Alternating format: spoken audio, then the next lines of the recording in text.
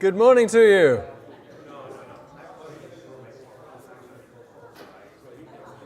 So welcome everybody. For vertical farming. Many are no longer with us. Our numbers are down and not up. But I believe that the growth prospects are still strong. It's all about our theme of fulfilling the promise. Our thanks to our sponsors, Gold Phillips and Bronze Galponics, Farm Daily. We have a very packed program. We'll send you a link to all the slides afterwards. But to ask questions and to take part in them, and put in the code FWC 2023, or just scan the QR code which is on the back of your programs. Please do that right now. That would be really good if you could do that, because there will be quite a lot of polling and you will be able to put up your questions for the discussion sessions. We always have quite a long set of discussion sessions so that you can get your questions in and hopefully get them answered. Sum it up any better than this. You know, we spent a lot of time down the left-hand corner, but actually all the way over the right is really the problems that we're facing. And I think we need to really get investors to understand the scale of the problem, and that then therefore also creates the opportunity. We always say the bigger the challenge, the bigger the reward for fixing that problem. And look, you're all in this room for the same sort of reasons. You know, I could put up a million stats up here to basically say that we're killing the planet to feed ourselves. You know, these sorts of things just speak to massive use of water, massive use of land, massive use of chemicals and pesticides that just isn't sustainable. And we need to be tackling these things at source. And this stat, to me, is one of the ones that really best illustrates how we're killing the planet to feed ourselves. The cows on the planet, to feed themselves, need the equivalent food of 8.7 billion people. That is bonkers. You know, for every 25 calories the cow eats, it gets about 1 calorie back out in terms of usable calories that we could consume. And cows and livestock consume about 80% of our land, habitable land, but only produce about 20% of the calories. So, you know, this really sums up to me some of the big problems that we face in feeding ourselves right now. And actually, if you added up those cows in terms of greenhouse gas emissions and treated them like a planet, they'd be the third largest emitter on this planet behind the US and China. So this is a big problem. So what can we do about it? So actually switching to a plant-based diet potentially has some really big benefits. There's some really good work by Marco Springman and a few of his colleagues that actually said if we switch to a plant-based diet, we could get about $31 trillion per year of benefit in terms of predominantly health benefits, but also environmental benefits. So you've got a problem, you've got a solution, we think, that can drive some really, really huge benefits, and that gets investors' interest. And that's ultimately what you need to start to think about when you get to how do you frame the problem for your investors. So then switching to how do you actually approach investors and you think about stage and life cycle. So this is a very typical startup business. This is a startup, typically goes through the sort of phases that you get. They're very rarely as smooth as you see there, but effectively you've got a number of stages that are quite defined. And then you've got investors that are either stage specific or sector specific, and in some cases a bit of both. Some of the investors that you see down the bottom there, particularly on the left-hand side, are more sector specific. So, you know, we've had quite a lot of clean tech investors come into the space, which is great. But then ultimately we need to get investors that can really scale this up. But the problem that we have as an industry is that actually our startups work a bit more like this. We've got a really long period where we don't really make much money. These plants take a lot of money to build. They've got a lot of depreciation, so accounting profits are negative for quite a long period of time. And it takes then a long time for us to get to the point we're operational, and then you'll see them step up like that. And so that just doesn't fit into every typical investor's universe. You know, that's the big challenge that we've got, and that has almost spawned this concept now of the infra startup, because effectively you need early stage capital, but you need really big scale capital to do what we want to do in this room. And so that's what you need to think about in terms of trying to balance, I guess, the requests that you've got for investors. So let's start to break down the investors' demands at each stage. I think most of us in this room are probably past this, but yeah, again, angels really need to be backing a backable founder, and a really, really big idea. I think vertical farming ticks all those things generally, and those sort of investors are wanting about 3 to 10x. So if you can't offer that investor that sort of level of return, they're probably not interested. And so you've always got to be working backwards from that exit, and that's really what you're going to be thinking about. Every time you speak to an investor, can you get them these sort of returns? So the VC stage is hopefully where most of us are in now. They've probably got the same sort of return targets. They're now writing bigger checks. These are probably 1 to 10 million quid type checks. But they really need to see big addressable market, and you need to be able to prove that you can get your product into that market. You need to be able to show that you've had product market fit. You know, that's one of the things that I think the industry has slightly gone awry on. We've not necessarily focused too much on it, but getting product market fit is really the key thing for investors at this stage. And then by this point, investors are going to be wanting to back a quality team. You know, this is not a stage where they're backing PowerPoints, they're backing real teams. Then when you start to move into the next scale of capital, you're looking then for infrastructure-like returns. But to do that, you need to see contracted cash flows. And I'll talk a little bit about that. It's a bit of a chicken and egg in many respects in this sector. But if you want infrastructure capital, you want to try to attract effectively a lower cost of capital, you need to be able to show things like contracted cash flows, or what we think about, which is effectively the impact can drive a quasi-monopolistic position in the market. And I'll explain what I mean by that later. Then, once you start to get into PE, you're starting to think about the end game. Can you then exit your business into something that's going to generate 2 to 5x type returns for those sort of investors? And that's really where you need to be thinking about. Can you get to the point where you're a bit more mature, you've got a scale, you then just need capital to rinse and repeat and scale the business. If you can generate those sort of returns, you're in pretty good shape. And then the final end game really is debt. Yeah, that's the part that we all talk about, in our business. How do we get to that debt point? I think in reality, we're probably quite a long way off from getting to that. But that really is the point then that we can start to drive down cost of capital and really drive the scale up of this industry. And then strategics ultimately are probably where we'll exit. And then for them, they're thinking about return on capital employed.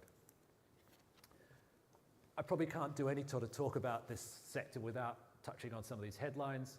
You know, for me, this is a question I get asked a lot by our investors now. And we get, I guess, the response back is that a lot of these businesses we think have probably raised too much money, have probably spent too much money focusing on re-engineering things that probably don't need to be re-engineered, like washers or lights, and just focus on actually getting a product that actually makes business sense. That's my very quick 2 cents. I'll be very interested to hear your views on that later.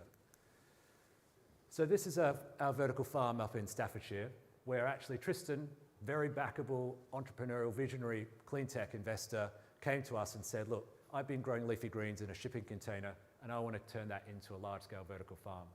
We didn't quite want to build the full-scale one, but what we did was initially a 2.5 million quid investment, and essentially used that to then start to prove all elements of our growing environment.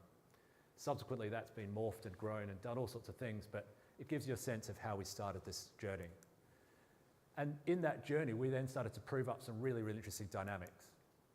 So we've been able to show in Farm 1 that effectively in 4 acres of land, we can grow what it takes 1,000 acres to grow out in the field.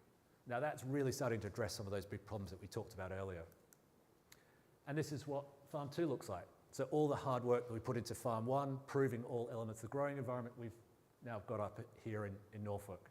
And this really then is a truly commercial scale plant, 25,000 square meters, fully automated, certainly one of the biggest in the world, we think. And that really has allowed us to prove what we think then is a repeatable, scalable model. Just one thing as an aside, keeping your investors, and particularly keeping my investors happy, is really important. And our investors love going to vertical farm field trips. So that's one thing you've got up your sleeve, and do try to use that to keep your investors happy. And then this really is probably the combination of all of those really interesting points. We are land efficient, we're water efficient, we use no chemicals and pesticides. And then the 2 things the supermarkets love the most is that we can get food security sorted, because they've got some real problems with that. And then also we've got longer shelf life. Longer shelf life means better profit margin for the supermarkets, avoids that really disappointing salad bag for you. But then also it's what they consider a category extender. And then, you know, really if you want to extend it out, less packaging means less microplastics. Microplastics is a really big problem that not many people are talking about, and having things that last longer help that. So I talked about the chicken and egg in terms of the contracted cash flows in the start. The way that we've tried to think about it is actually, people have been eating rocket and leafy greens for years. So why don't we then go and look at what is effectively the long run price of that, and how do we ensure that we can produce at a cost that's at or below that type of long run price? And that is a way that we've been able to effectively circumvent that chicken and egg problem and really try to look at things of, can we ultimately produce product at or below the price of field-grown crops? And if you can, we don't need to prove that people are going to eat salads or rocket or any of the other sort of leafy greens that we're talking about here. We know there's demand. It's a lot different to maybe some of the new other alternative protein market. But effectively, that's a way that we've been able to think about how do you tackle funding these assets before they're fully contracted. Scale is huge. I probably don't need to tell you how big the scale market is, but just in the UK, if we replaced fruit and bagged salad, that's about 116 billion quid of capital needs. So for anyone, any investor in the planet, they're always excited about big scale, big problem solutions, and this is a great way to deploy capital once you've done it. And then this is the end game. Yeah, ultimately, where we want to get to is soy, wheat, rice, and pea. That's then what you can start to replace some of those animal proteins, and that's really where this sector has to go. You know, getting to this place is really where you get some really big upsides, and then there's a huge lot of other benefits as well in terms of plant research, plant-based nutrients, plant-based medicines. These are all things that we think can create some big value on the upside for the sector as well. So this is what some people think is vertical farming. This is 650,000 cows in a building, 26 stories. This isn't vertical farming. You're supposed to laugh, by the way. So let's round it off. So what does good look like ultimately in this space? So I think first and foremost, we've got to recognize that we're a consumer business. We are selling a product that ultimately that we've got to get consumers to love. And I think if we can get to that point, that's really where this industry will take off. Supermarkets aren't really interested in talking about light waves and all sorts of other things. They just want high quality products that their customers will buy. And that, I think, then is, we can get to that, we're in a really good place. Again, we then also need to think about happy supermarkets, happy life is the way I'd sort of think about it. Really, they're our customer. Yeah, the supermarkets are the people that are the arbiter of whether we're doing a good job. And we get that relationship right, I think this industry can scale. And I think anything else is a bit of a waste of time. Then getting the supermarket bit right gets us to long-term offtake contracts. Supermarkets are now entering into 10, 15-year contracts on power. And for them, actually, if they could contract for 5, 10 years for fixed price, fixed volume supply is quite attractive. And so I think as an industry, that's where we need to get our supermarket customers to. And that will allow us to then unlock that infrastructure capital, the debt, hence we really can scale up quickly. And then low-cost project finance comes from that. And then again, the key thing that we need to be focused on is we need to be generating high-quality returns for our investors at all of the stages that we're in right now. If you're not generating good returns for investors, you're not going to get the wall of capital that wants to come in and effectively tap into that fear of missing out. So longer term, my vision for where this industry can get to is ultimately to have it like a solar and wind project. If you can contractualize the offtake, you've got very good data on the operational output, you've then got something that could be investment grade. You get this to investment grade, you then get bond finance, which is just the cheapest form of capital on the planet. And that's really how you go and mobilize the hundreds of billions that we need to really go and do this well. And then ultimately, I think there is this shift to plant-based products and alternative proteins, and we can't do that in an environmentally friendly way unless we're doing what we're doing here. Ultimately, I'm a huge believer in the sector. I think what we're doing is incredibly powerful. I think all we've got to do is everyone in this room has the opportunity now really to capture and really do the things that we've outlined here, and I think this could be a massive industry. We could take a really, really big part of the $4 trillion ag and food sector, and that's really my goal. Thank you. Thank you, Peter.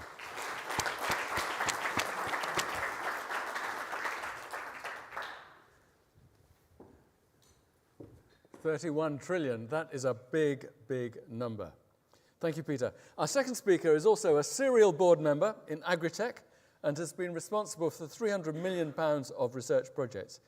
He started his professional career as a drug designer and is now director of the Advanced Plant Growth Centre at the James Hutton Institute in Scotland.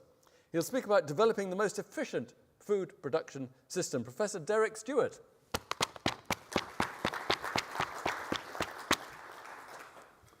Morning, everyone. You hear me okay? Yeah? Yeah, I started off as a drug designer, so if all this goes to hell in a handcart, Breaking Bad will be my pension scenario. I'd imagine most of you have know that one. Peter, thanks for that. I didn't realise you were going to be my warm-up man. You've touched a lot of the points I want to talk about, so that was great. So, I basically run an innovation centre that was funded by UK government, and it's the Advanced Plant Growth Centre. We deal with many things. We're interested in crop science, but two parts of that are controlled environment production and vertical farming. Let's contextualise things. Climate change is evident. You only need to walk outside today. We're going to hit 20 odds. We're in, 10th of October? This is nuts. The weather is crazy. So climate change is evident. Population's increasing. By 2050, up to 40% of the planet will have different environments. You cannot farm outside under those scenarios. If you're in the UK this year, or actually in Europe, probably a better example, we're seeing peak temperatures. Again, if you're farming outside, that's causing real problems. It may have trashed farming.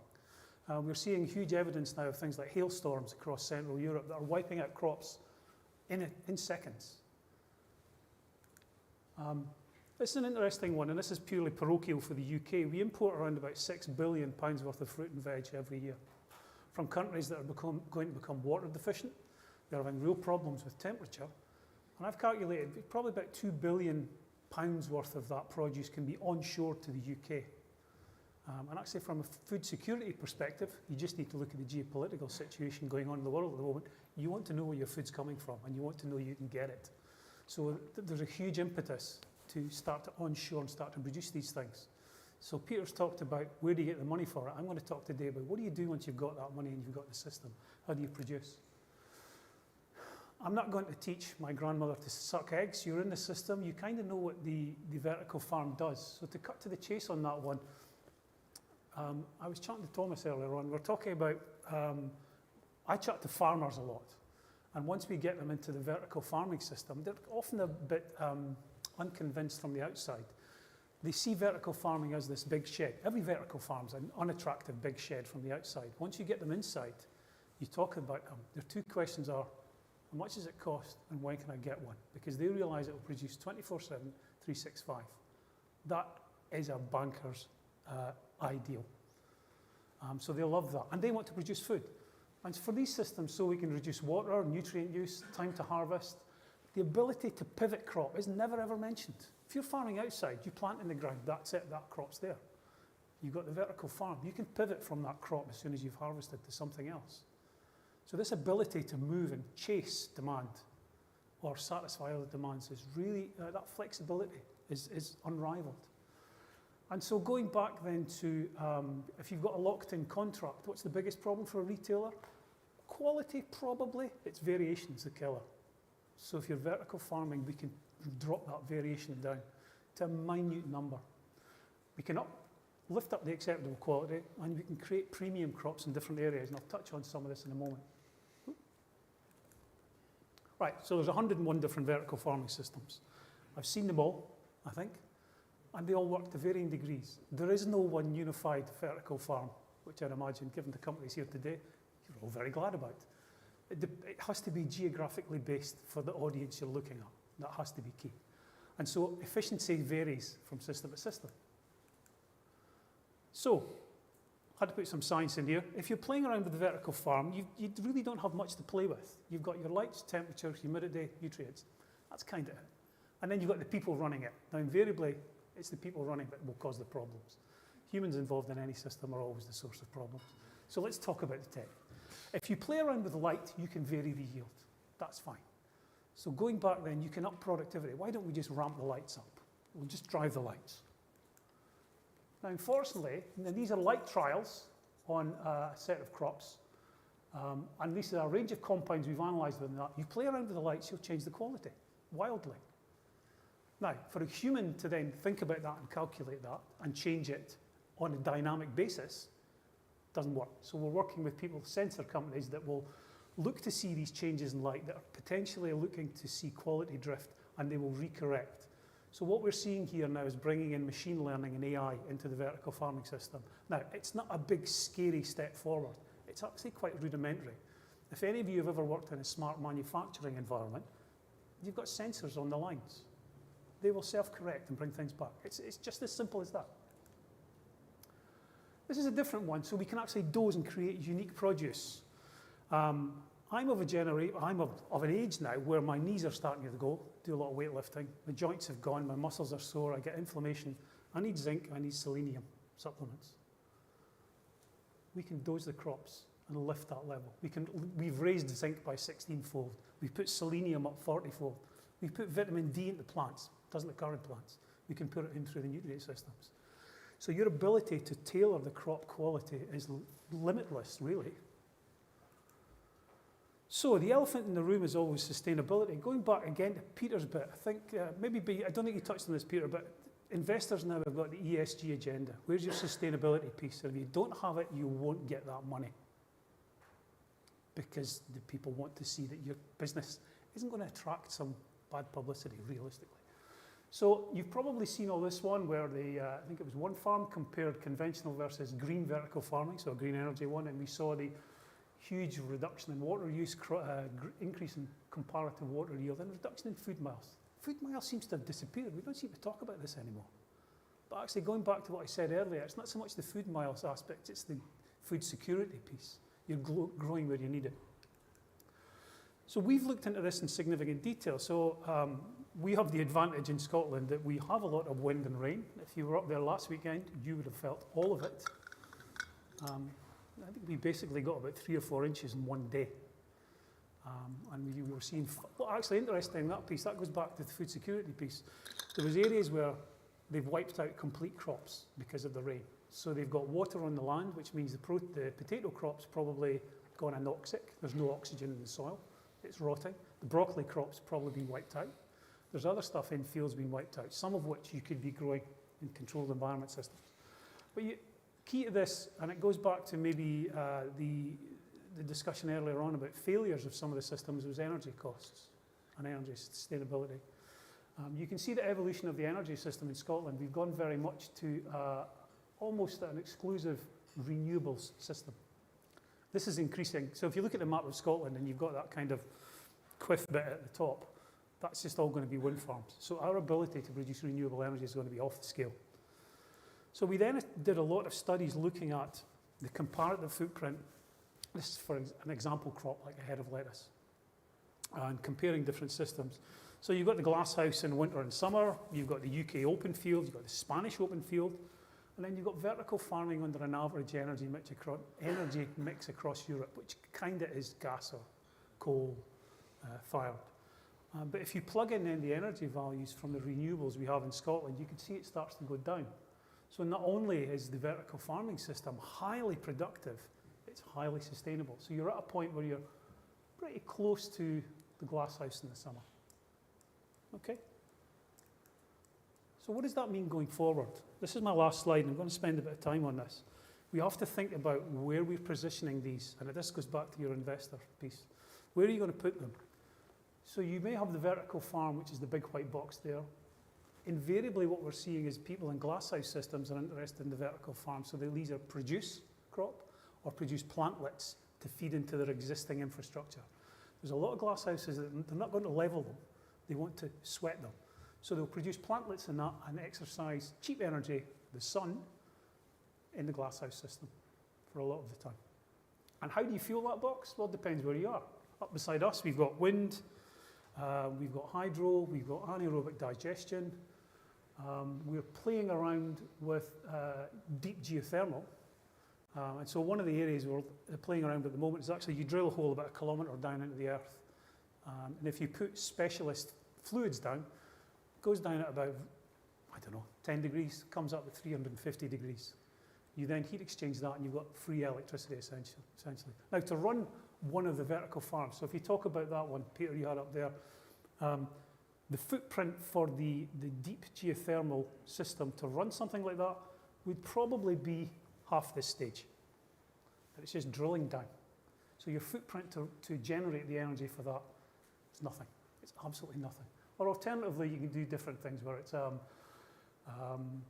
mine shaft energy. I won't go into that one. The other thing as well is there's always, depending on where you are, there's lots of low-level energy. So chatting to the coal authority, there's lots of coal mines. If you put down cold water, it can come back up with a 20-degree difference. You can then heat exchange that for low energy use, particularly if you have a vertical farm and a polytunnel-based system or a glasshouse-based system, so for heating that.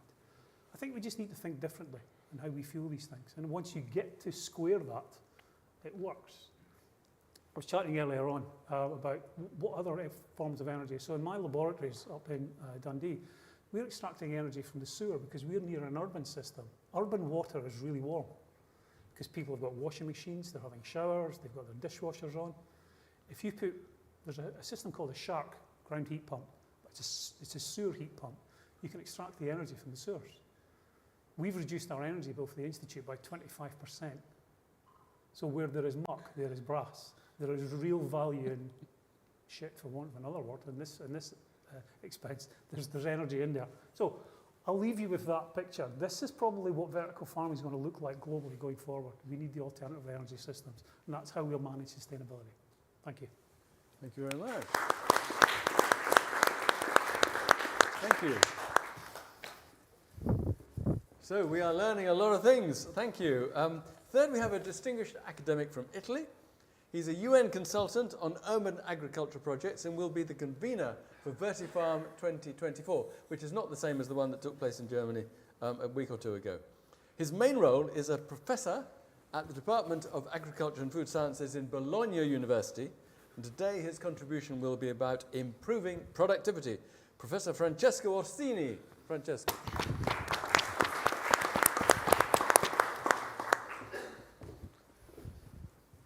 Thanks, Richard. And yeah, thanks for inviting me. It's an honor to share this stage and also to follow up on these two presentations we had.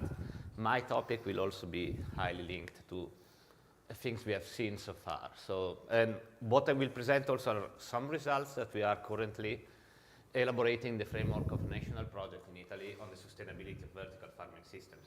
That is the project WooFarm. Let's start from the production perspective. We have been working together with some colleagues, Leo Marcellis from Wageningen University and Michael Martin from HiveWell and a number of other researchers on defining the main challenges and opportunities of vertical farming. Vertical farming allows to deeply increase the productivity we have on land, as we have seen so far, but also comes at the cost of high energy and capital expenditures. And when it comes to energy, it is mostly lighting in the range of 40 to 80% of the energy cost that we have in vertical farms so far.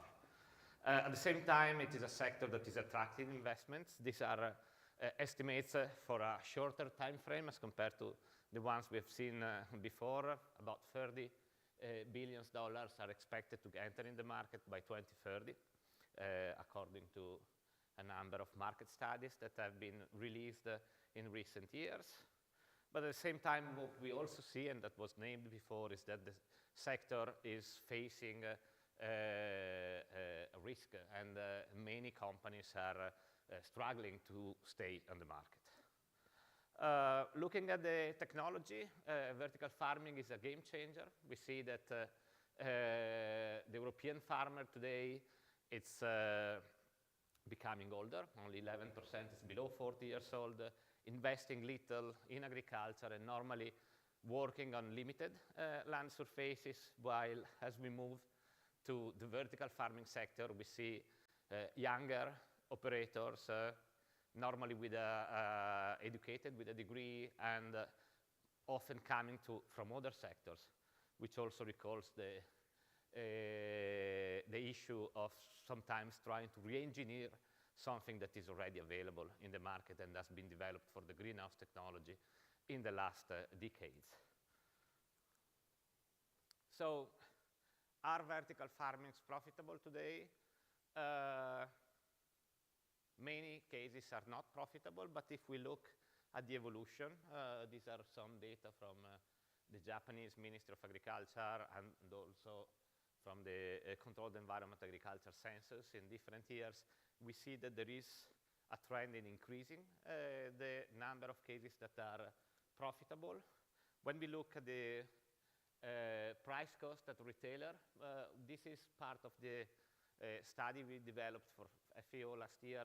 What we observed was that normally at retailer, the price of products coming from vertical farming was generally much higher than products coming from non-vertical farming products, from non-vertical farming systems, so about 70% increase. But this is across 11 different countries and across 29 retailers. Then if we sharp down and look at a specific location, for instance, there are countries where this price gap is actually reduced. So how do we improve productivity? In the framework, in the frame of this presentation, I will not only talk about productivity and profitability, but also link it with sustainability, because it is a key driver, and we need to make the technology environmentally sustainable and socially sustainable. We said that energy is a key driver of emission in vertical farms. Then we need to look at how to improve LED lighting. That is the major component of energy-associated emission. But we also need to look at what are the energy sources available locally. So, for instance, this is the same vertical farm in different scenarios.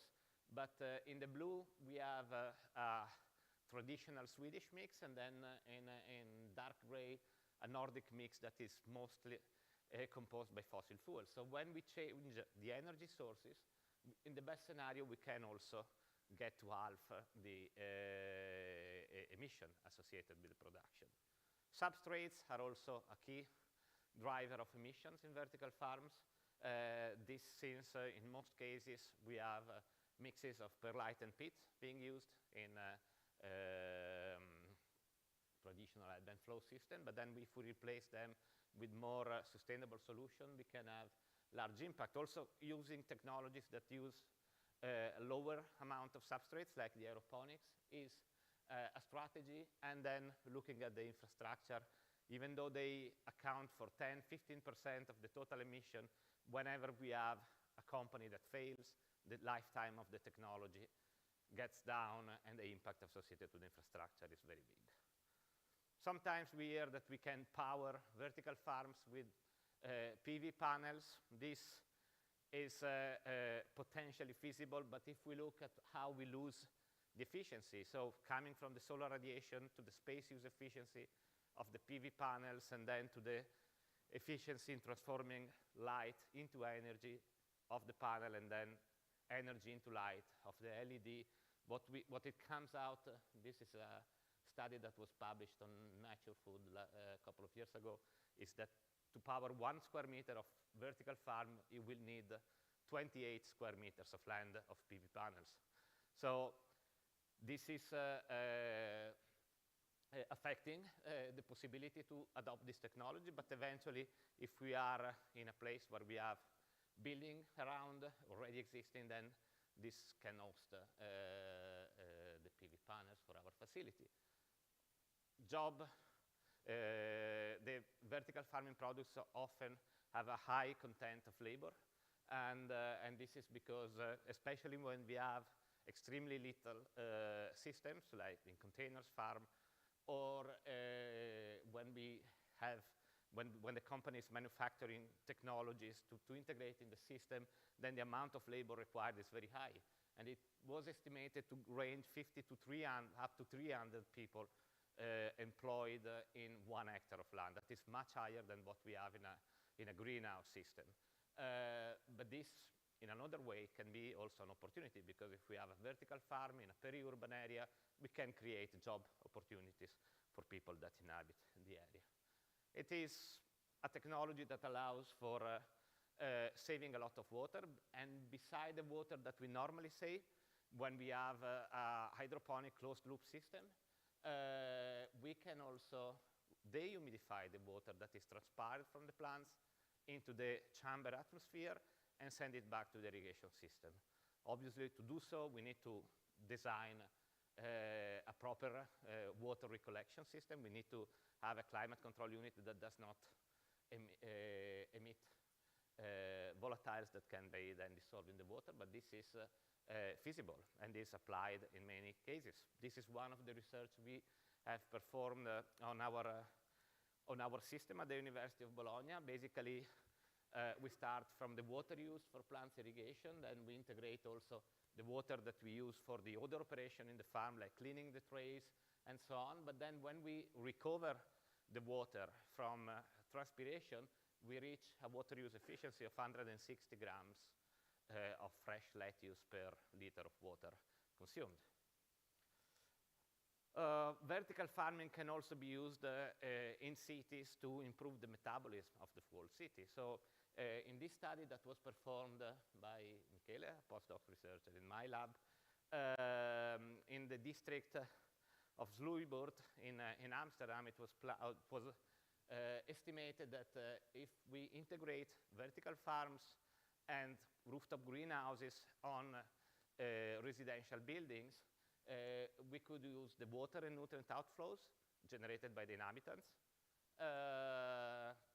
move them to gray water regeneration bioremediation units, use them for irrigation, produce food for the inhabitants. And apparently, it was estimated that this would allow to yield up to 160% of the food requirements of the inhabitants, fruit and vegetable requirements of the inhabitants, only making use of the outflow of these residential areas. This goes back to the values that were now presented also by Derek. So basically, if we look at vertical farming in 2018, and we look, and we had very little studies addressing the LCA of the technology, the impact of vertical farming products was very high. On average, around 18 kilos of CO2 emitted per kilo of lettuce. But then as the number of studies, that's the yellow line, the number of studies being performed increased, and as the technology improved, we also see how the environmental impact of vertical farming products has decreased. And this is going down to the same values that were presented now. So basically, ranging 1 to 2 kilos of CO2 per kilo of lettuce produced, which is very similar to what we normally have in Italy or in Sweden in traditional greenhouse cultivation. This is a recent study that was released last spring that shows that, for instance, in Sweden, if we look at the vertical farming system, and especially the option where we have integration of renewable energies, the impact is lower than any other alternative for production and distribution in Sweden. So going toward the conclusion, we need to optimize the technology and the design according to the local condition and the locally available infrastructure. We need to consider not only profitability per se, but we need to integrate also the environmental sustainability, because this is crucial to also communicate the improvements that are associated to the technology, to the consumers, and engage the consumer in this innovation. I'll take the opportunity to invite you in Bologna. In January, we have this VertiFarm, the third international workshop on vertical farming. It will take place in January next year, and you can look on the website and see the speakers and companies, representatives from different institutions and investors that will be participating. And also, if you want to get some other updates on vertical farming, together with Leo Marcellis and Murat Kachira, we have been developing in the last 3 years the webinar series ISHS Talks on vertical farming, where experts intervene on specific topics. And that's all for my presentation. Thank you. Yeah. If you go there, that'd be great. Thank you. Peter and Derek, would you like to come back and join us? Thank you. Wow, that's a lot of ground we've covered already this morning. So please do go onto slido.com and put your questions. I already have a lot of my own, which I would like to ask. Francesca, if we can have poll number 3, and those of you who have connected on Slido, we'll see what your answers to poll number 3 are. In fact, I'm going to let you just vote on poll number 3 while I ask my questions. Francesco, energy as a component of cost. What, if all our costs are 100%, what would be, should we be aiming at as for energy overall as a proportion of that cost? And what variations are you experiencing? I've heard figures, well above 50% and figures well below 30%. What? Yeah, it depends. It depends a lot on the type of technology that you integrate, and obviously when you save money on lamps or use ineffective lamps, then you will also have increased cost for climate control because of the heat dissipation from the lamp. So it is generally moving toward 30-35%. 30-35? Yeah. But is a good target? It's a good average? A reasonable target, but then depends what is the total cost. So basically, because the capital expenditure in renewables and so on is high. But then if you want to decrease labor, you will have higher investment cost for the infrastructure and for the automation. So it basically depends. Derek, guidelines from you on energy cost? Probably very similar, actually. I think what we're starting to see is companies coming in to manage that business in between. Because probably one of the biggest problems, I think, at the start of vertical farming is people setting up and trying to do everything. I think it's outsourcing aspects where expertise sits and other companies will sit. So a good example of that one was when Francesco was talking about the smaller systems, it's hard to automate. I'm starting to see a proliferation of ideas in business setting up vertical farming as a service. They don't hold the kit, but they will manage that system for you, so they can manage multiple different systems. Okay. That diminishes risk. Peter? In terms of energy? Yeah. Look, I think there's so many levers that you can pull in this business. Energy is one of them. Yeah. And actually, we're just talking... Is it the biggest? Oh, it's absolutely the biggest cost, okay, for sure. And I think this sector, particularly in the UK, the big challenge that we've got now is co-locating with renewable sources. So it is a really... I want to come on to that in a second. In fact, why don't we come on to that now? So, Derek, you talked about something called integrated farming, and Francesco, you did too. And I just wonder whether location has been a missing link, and co-locating with sources of energy and so on. Derek, you first. Is that a big new idea for vertical farming? Have we ignored it? Is it the new future, or is it just one of many factors? It's a realization of common sense, maybe. Go on, yeah. Well, we've mapped out where renewable energy is, and if you do it in Europe, and actually you might want to map out where sources of carbon dioxide as well. You put more carbon dioxide in, you can increase yield. So if you co-locate those two things, there's two things you would want to farm with. Why wouldn't you put it there? Or you're getting different models coming in now. So working with partners in Nordic systems, they're co-locating with fish farm systems. So they're getting the nutrients from a farm fish system that would then feed in. They also have renewables for the fish farm. So they'll get a cheaper energy cost off that. So it's thinking of vertical farming not as a binary within farming, either or. It's part of a portfolio. So who can you co-integrate with to offset costs? So that goes back to, again, I'd recommend put your vertical farming up in Scotland. We've got lots of energy, we've got lots of renewables. You've got less as you come south to a degree. But places that do have renewable energy will suddenly be attractive, I think, to these businesses. Not just vertical farming, anybody that needs energy. What do you think, Peter? Absolutely. I think that's probably going to be the holy grail now, is trying to find really, really low cost renewable energy. Because the sustainability impacts I talked about, 1,900 times better from a carbon perspective, that's using renewable energy.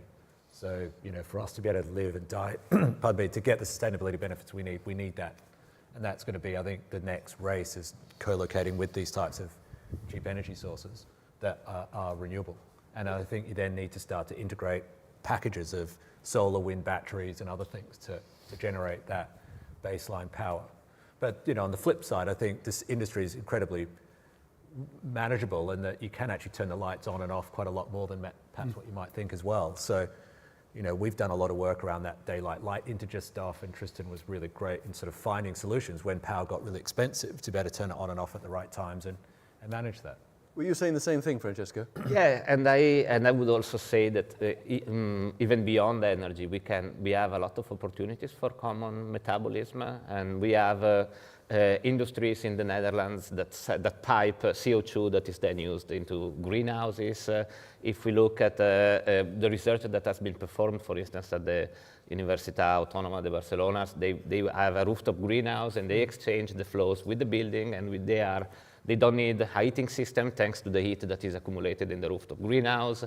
They can move the air. Just think about the concentration of CO2 we have here, and it's very good for the plants. So we can exchange a lot of flows. That is water, as I was saying before, the nutrients in the water, etc. Okay, so integrated thinking. Yeah. Derek, you talked about something which astonishes me. Why isn't vertical farming accepted by the farming industry if farming is so challenged with climate change? It's interesting. Farming is both conservative and adventurous at the same time. So if you ever get the experience to sit in a combine harvester or a modern tractor, do it, because it looks like something out of bloody Star Trek. It's just panels and buttons and everything. So to say farmers don't understand technology, it's wrong. They need to see evidence of the system. So they don't. Vertical farming they don't just want to see a complement talk. or supplement greenhouses or field farming. It's an integrated. If you go into a mixed farm where they've got arable systems, they've got animals, they may be farming fruit in a polytunnel system. It's kind of integrating to that. The advantage they've probably got anaerobic digestion, so they've got energy on farm. They may have a wind farm themselves as well. And actually the best bet for using that energy would be to use one of these systems because it will produce 24/7, 365. So has vertical farming, by being the magic solution to world climate change, has it got the message wrong? Has it offended farming and created a mental barrier? It needs to socialize the technology. Yeah, could I build on that? Because actually we get pushback from our investors saying, well, actually you're pushing out farmers. And Right. that is an externality that our investors care about. And actually what we're seeing is actually, yeah, there are going to be some farmers that are stuck in the mud, call it that, and don't want to move on. But there are a lot of farmers that have actually seen their children go to university and never want to come back to the land. And actually what you then get with the enlightened farmers realizing that actually we put this really cool high-tech vertical farm on our property on stuff that wasn't really arable or productive land before, and I could get my kids back and they could run this, like your different types of farmers was brilliant. You know, that is the new modern version of what a farmer looks like, and actually I think that's when you can probably inculcate into the general farming community and do something in a productive way for everyone. Okay. We've talked a bit about profitability. Peter, profitability. How is it that so many companies completely fail to become profitable and some still are, and what does that mean? Well, look, I think fundamentally, if you raise over $1 billion and you throw it at a bunch of very bright-eyed engineers, they'll find a way to spend the money without really much focus on what is a right business model. And you know, there's a lot of sectors that have had a lot of money thrown at them without ever really a big focus on how are you actually going to make money? What is your business plan? And I think we went through a period, probably 2 or 3 years, where this sector had a huge amount of froth. So why did private equity let that happen? Because they know they've done so many investments in so many businesses. Well, I think partly they were blinded by some of those stats I gave you at the start. Okay. Big problem. This can fix all these big world problems. And I think they got allured into that, and the payoff is massive. You know, if you do fix those problems, you could get 20, 30, 100x. And so those sort of investors got, I guess, a little bit allured into it. They were probably in spaces they didn't really know terribly well, and therefore they plowed into it. And I think they just went about it in the wrong way. Like our business very much started from, you've got to be competitive with field-grown crops, day one. And that's been the business plan from day one, whereas I've seen a lot of decks from a lot of the businesses, and they're selling at massive premiums. And like I think supermarkets want to do good. I think customers want to do good, but not prepared to pay 5x of the price of a field-grown crop product. Okay, I've got the poll there. Let's see what the result is. So this was, what's the main cause of recent vertical farming difficulties? You know, what went wrong? Okay, so the view is poor business models, which is what you put, Peter, and what I would have put. Energy prices come second, over-ambitious management third, one or two people saying other things. Wasn't private equity demands or lack of market demand. That's good. It wasn't our fault. So, I mean, Francesco, do you agree with that? Was it poor business models? Yeah, generally I think it is. What would you have done differently if you sort of... Well, very often companies started re-engineering from the scratch technologies that were already available for the greenhouse sector, lacked plant scientists. The plant scientists came as the last to involve. So this probably, they didn't know really well how the food market works. So in general, I think these were the main causes that resulted in it. It's quite funny, isn't it, that a whole industry has been set up where quite a number of serious participants simply ignored markets, supply chains, productivity, cost management, profitability. Yeah. Is that right? Yeah. Yeah, Terry? I don't think it's any different to any other industry that's come up as new. The same thing happened when they launched MP3 players. Yeah. You got a whole proliferation of ones, and a couple of them win. Any new technology will go through this same type of thing. Going back to what you were saying about the poor business models and that, there's a world of difference between a pitch deck and actually running the thing. Yes. The pitch decks generally are over-egged, so you need to get hard data in there. The more company data you can get in that pitch deck, the more convincing it will be, and then you'll change your business model. I think the poor business model also included everyone wanting to do everything within the company, whereas actually, going back to if you can outsource aspects of it, where someone's a clear expert, bring them in and do that. Okay. Any other comments? Yeah, I agree with that. I think I made the comment in my own presentation that people were trying to re-engineer washers and lights and all sorts of stuff. Like, that's bonkers. The wrong things. People have been doing that for hundreds of years. Why try to create something new in that? Focus on, like, it's a biological process. Just getting the stuff to grow is bloody hard. And, you know, this is probably, from my perspective, it's probably the only business that I look at that has almost infinite levers that you can pull to make it work, or not make it work, as it might be. So, you know, just try to get that environmental, the nutrient, you know, all of those, the growing recipe right, and then everything else really flows from that. I think all of those, sort of the other side bits is just noise. Okay.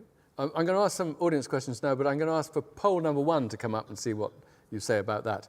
To Professor Stewart, oops, I've got to just go back to the poll. Could you comment on the impact vertical farming size has on energy efficiency? Can you be an efficient, small vertical farmer? Yeah.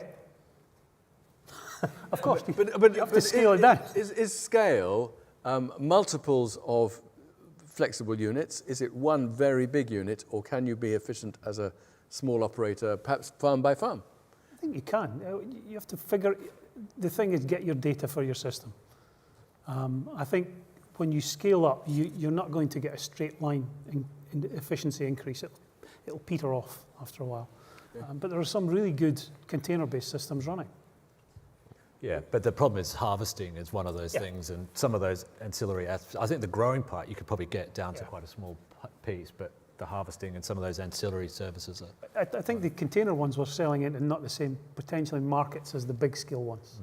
So you're, again, it's going back to that one, the efficiency and pricing, but I think, to me, I think they all have to be parity prices with what's out there already. So you make your money on reducing costs, unless you're selling something different. Like I was saying, if you're adding zinc and selenium or...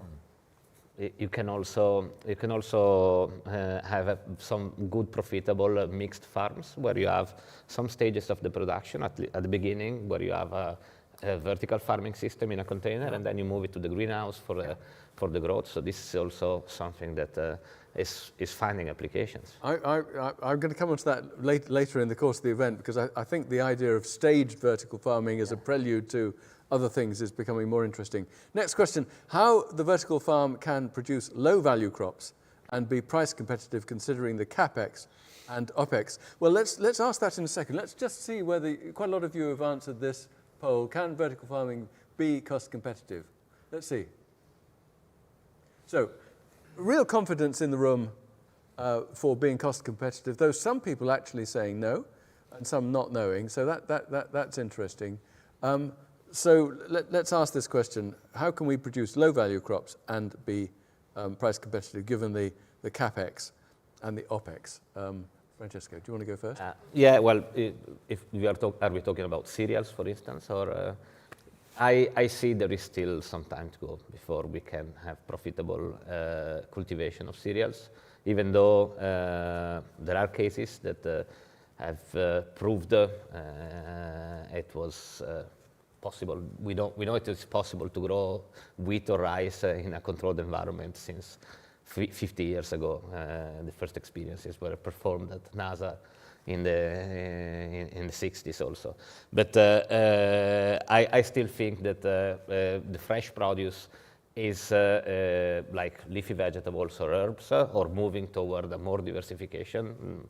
I think plant seedlings will be a big important. So leafy greens, absolutely fine.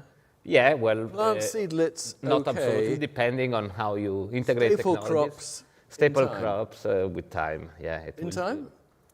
Yeah, staple crops, they will come, but I think we still have some decades to go before it becomes. So you talked about pharmaceuticals and cosmetics and other things. You know, is there a premium opportunity which is bigger, or is it in leafy greens, or?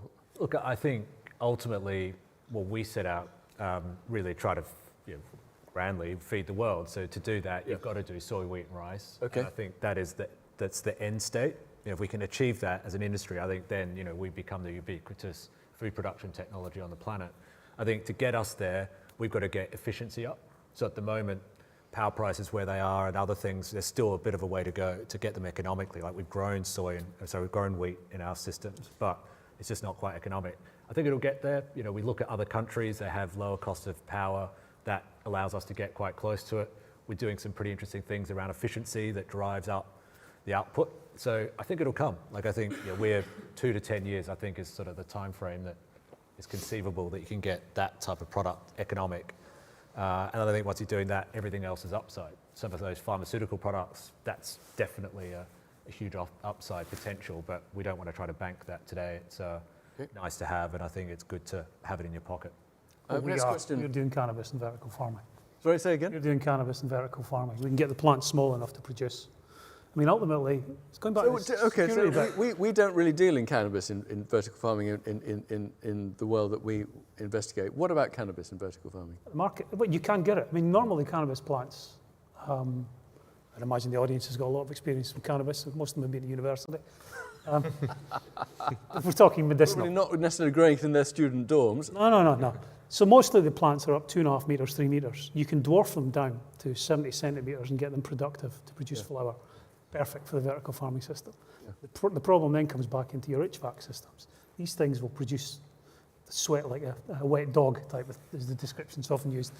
So your problem there is controlling humidity and then controlling disease. Again, they're old problems. We can deal with them. Yeah. The next step then is, well, if we can do that, why don't we grow poppies? So we can grow morphine. Morphine's still the single biggest pain relief drug globally. A lot of it's growing in select places in the world. Why not grow them in each country where you need them? And your market for poppies, with the morphine, is then into your health systems. So you have a demand market that's there and pulling huge amounts of that in there. So is there a society medical case for cannabis and morphine, do you think, in the vertical farming sector? Do you think that will become a dimension? I'm chatting to Johnson Matthey now about the morphine one.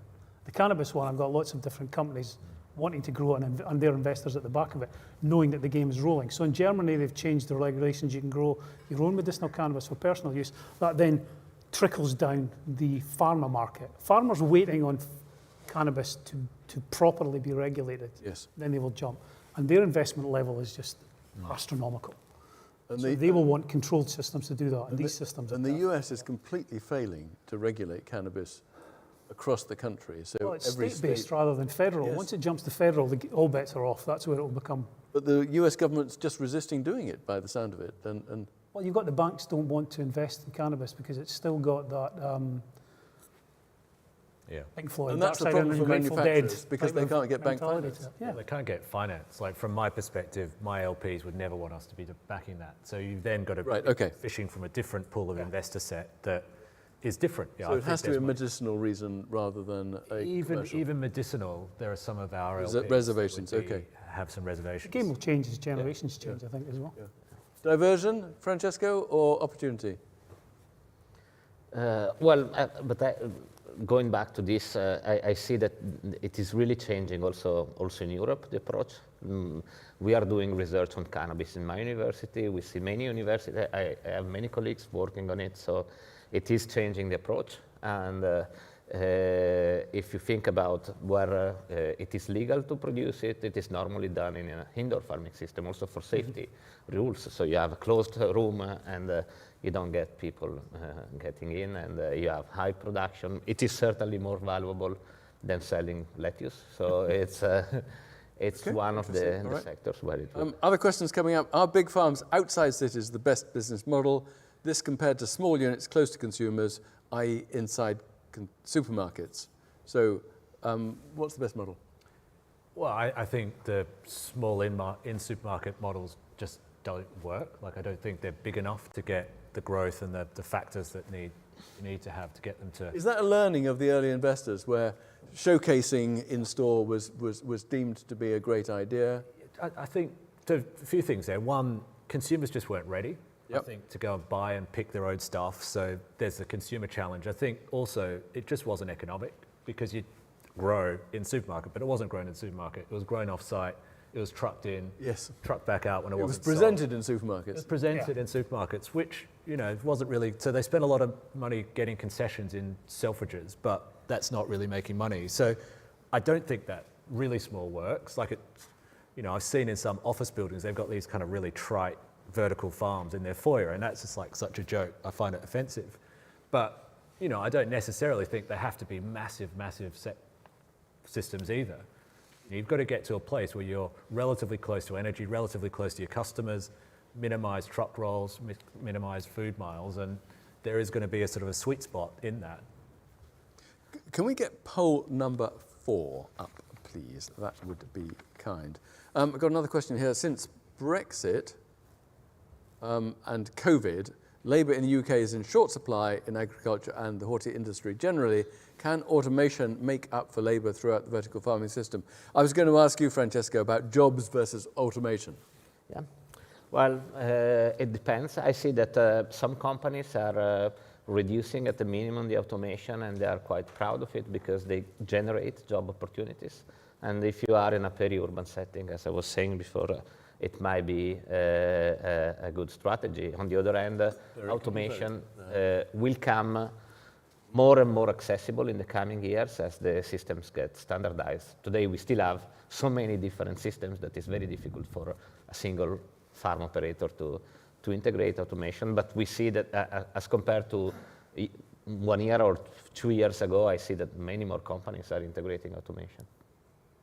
So it depends. These are different strategies. Obviously, when you have automation, you can play with UV for disinfection or for boosting antioxidant. You can have very high CO2 concentration. You can reduce unused spaces between shelves. So you have a lot of opportunities, but it comes at a big cost. So not all companies can really. It's also good for what the supermarkets want. Supermarkets want clean, food-safe environments in which you're growing, and that's another big benefit of automation. I think as the industry develops, it will probably start to use more of that to ultimately capture supermarkets because they really want super high quality production methods. You don't get pests inside if you don't have people that work inside. You don't need to. So it's.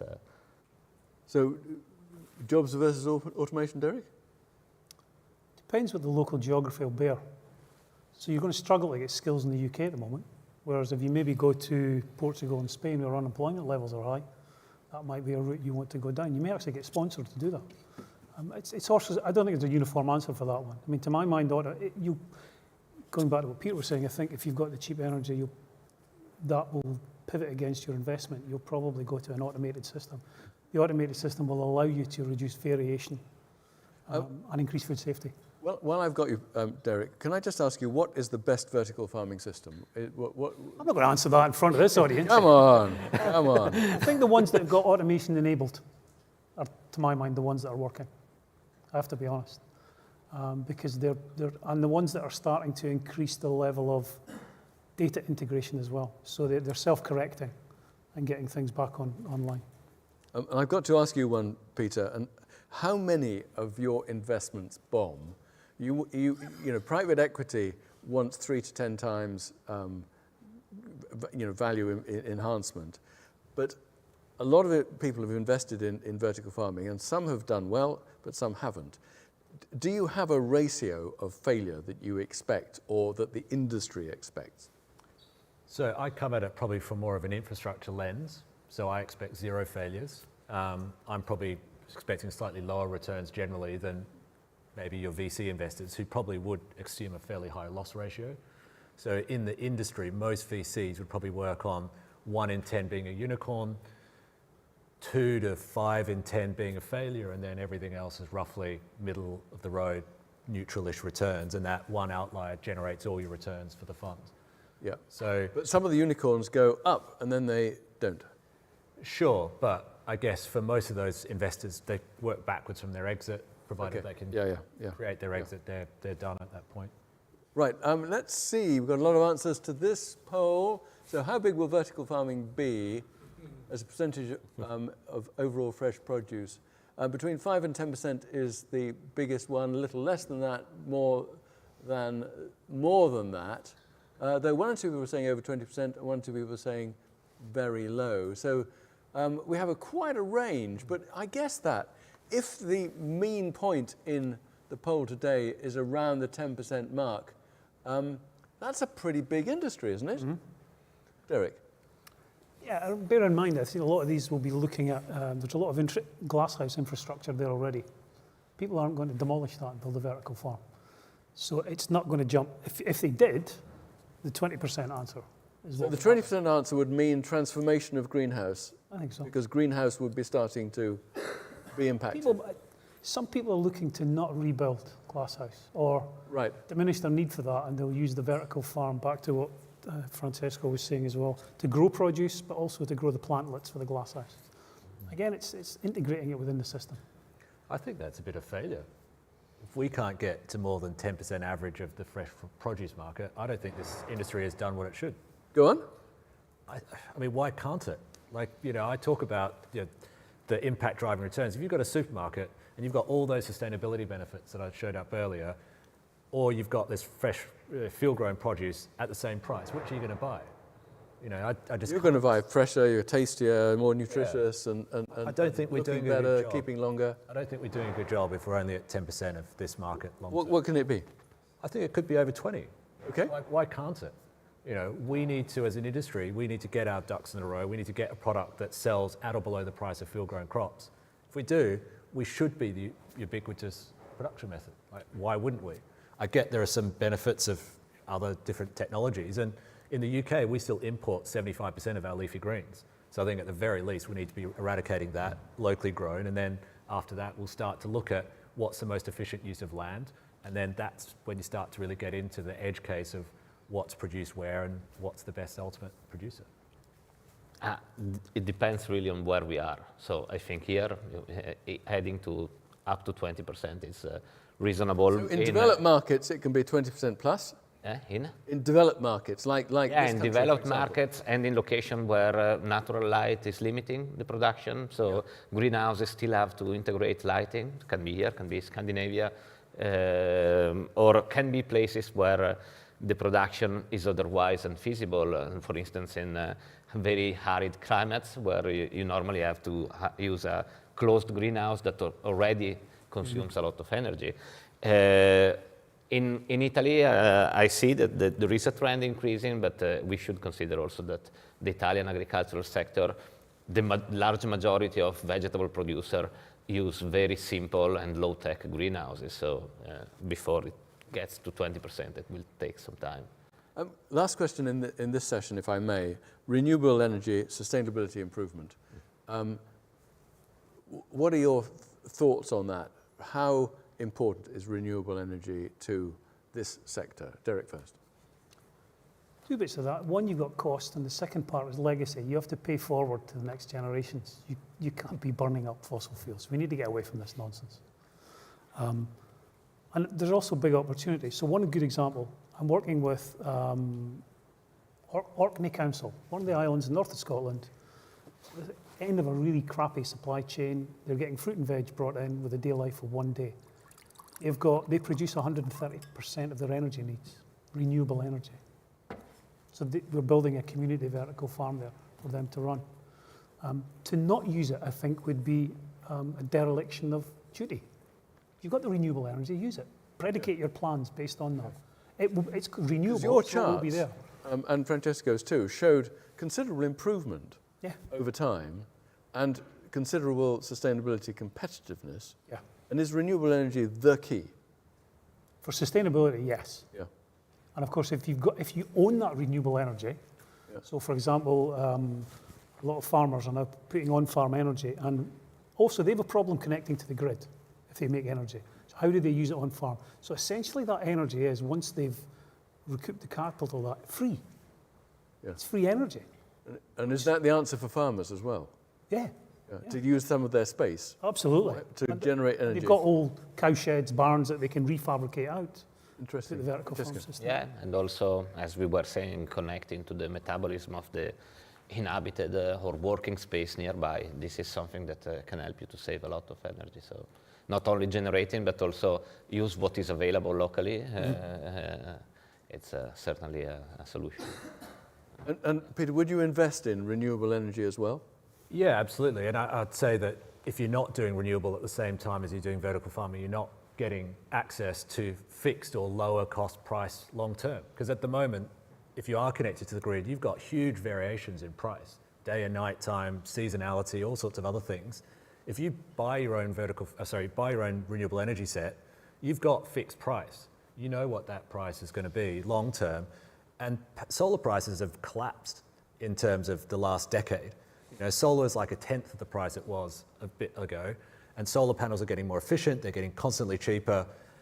The thing I get most interested in is that actually if we can tap into renewable energy long term, this industry is subject to a declining cost base. Yes. You know, if energy is the biggest part of what we've got, and we can tap into renewables, which are levelized cost of energy coming down, then we're in the right part. You know, that's a much better place to be than field-grown crops where labor's going up, fertilizer's going up. You know, all of the cost base is going up, whereas we can control it. We should be investing in renewables, and I think if you don't, you're not. Solar, wind, water, waste? I think starting to integrate waste systems is probably a little bit hard. Like, having been invested in renewables and waste for a long time, they are quite complex, and I get why we'd like to have it, but I think in terms of what bankable now, couple it with solar, batteries and wind. Batteries. Batteries are the things that help you stabilize the daily production, and then you can get to a baseload power set that allows you to then bank a fixed price in your modeling, and then that gets you to a place where you know what your returns will be. Wow. Thank you very much to Peter and to Derek and Francesco. Thank you.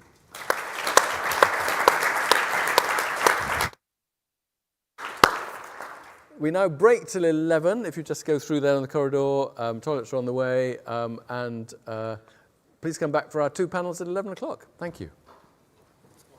Thanks very much.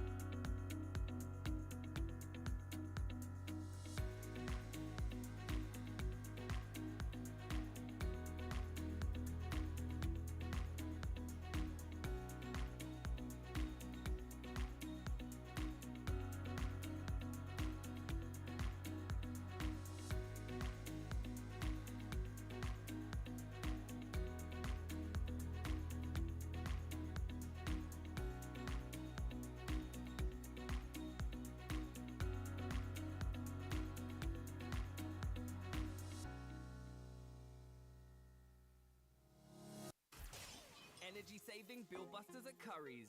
The beautifully designed Grundig Express Dry 8 kg heat pump tumble dryer is kinder on clothes with low drying temperatures, kinder on bills too, saving up to £270 a year. And you can save £50 when you trade in your old machine. Going beyond expectations at Curry's.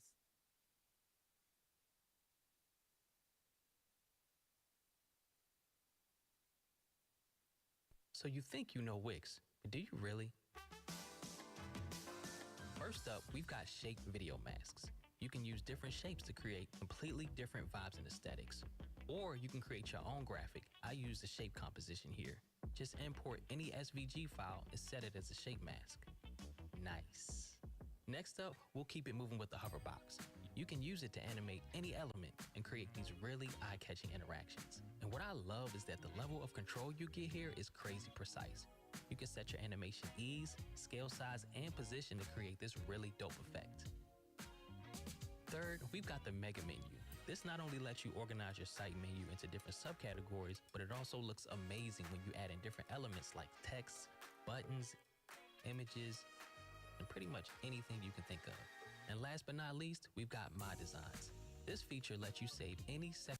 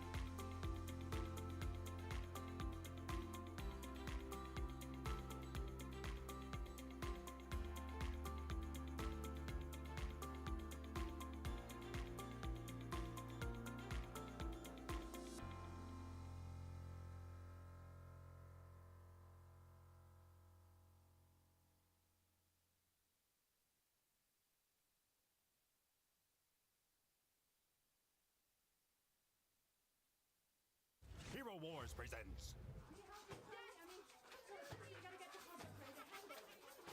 Can't find salvation from attacks? Defend your positions. Take.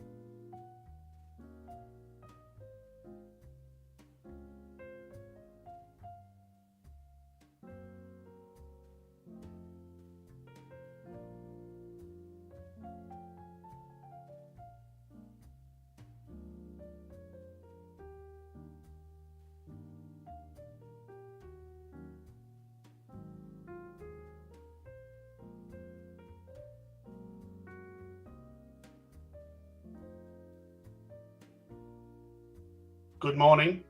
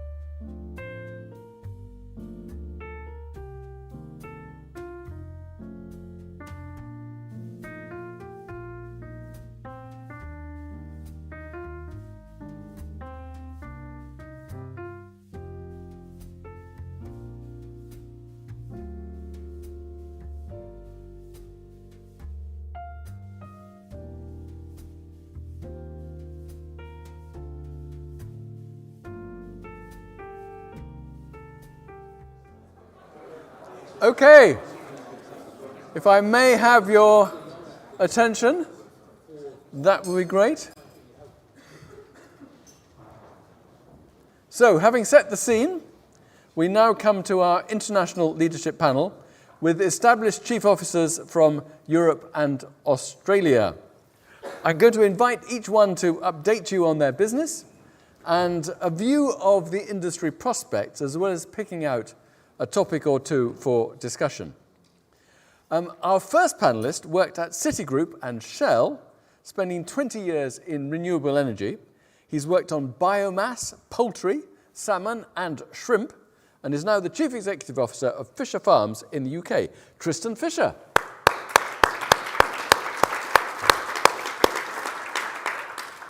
So Tristan, how's it going? And what would you like us to be focusing on? So what I'd like to be focusing on? I think that the industry is at an inflection point, which a lot of industries have gone through in different time periods. And so didn't make it, but the car industry is a massive industry today.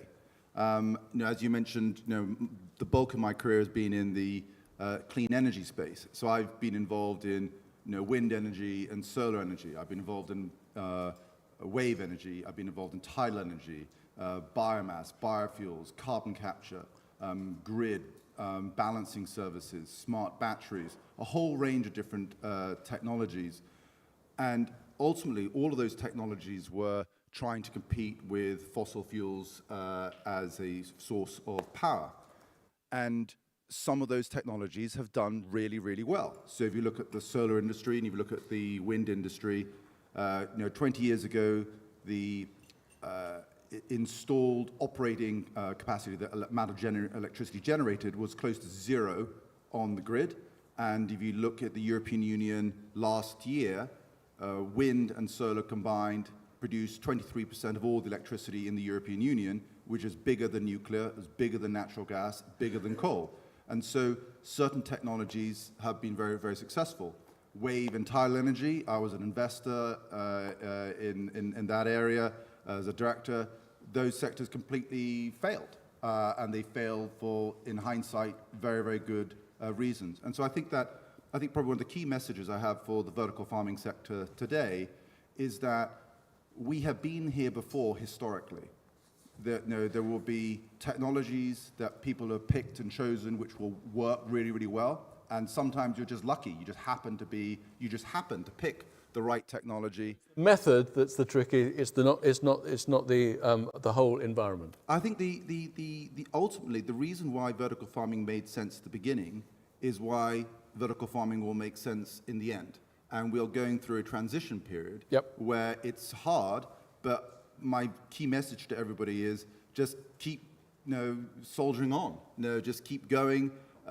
Try to innovate as fast as you possibly can. If you realize something isn't working quite right, move, pivot, change quickly, and don't go, ooh, I seem to be going off a cliff. What a lovely cliff. Oh, I'm off the cliff. So what, soldiering on in what way? So I think that if we look at the sort of the why of vertical farming, and I think a lot of people have different whys depending on where they came from. And so my why is that I came from a clean energy renewables background, and so I've been living and thinking about climate change as a problem for many, many, many years. And so when I moved into the space, the aim that I had was to figure out how we can adapt to climate change by being able to feed people when the world was cooking, when the population was increasing, when the amount of water available was declining, where the amount of good soil was declining. So you are a mission-driven business. We are a mission-driven business, and I think it goes back to Peter Bachman's point, which he made earlier on. What we are trying to do is solve a massive problem. And so, whilst at the moment we're growing what I refer to as short leafy green things, the salads and herbs, ultimately, that isn't going to feed the planet.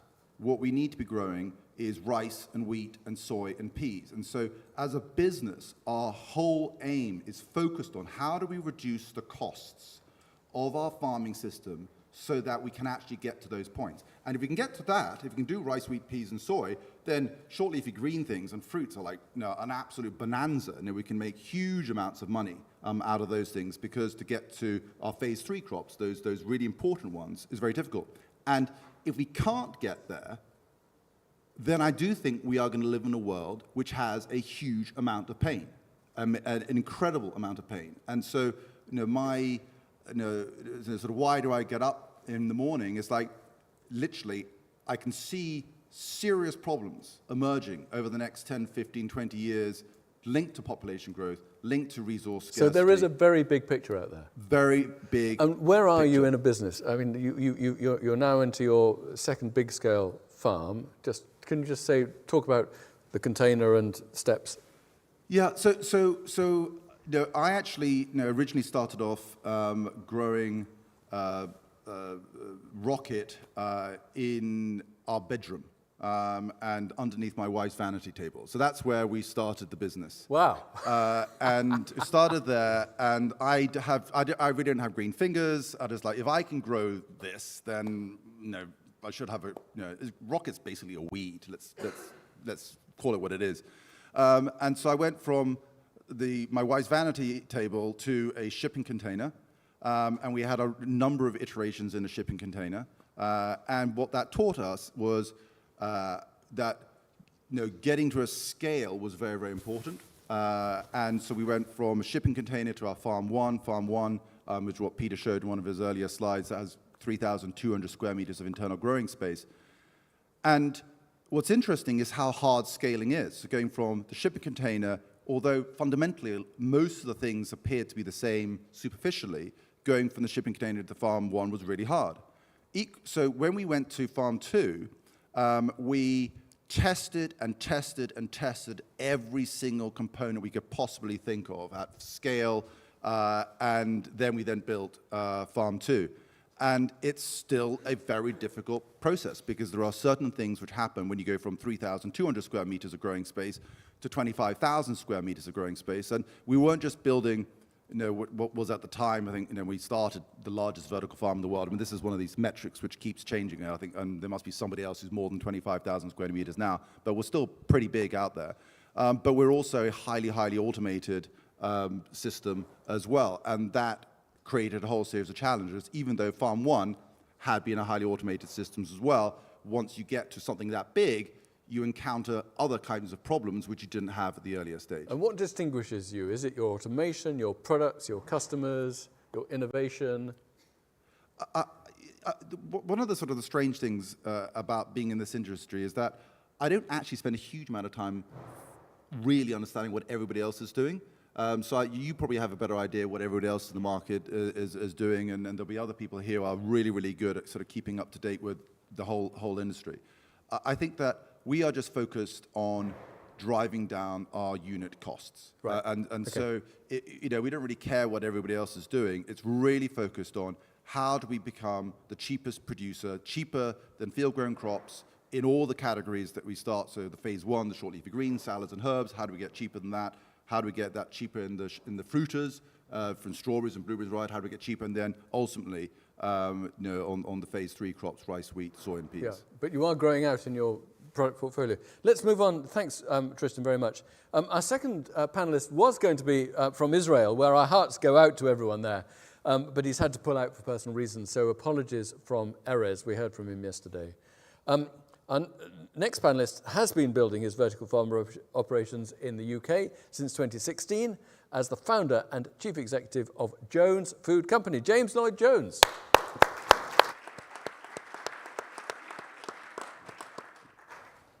How's it going for you, James?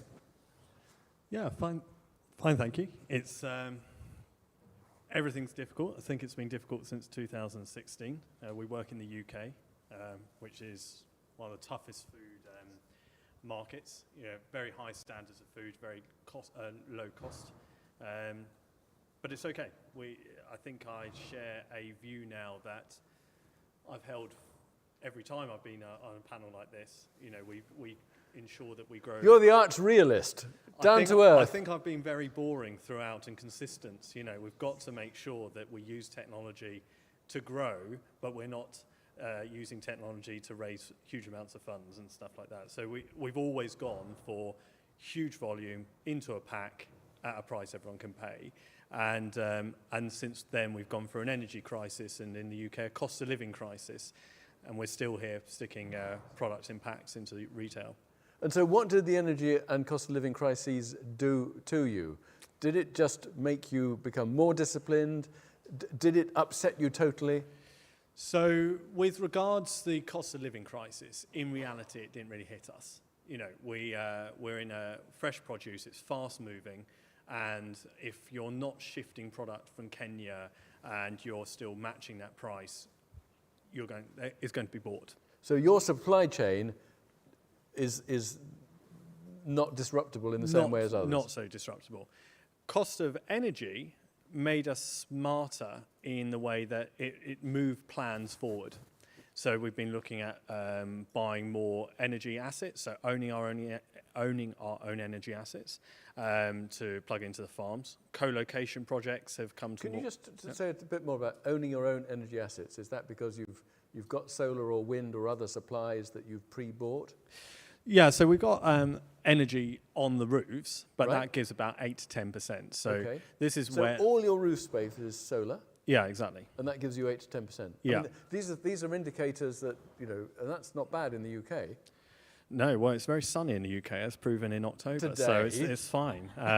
June, July, it was bloody awful, but no, it's buying things like solar, small parks, 5 megs, nothing massive. You don't want to play with the big boys and small wind turbine sites. By owning them, you can then your cost of capital in buying them, and then you can make that into your cost of electricity over a 10-year period. And it's to make sure that by doing that, we have less risk. And it's about farmers, natural, good farmers on fields, they want to reduce the risk, and they always have weather problems or pest problems. And we take the same thing. How do we reduce the risk so much? There's so many other things that we have to combat, growing a good product. But it's literally the energy crisis has moved us to moving plans forward specifically around energy. So at the moment, you've had for a few years one big site. You've now got another big site and a research and development lab. Yeah. And the R&D site came after one of the big sites, so we did it again completely wrong. But I suppose because I didn't come from a farming background, I actually grew up about 400 meters from here. Above a pub called the Black Horse, which is still there. That's my farming background. So I didn't even see fields, let alone, or green spaces, let alone fields. But you had a Black Horse close to you. Yeah, no, we were above the pub. Yeah, so, that's what I mean. Yeah, and, but joking aside. Illustration rather than the reality. Yeah, by building a big site, you learn much quicker than doing an R&D site and going through the growing pains Tristan mentioned. Okay. I went through a growing pains on a big site. Yep. Got it wrong most of the time, but sometimes we got it right, and then we've taken those learnings and the things we did right, and we've moved that to another big site that we operate in Gloucestershire. And issues to focus on? In general, I think... For us as a discussion. Realism, I think that's a big thing. Vertical farming with realistic goals can make a huge change. One of the questions was how much produce is going to go into by 2030, what percentage it should be. We think with 94 vertical farms the same size as Lydney, we could displace all herbs and leafy green imports. So it's quite a few farms that should be built, and that could be 100% then of herbs and leafy greens. And I think the realism is we've got to stop talking about strawberries, stop talking about what's next, and see some models, business models and companies making a very good return on herbs and leafy greens. Once you get that, if we're talking about investors, they become realistic and can see the winners in let's make a real return, and then you use those returns to take on the next challenges rather than selling the dream that we'll do strawberries at £6 a punnet delivered. Okay, great. I'm now going to ask our panellist from Australia to join us. He's previously ran the country's largest airline caterer. He's going to join us online. He's now Managing Director and Chief Executive Officer of Stacked Farm over there. Conrad Smith, welcome. Thank you, Richard.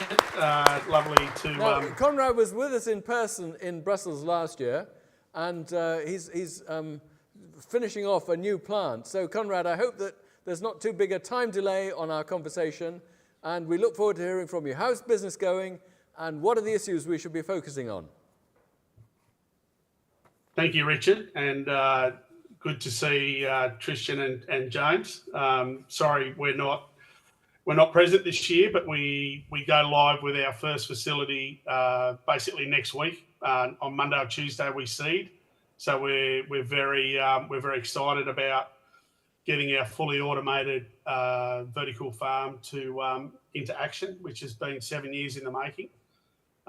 We've spent a lot of emphasis on food safety and designed our technology around food safety. It has been a big problem in this country in the last sort of 5 to 10 years where we've had issues with that. So that was our mandate from the outset, was to make sure our produce and our growing process was untouched by human hands all the way through, right through to cartonising. Can you guys hear me okay? Yep. So yeah, that comes to life next week and beyond, and we've just signed a heads of agreement with a property developer in Victoria for our second farm, which will be 10,000 square metres, and we're busy at the same time satisfying our funding needs and making sure that the cash burn isn't as heavy as that we've all gone through, and look forward to where the future lies for vertical farming. So are you at the same stage in a way as other major players, which you've done all your proof of concept phases, you're now at the scaled up operation, and you're then going to multiply that concept into wider distribution? Is that the sort of the strategy? That's correct. So we started with a small prototype facility, which was around 400 square metres. We then moved into 5,500 square metres, which we just go live next week. And then after proving that out, which we'll roll out multi-farms across the country, in Victoria, New South Wales, further farms in Queensland, Western Australia, and then we'll look abroad to what opportunities lie ahead. So I think for us, the exciting part is in this country in particular, our labour is extremely expensive and very, very hard to get. And the fact that we've got a solution that is fully autonomous is it's very exciting for us and makes us very competitive in the marketplace. And issues you'd pick out for us to be talking about? Sorry, what was that? Issues that you'd pick out for us to be talking about. Is there anything uppermost in your mind that we as an industry need to focus on? The biggest issues, particularly for us, has been designing our own technology, raw materials out of Asia, and that has been very challenging through COVID. We've had a torrid time with freight costs and that have blown out our budget, and getting through that, and particularly we do get a lot of product out of Korea, Taiwan, and other parts of Asia where they've really been affected heavily by COVID, later than I'd say Australia and Great Britain and the US. It has been like 12 months delayed and hasn't been publicised in the press. That's come at a big cost to us. And of course the US dollar. The US dollar is really a challenging piece where commodity prices fluctuate on raw materials, and the poor old little Australian dollar gets knocked around a fair bit, and we've paid heavily for that. So we know it'll come back, but in time. But the last sort of 6 months to 12 months has been challenging. So predictable operating efficiency and cost management. Okay. Correct. Yeah. There seem to be two key questions to ask all three of you. I should say that we were going to be joined by Jesper Hansen from Yes Health in Taiwan. He's in the hotel, but I think he's got COVID. He wasn't very well yesterday, and he says he's a lot worse this morning. So he sends his apologies and isn't able to join us for this discussion. But from the three of you, there are two questions I'd ask you, just based on what I've heard from you. One is relationships with retailers. Is that the secret to your three successes? James, you started the business with a retailer relationship. Not strictly true. Oh, okay. No, I started the business with no customer, and then our initial customer was Greencore, who made at the time 11 million sandwiches. Do you think we could just shut? There's a door which must be open round the back there. Is it possible? Can we just do that? Because are you being affected by the noise over there? I don't know. Well, they seem to be banging away quite a lot. So anyway, if we could, that'd be good. Sorry. Yeah. So with Greencore, and then when COVID hit, the amount of sandwiches being sold fell off a cliff because no one was going to work. So that gave us a real good opportunity to work into the retailer market. I've been talking to some retailers for over 5 years, and what they really want is security of supply, quality, and then they talk about price. You sign the contract, and then price goes up to the top. But what we were doing was supplying all the retailers' incumbent packers with basil, effectively. So Scunthorpe was doing about 30% of the UK's cut basil, so into the bags. That's how the retail conversation came along, where some people think we've got a retail link is Ocado are a major investor in us, but that's the Ocado tech company who have a 50% shareholding in Ocado online with Marks and Spencer. Yes. And you've now got an own label. Yeah, so we've got one own label brand that's nationally distributed through Asda, which is going well under the Homegrown brand. And then we also white label for other supermarkets product. And I think that's key because it's lovely having a branded product because it's something that you can point to your friends and family or sort of show off.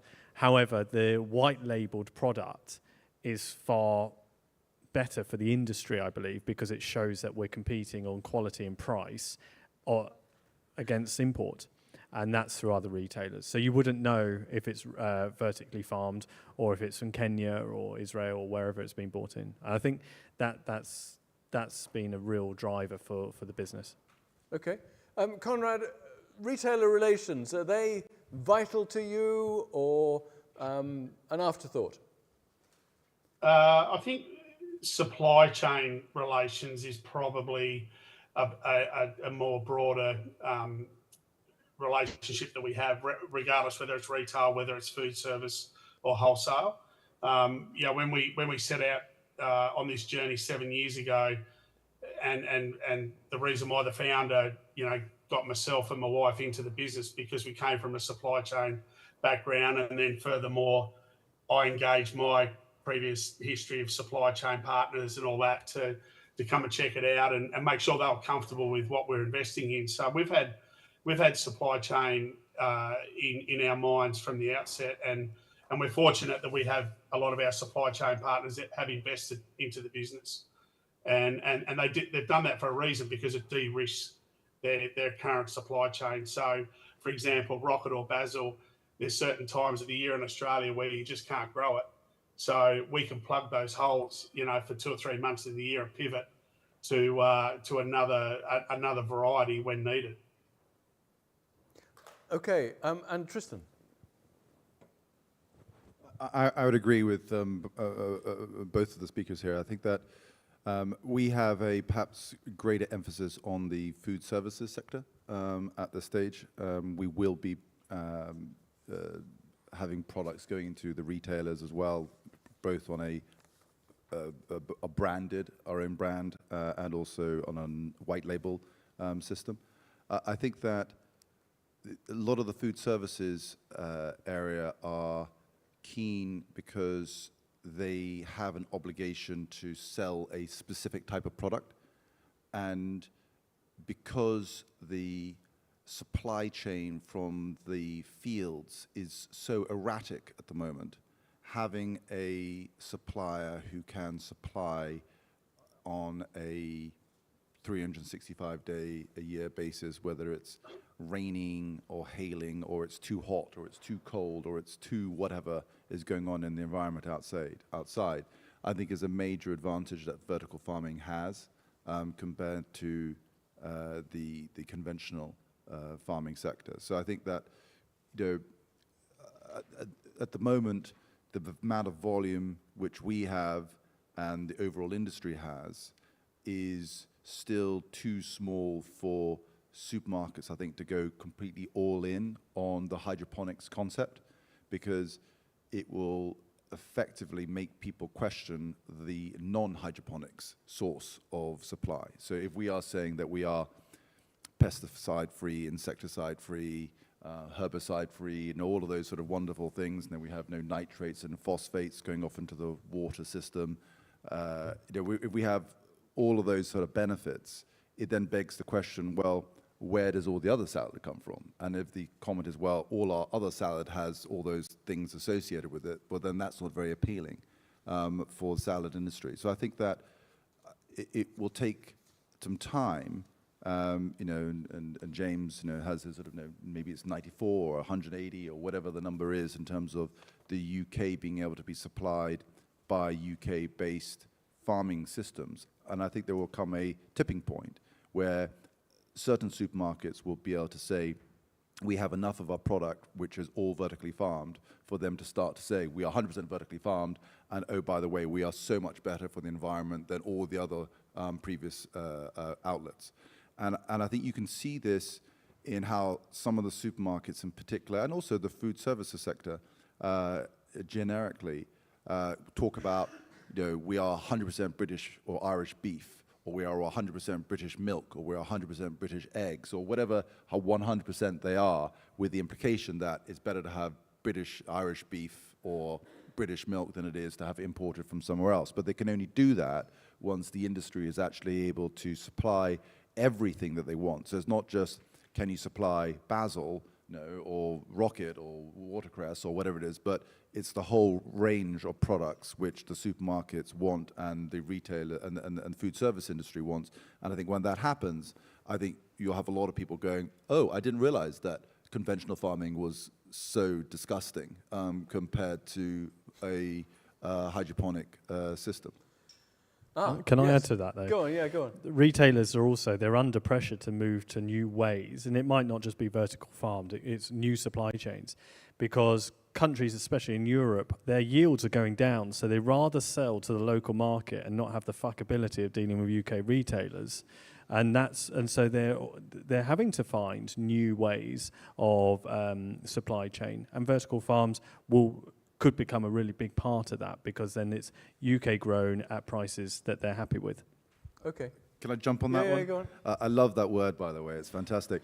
But we did see that at the beginning of this year, where the UK was going, there's nothing in the supermarket. There's nothing in the supermarket. You'd have pictures of every single supermarket, everything would be empty, and you have friends who lived in Germany or lived in Spain or in France, and like the shelves are full. We have absolutely everything, but it was very specifically an England problem or UK problem rather than a generic. And I think you're right.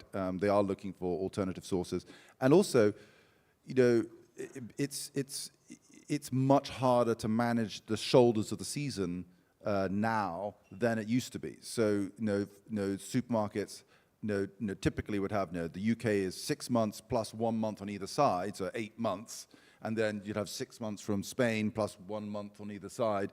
But now the shoulders are much, much wider. And so they've got a 6 months plus, not 1 month, but maybe 2 months or 3 months extra on the Spanish contract and on the UK contract, which means that they're now contracted for almost 50% more than they should be, because the weather is so difficult for them to predict.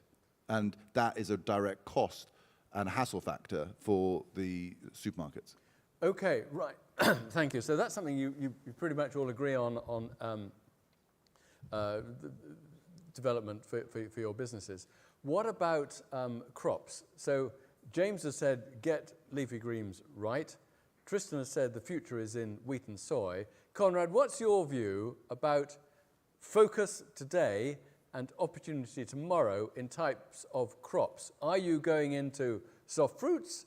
In fact, while we're doing this, I'm just going to ask if we can do poll number 5. So let's put poll number 5 up. You may not be able to see this, Conrad, but this is what's the biggest future growth potential for vertical farming? But Conrad, let's put you back on screen, if we can do that, and ask you what you would be doing. And I'm going to let you, if I may, make your vote. So Conrad, focus today or opportunity tomorrow or both? I think it's both. I think, I know that, how we're rolling out our business is definitely aligned with James, is to focus on green and leafy green and herbs, for the immediate future over the next sort of 2 to 3 years, but with an understanding that we need to get into those more advanced cropping scenarios like strawberries and blueberries, and to Tristan's point, into rice and wheat and all of that. I mean, that is definitely on our agenda, but from a cash flow point of view, today it's all about leafy green and herbs, and then that will create the R&D scenario to develop, new crops and that over time. So I think if anyone jumps straight into strawberries and blueberries and tomatoes and things like that, it's a real uphill battle. We can grow, leafy green and herbs relatively easily with good technology, and there's a good demand for it. It's a big part of the food supply chain. Okay, so that's a very clear vote for focus now. Let's see what your polling results. I don't know how many people we've got contributing. So this is interesting. Okay, very interesting. So pharmaceuticals and cosmetics get the highest proportion. So just to let you know, because Conrad, can Conrad see this or not? No, he can't. So 33% for pharmaceuticals and cosmetics, 27% for staple crops, 20% for leafy greens, which is the stay put. Soft fruits get 12%, other get 6%, and pre-natural planting get very little. And I wondered whether pre-natural planting wouldn't be higher than that, because there does seem to be a staged development opportunity for the industry, which is to do the small scale, like microgreens, first, and then go into greenhouses and then possibly into fields.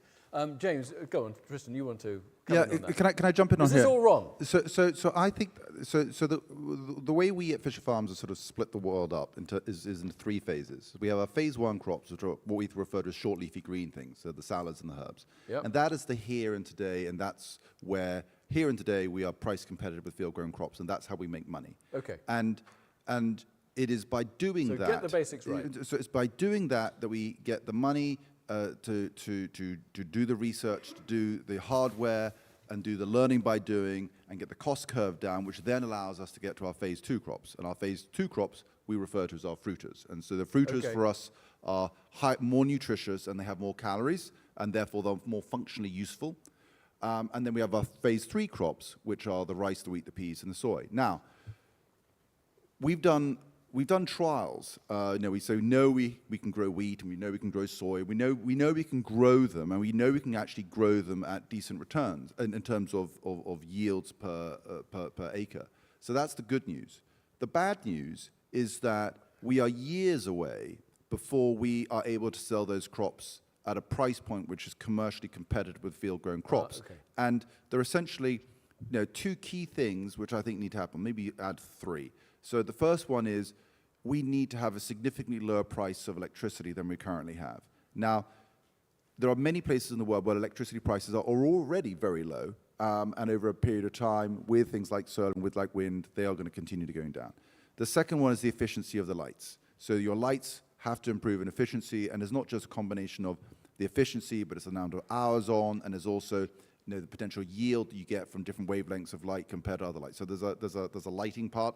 And then the final one is the automation side, because the more automation you have, the better. And just as to give an idea, we looked at an American company and looked as though what takes us 20 people to do in terms of harvesting required 300 people from their side. So automation is actually a pretty important thing. And so so when we did our economic analysis, we can literally there is a moment in time, there is a date where suddenly the electricity is cheap enough, suddenly the lights are efficient enough, and suddenly, and those are all externalities, they're nothing to do with us, really.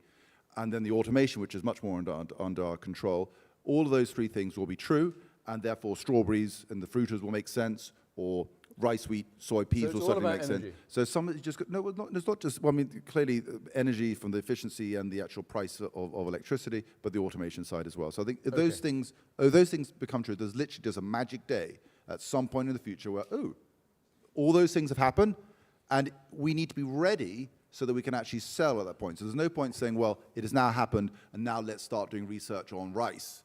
So there needs to be at least a lead time for us to actually be really good at something. But the key focus is making money today, profitable today, on what we can make money profitably today, not on the future. We have to have a reality today in order to be able to get to tomorrow, in order to be able to get to next week. And can you get 2 wheat crops a year, or 4 wheat crops a year, and 3 soy crops a year, and things like that? Yes. So our first wheat trial, bearing in mind we'd never grown wheat before, we had we don't even know what type of wheat. I don't even know what kind of wheat species we even grew. It was just a basic. How fast can we grow it? Does it grow? What is the yield out of it?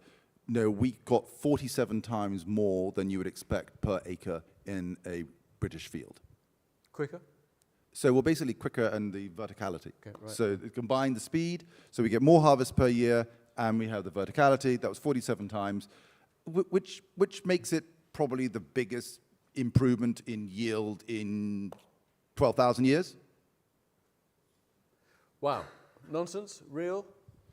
I've never grown wheat, so I don't know. But if Tristan says it's right. But going back to your the poll, it's all immaterial. We might not sit here as an industry if we don't crack. Right. Crack leafy greens and herbs. The rest will come. I do agree that pharmaceuticals and cosmetics are the largest cash crop in the future. But pharmaceutical companies are even more conservative than retailers. So they all want to see companies that have big balance sheets, big amount of number of vertical farms so that they can supply, and they'll want very stringent data that will probably take 5 or 10 years to build up before they will give you a contract. But the good news is they'll give you at least a 5 to 10 year contract when you start to supply. Right. Conrad, do you have any views on that?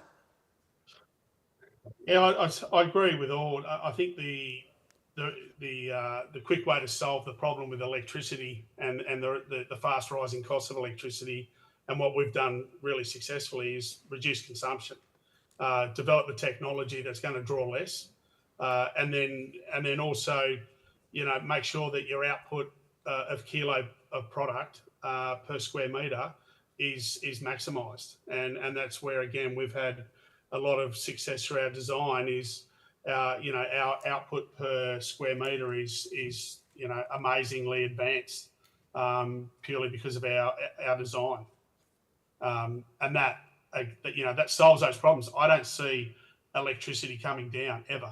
It's just it never does, and I think it's a problem we're going to be faced with for the rest of our industry life, and we need to combat that by smarter design. My apologies to those of you who didn't get my pre-natural planting. It was propagation. It was I wasn't sure what the right word was, but it was planting things indoors in trays before putting them in greenhouses. I mean, I think there's been some interesting experiments with tree growing, where people started growing the very beginnings of trees indoors in vertical farms in order to put them out, and apparently when they're put out, the success take rate is 2 or 3 times more sensible. I think this, Derek, you've been doing experiments with that, haven't you?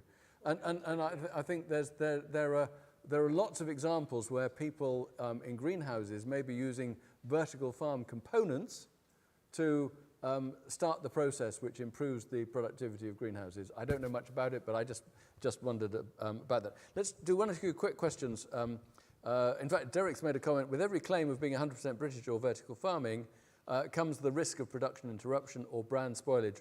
Will 100% vertical farming produce ever happen? Yeah. Qualify that one first. So I work with the whiskey industry as well. Can you face everyone and shout? In fact, we can give you a handheld. Let's do that. So it was the issue of the flip to 100% claim on vertical farming and produce, or 100% British, I think Trishni's mentioned. The whiskey industry never claims that 100% of their barley going into their whiskey is Scottish. What happens if you can't supply the 100%? You've damaged that whole brand. So they may never commit to that. So that's a warning. It was just that sort of thinking about that, Tristan. Thank you. Yeah. Alert? No, I just think it's about building capacity. At the moment, we're here sitting maybe 1, 2, or 3 farms, each company in the room. But once you get some companies where they have 100 farms, 200 farms, 300 farms, and you have that capacity, I see it now that the best thing for the vertical farming is for someone to have the balls with money, probably a philanthropist, to give a company enough to build 20 farms off spec. So then you build into it. And then the industry will suddenly grow up overnight, because that company, as long as they're profitable at farm level, you then have the capacity. And then the retailers, the food service, general knowledge within the industry and with the population will go, oh, it's vertically farmed. It becomes a norm. Until that point, until someone has that, we'll be doing the same conversations next year and the year after, until that capacity comes online. Okay, but 94 is your magic number. I think so, yeah. 94 farms, same size as Lydney's, are newest working out. Right, okay. Question from the audience. Do vertical farms need to create and sell your own brand, or could you be a grower who provides product to an existing branded marketing company? Conrad, do you have a view on that? Did you hear that? I did. I do have a view on that, because we're in a market where our retailers have their own brand. So we have Woolworths and Coles that don't generally allow outside brands into their retail space. So they sell under their own brand. So you have to be a processor of sorts to bag product, regardless whether you're a traditional farmer, hydroponic farmer in hothouse, or soon to be vertical farming. You have to basically bag in their brand, which has its positives, it has its negatives, but the positive side of it is that the consumer doesn't know where the product comes from, and that then saves a branded identity. So if Stack Farm was to go to the market with its own brand, we don't have to market that, which comes at a lot less cost. So it's going to be very interesting when we get the big retailers to come and see our site, which is later this year, is to how they react to our technology and our product and what they would like to do with it. Okay. We've got, in our America panel, we've got 1 or 2 companies in America who have developed their own brands. Would you develop your own brand? I think the UK market is a lot of white labeling. So there is, certain. So there's a big business in white label. Certain supermarkets you just have to. Yep. And clearly in the food services sector there is no label at all. Okay. But we will be developing our own brand specifically, so it is going to be there. So I think there is a role, but I think every market is very different. So if you look at France, for example, there's a lot of branded products in the supermarkets. In the Netherlands, it's less branded in the supermarket. So it very much depends on what it is that you actually, the geography which is relevant. And I think the US clearly, brand is a very, very important factor. And I think that's probably why more of the US companies have been very, very brand focused compared to, I think, probably the British players. Okay. Next question. Is it fair to talk about beef production when defining the problem and then claim growing leafy greens in vertical farms is the answer. That probably relates to this morning, first session this morning. What about meat and plant-based and things like that? Tristan, since one of your board directors was making a remark about that. I think the whole plant-based meat industry, I think, is going through similar kinds of changes and a shakeout that you've seen in the vertical farm space. So a lot of them came up, a lot of excitement, a lot of hype about plant-based meat. Some of those are falling away. The demand doesn't be as good as it used to be. There's a lot of questions about processing. You know, there's very, very highly processed products, which is now people are getting concerned about. So I think those sort of parts are true. But I think that ultimately we believe that peas and soy, which are plant-based products which have a lot of protein in it compared to other plants, will have an important role to play. But that's years away, and we will be just going into the supply chain for that kind of product. Okay. What's the impact size if all demand for salad came from vertical farming? What's the current impact of leafy green production? Is it large enough to make a dent? No.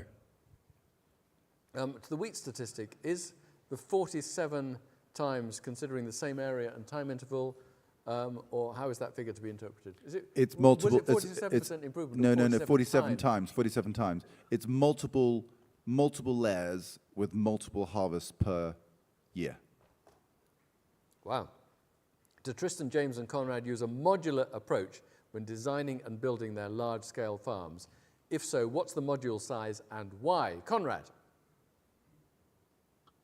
The perfect size for us is around 10,000 square metres.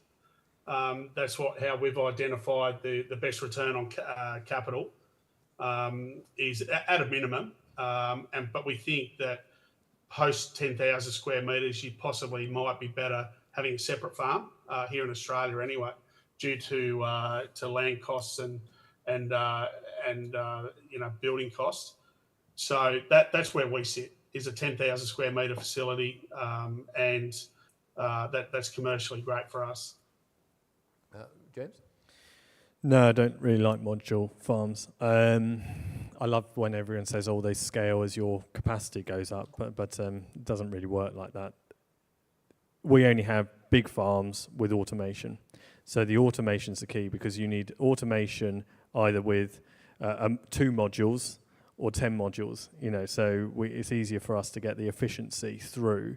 We have a slightly different metric. We think 15,000 square metres for ourselves is all you really want, so you get a good IRR on that. But no, and with modules you have, let's say there's 10, you have 10 different then systems you look after rather than one big system that you can then manage across your whole farm. Okay. Yes and no. So our systems are modular, but they're just in large farms. So we look at, farm 2 is 25,000 square meters. Farm 3 has the same footprint, but is about 37,000 square meters, and we have more functional capacity in that building. So the land print is the same, but we're just sweating that building more than we did out of farm 2. So I think that the automation side is, like James was saying, I think is the really, really key driver in terms of reducing your labor costs. Labor costs are a big part of the factor, which is, I think, one of the reasons why I'm generally less enthusiastic about city-based farming systems. Because city-based farming systems, you can never get a big building. Labor costs are really high, and your energy costs are always going to be very high as well, which I think make the unit economics very difficult. And in places like the UK, which is tiny, you can drive pretty much anywhere you want within a short period of time, and it's not like transporting chickens or cattle or lamb.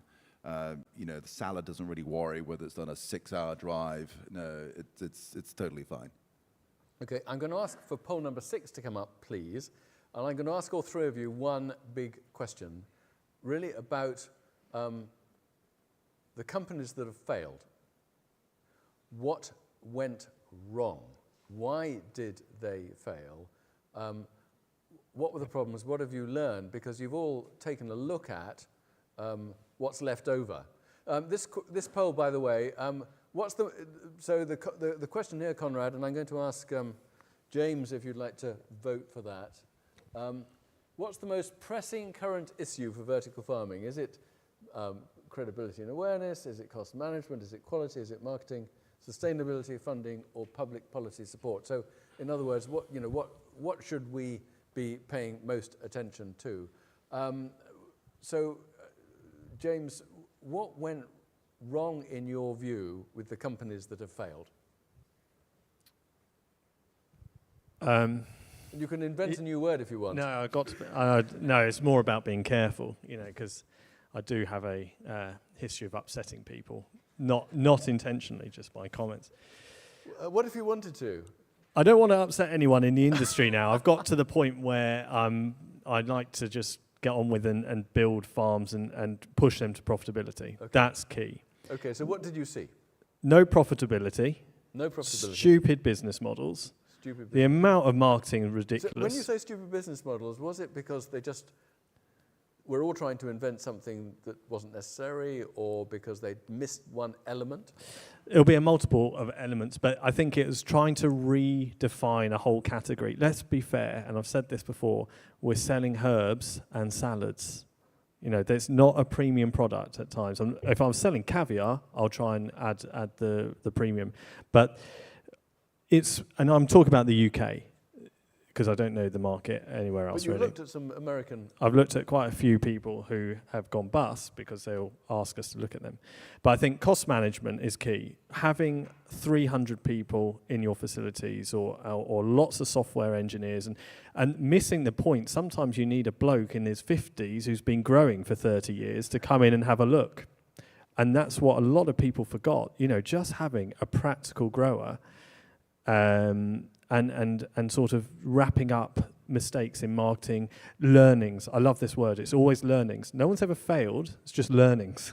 But that's probably my sort of annoyance is not looking at the costs, always thinking it was jam tomorrow when actually we just needed to have some successes in even at a kilogram unit level. If it costs you £10, sell it for £12, make £2 profit. No one was getting there, and it was like, oh, we will get there, and there was no sort of time frames. But there's what I found very interesting last night, and sitting on this panel, there's 3 companies here who all build, operate, and sell, not just tech providers, and that's where I think the industry will.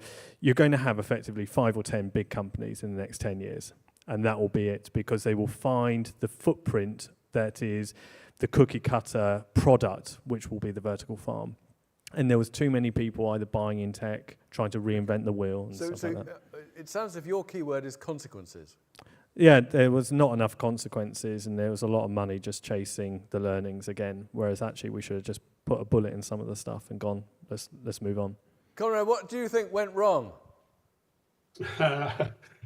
Probably the wrong person to ask, because I don't focus on the past and what went wrong. I focus on the future, and I focus on the positive side of the market. And I'm looking at 2 individuals on the stage that have really positive. Conrad, you're going to become a diplomat. No, not a diplomat at all. It's just it's really, really hard, and we all know that investment gets so bogged down in what happened and what happened yesterday and why did it fail. The fact is, the only way to succeed is to embrace the success of the industry. And there's 3 people there's 3 groups on this panel that are going to be successful. They're already profitable. So let's embrace that, focus on it, and encourage that, and get behind it, and really drive the industry forward. And that's how I sell it to my team. Okay, and so what would your 3 ingredients of success be? The 3 ingredients? Yeah. Well, firstly, team, staff culture is the starting point, and technology and design and having supply chain partners on board that have been there for the journey and can move your product. Makes life easy. Okay, Tristan, what went wrong? Yet again, I was just saying earlier, I don't spend a huge amount of time understanding a lot of what is going on in the industry. So what I'm saying is sort of vague rumors of what I've heard or certain things that I've seen. Perhaps when I've looked into to some of the But you could have US. picked some stuff up. So yeah, but we could have picked some stuff up, and we actually chose not to, which I think is even more interesting. So we had assets which we could have bought, but we actually thought we don't even want to buy them. And I think that there's certain areas which I think are watch outs. I think spending a huge amounts of money on marketing and making yourself look beautiful is not focused on how do you have a low cost of goods sold. So I think cost of goods sold for me is the most important thing. Marketing is an expense. So I think spending a lot of money on marketing it doesn't feel right to me at this stage of the industry. I think that, quite frankly, vertical farming should sort of sell itself. When you go into a supermarket or a service company, you tell them what vertical farming does. They go, "Wow, this is amazing." So that's it. You don't just have a conversation with them, and that's at the end of your marketing budget. So I think that there's not too much money being spent on marketing. Not enough. Not enough automation. I've been told, I'm not quite sure how true it is, that there are certain vertical farming businesses out there who are still cutting things by hand with scissors. And that, to me, doesn't seem like a very efficient way. I mean, imagine a whole bunch of people in a field cutting salad with scissors. You go, well, that's insane. So why is it insane in the field but not insane in the vertical farm? You're just adding a huge amount of cost to it. So I think the automation side I think is a really important part of it as well.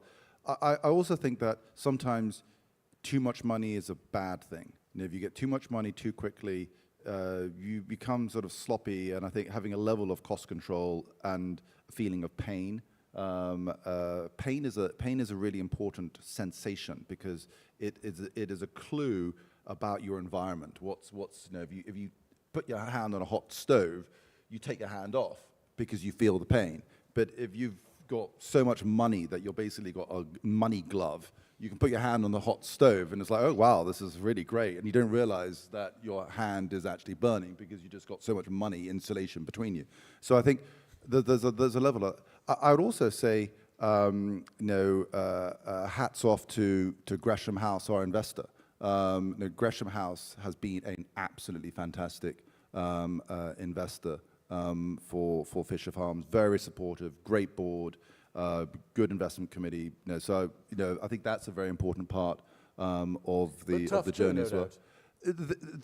They are tough, but that is good. Yeah. I don't want a board who are, oh wow, Tristan, you're just so great. I heard you did a conference and you did a great speech. Wow, I love you, Tristan. That's not helpful. No. The useful conversations are, right. What are you doing about your cost of goods sold? Or why is this over budget? Or why have you failed here? Why have you failed there?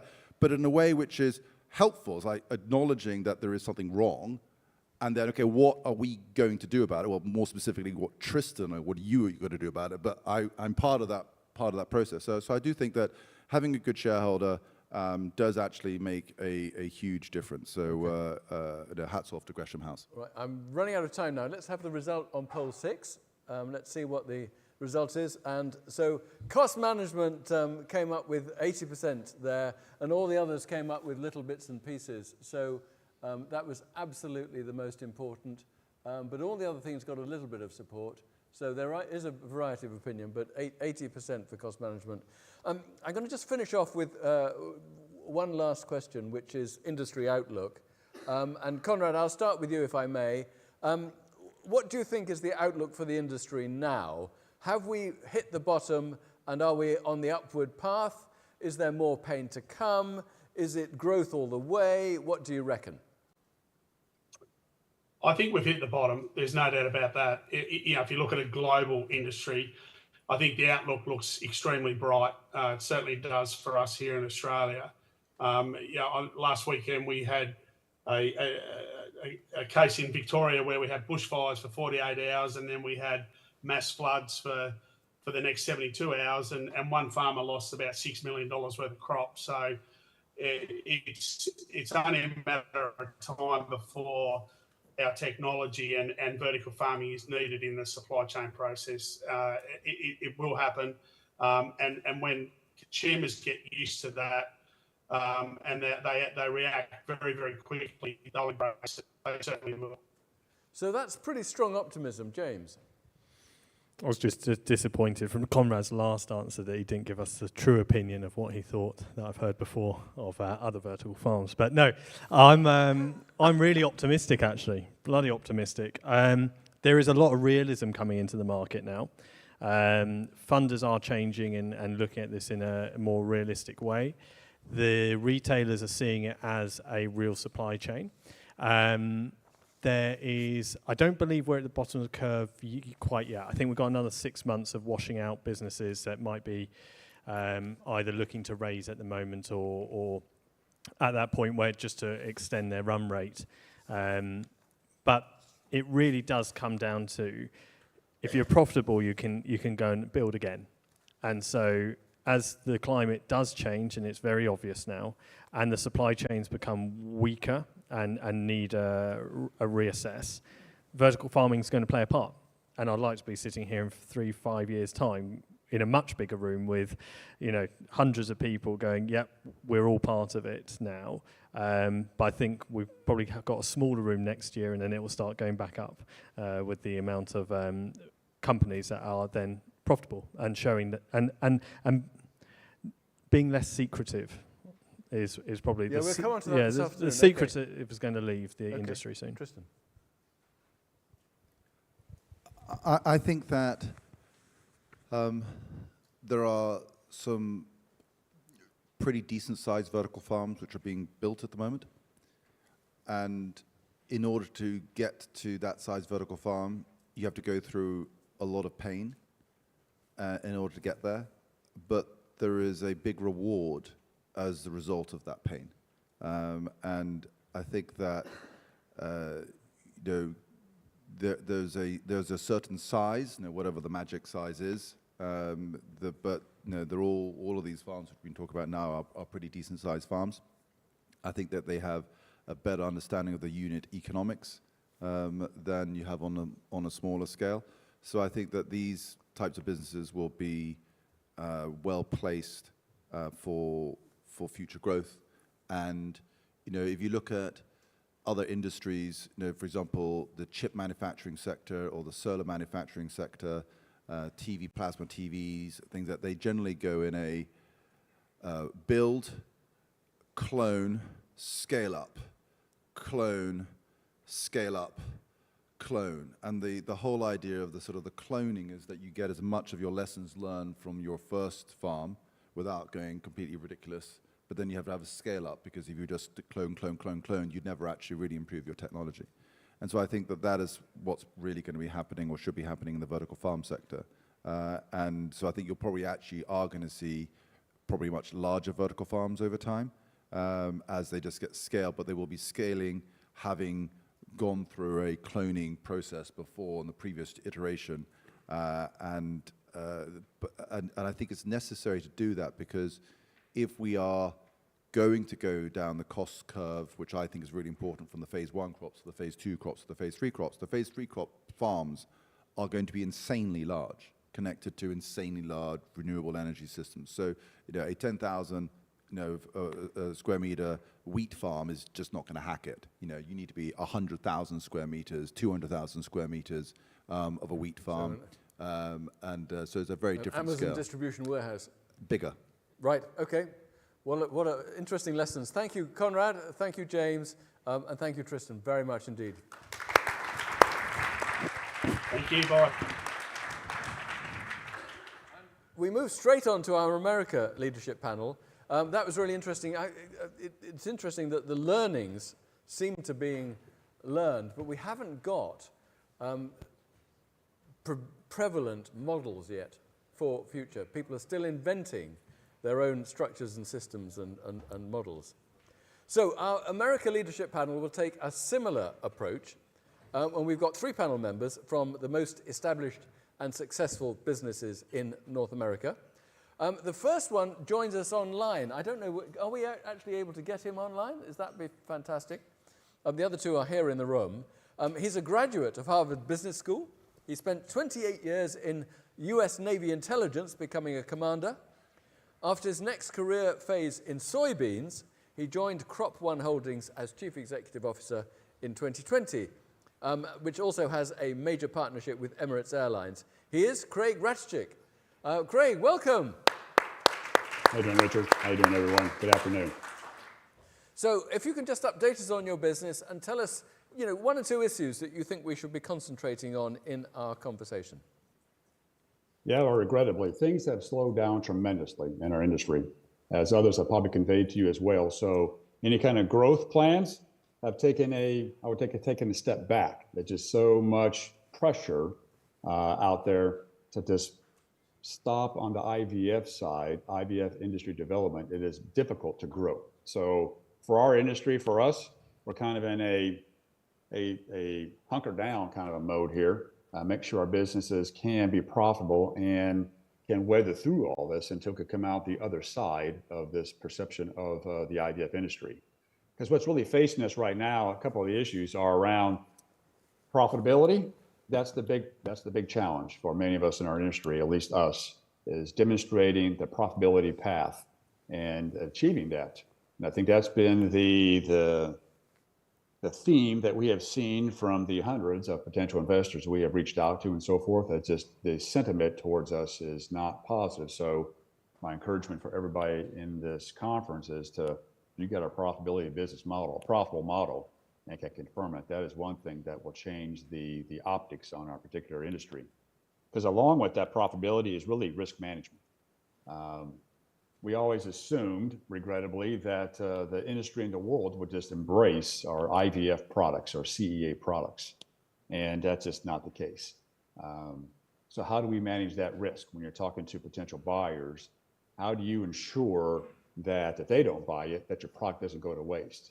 Like you said here, I've spent a lot of time in the row crop industry, and you can really store your products, soybeans, corn, wheat, in a grain bin someplace for a relatively long period of time.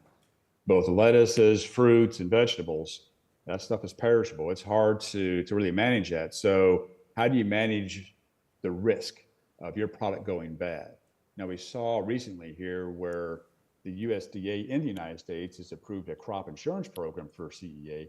That's the first step in the right direction.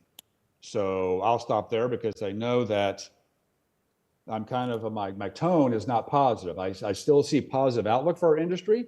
We just have to weather through this storm that we're seeing right now and really come out with a strong business model and a business that shows that it can compete with the outdoor agriculture, also with others out there, but also most importantly, be profitable. So quality and safety as a key prerequisite really for the industry and risk because of fresh produce. All fair enough. Profitability, the other key thing for you. Can I ask you to comment on which parts of your business are profitable, and have you had to discipline your business approach because some parts of it weren't profitable? Correct. So you're right. So we all know the what they call the elephant in a room between the electrical, and that's been the challenge here for us is the input supply on our business. I would say this, in selling to consumers, the model's there. So when you get those sales, they are profitable, but those are still small scale. Are you close enough to your mic? It's just we're not getting, you were good sound. How about now? Oh, that's much better, yeah. I apologize for that. I would say this, that on our business as well, that those factors, those input costs is really what's hitting us hard on our profitability side. When we sell our product to consumers, particularly in the Middle East, it is a profitable business model and it works out forward. But everything before that inside the operation is what you really have to manage diligently. And what we've learned in this process, and back to my farmer roots in this whole thing, you have to really apply farmer mentality to this. You have to be the low-cost provider. Technology is nice, but our industry is not at that stage where I always call it Star Trek. You have to be a very frugal CapEx, OpEx type of operator in order to get your product out there. So you really have to squeeze everything you've got inside your operation as much as possible. So you would say that you have been successful because you've concentrated on cost and you haven't just gone for capital for the sake of technology. Well, we're trying to turn that around. We were in that race like the internet bubble back in the late 90s. If we were just trying to get a massive farm out there with a lot of CapEx costs, OpEx costs. Now we're taking an extreme look at reducing all that. Even in the operations we have running, bringing all that down. How can you scale down in order to get to that point where you can almost be considered a commodity? Okay, right. Thank you very much. Let's be joined by our next panelist, who has an MBA from Harvard and built a 100 million brand in burgers before his current role as Chief Executive Officer of Freight Farms, Rick Van Zura. Rick.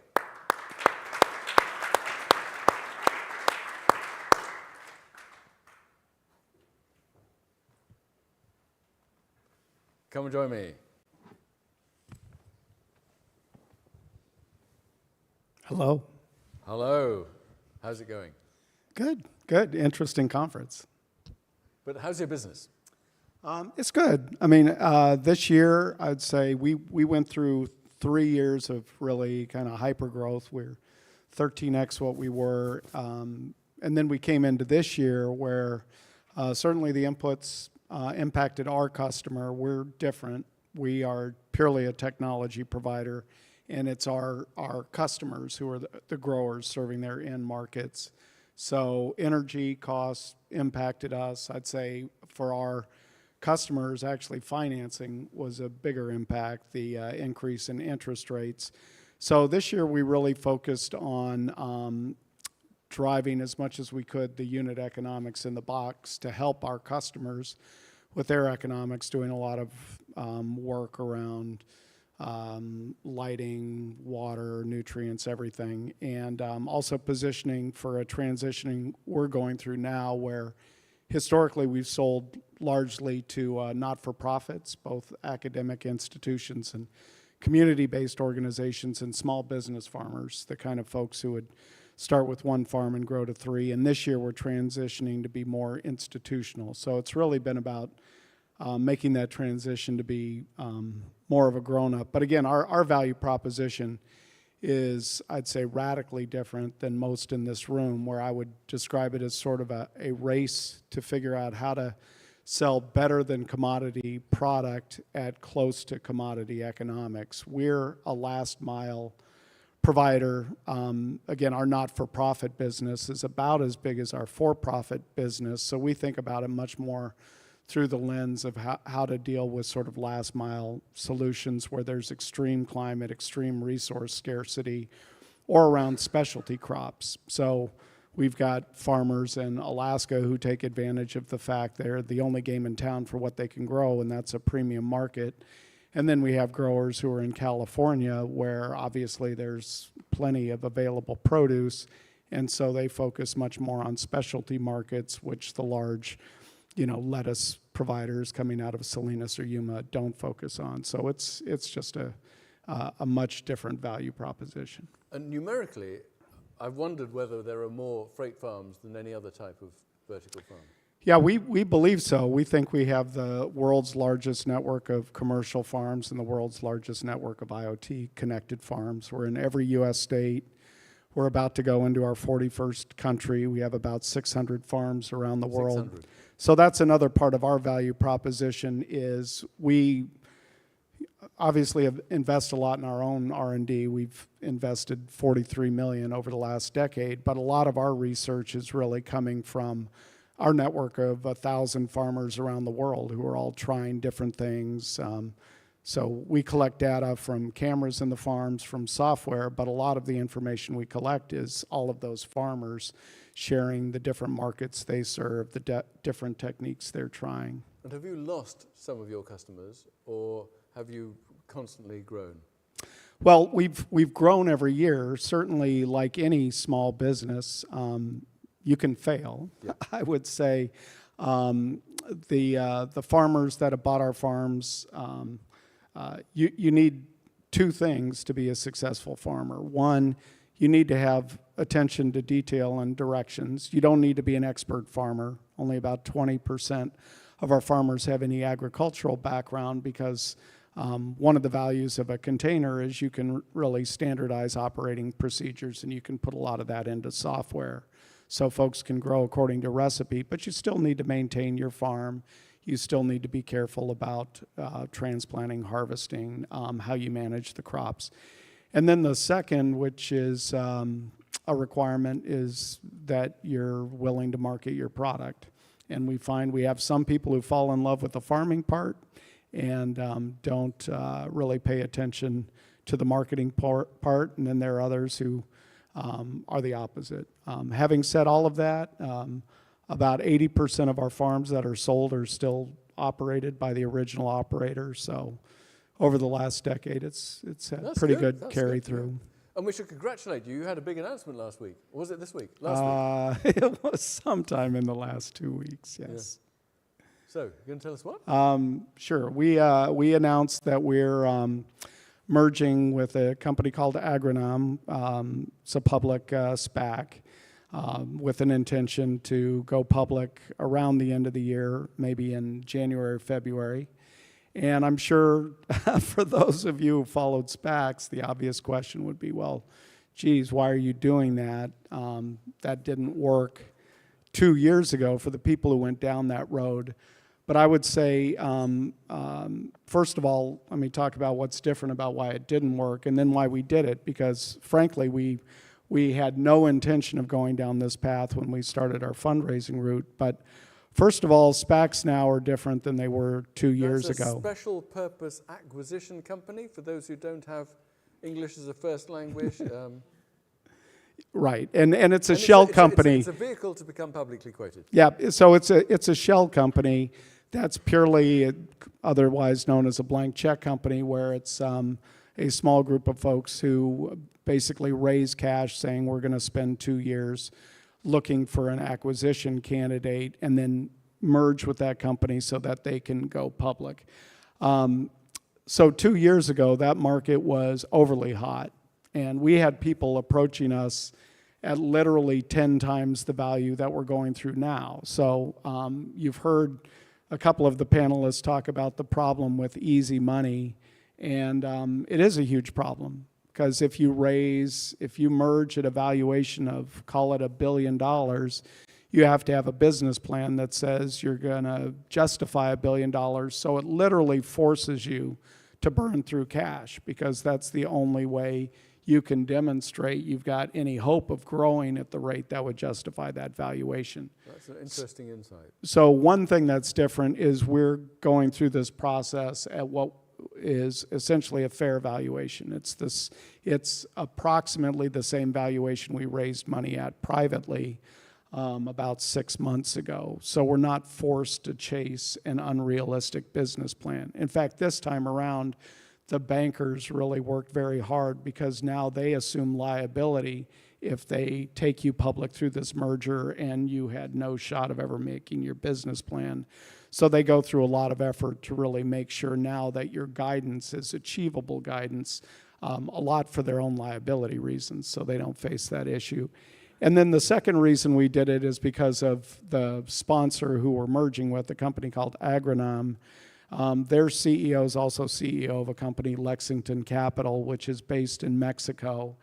And they have just been phenomenal about linking us with strategic partners. We just did a road show in Mexico, met with 22 firms, and it was just a mind-blowing, like, absolute top of Mexican investment firms and industry. And one of the areas where we've really felt we're underpenetrated is Latin America. Our 41st country is going to be Mexico. Wow. With our first farm, and we have no other farms in Latin America. So the fact that they have such deep strategic relationships in Latin America was a huge motivation. Thank you. So anyway, yes, that was our big announcement. Yeah. And the valuation is $147 million, I understand. So that's a pretty big sum and impressive. Well done. Thank you. Our third panelist ran 11 food manufacturing plants with 3,000 employees at Advanced Pierre Foods before becoming the Chief Executive Officer of Infinite Acres and President of 80 Acres Farms, Tish Livingston.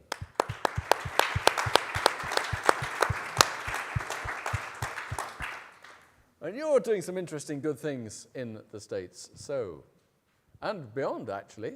Tell us more. Yeah, so 80 Acres, we just had our grand opening for our latest facility.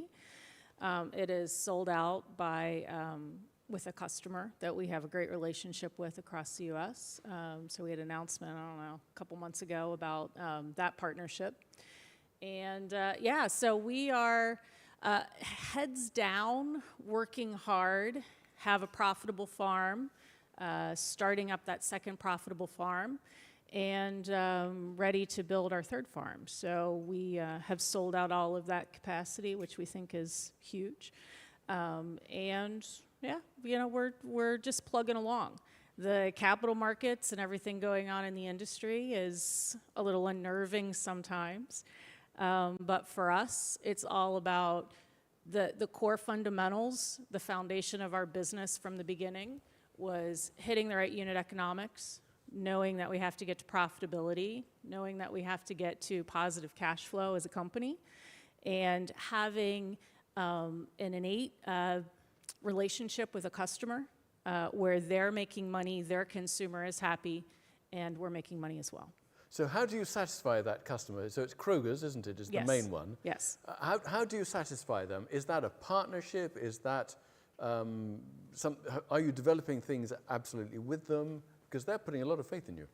Yeah. So the agreement that we have with them is that, you know, they just see that where we sit on shelf in the salad aisle for Kroger, they have more customers that are coming in. Those customers are spending more in their store, and those customers are asking for our product. And it's price equivalence? It is price equivalent. We're within a quarter per 25 cents per unit compared to the organic salad blends that are on shelf. And does the customer know about you? Yeah, the customer does know about us. I talk a lot about brand love and having to make sure that we are consistently out there in front of the customer, that they understand who we are. What they know is they know that the salads that come from 80 Acres are going to last longer on shelf, that they are going to be able to take it home and feed their kids, feel great about it because it's pesticide-free, and know that that if they decide that they're not going to menu plan and feed it to their families today or tomorrow, that it's going to last for weeks in the refrigerator. So they understand the qualities of the product that we're putting on shelf. And then we're also spending a lot of time out in the communities that we serve, making sure that kids, they understand how plants grow. They understand a lot about what we do, why we do what we do, and then also about the taste. Now, you spent an awful lot of money on your new farm. Was $95 million the amount? Yep, about that, yes. Yeah. So how and what does that do? I mean, that's real well, scale. Actually, when you think about it, we're pretty capital efficient. So I think we all get to share in the same information about who's spending what. When you look at the output of the farm that we have, it is an industrial farm. It is meant to scale. It is meant to be able to make a meaningful impact on the fresh leafy vegetables in the communities that we serve. And so we'll produce about 4 million pounds. So that's roughly 16 to 18 million servings of product across our customer base. It's fully automated, and so when you think about growing, it's fully automated. It's harvest. Many of you have actually been to see the farm. I think a few of you. We have automated packaging, automated handling. So when you think about sowing all the way through distribution, that's what the farm is. Okay. Any issues you want us to highlight?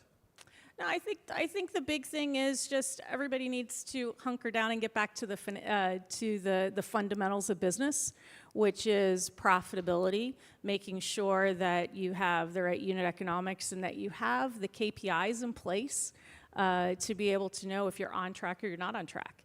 And then how do you drive continuous improvement? This is a life-learning, continuous improvement process within our facilities and I think across the industry. Okay. And then capital efficiency. Please do send up any questions if you want to have any questions answered. If I can do poll number 7, which we just get that on. Craig, you won't be able to see that. It's about the most promising business model for vertical farming. And it's really just a question about types of business structure. We've talked about large scale. We've got freight containers in the room. We've talked about automation.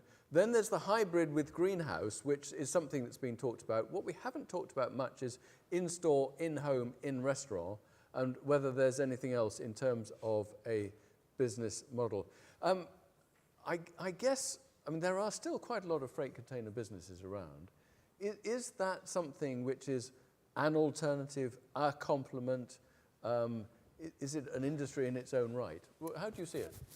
Yeah, I would say it's an industry in its own right. And one thing I would say in our industry I think hasn't been helpful is all the discussion of either or. You know, vertical farm will displace the evil soil farmer. I came from a soil farming family.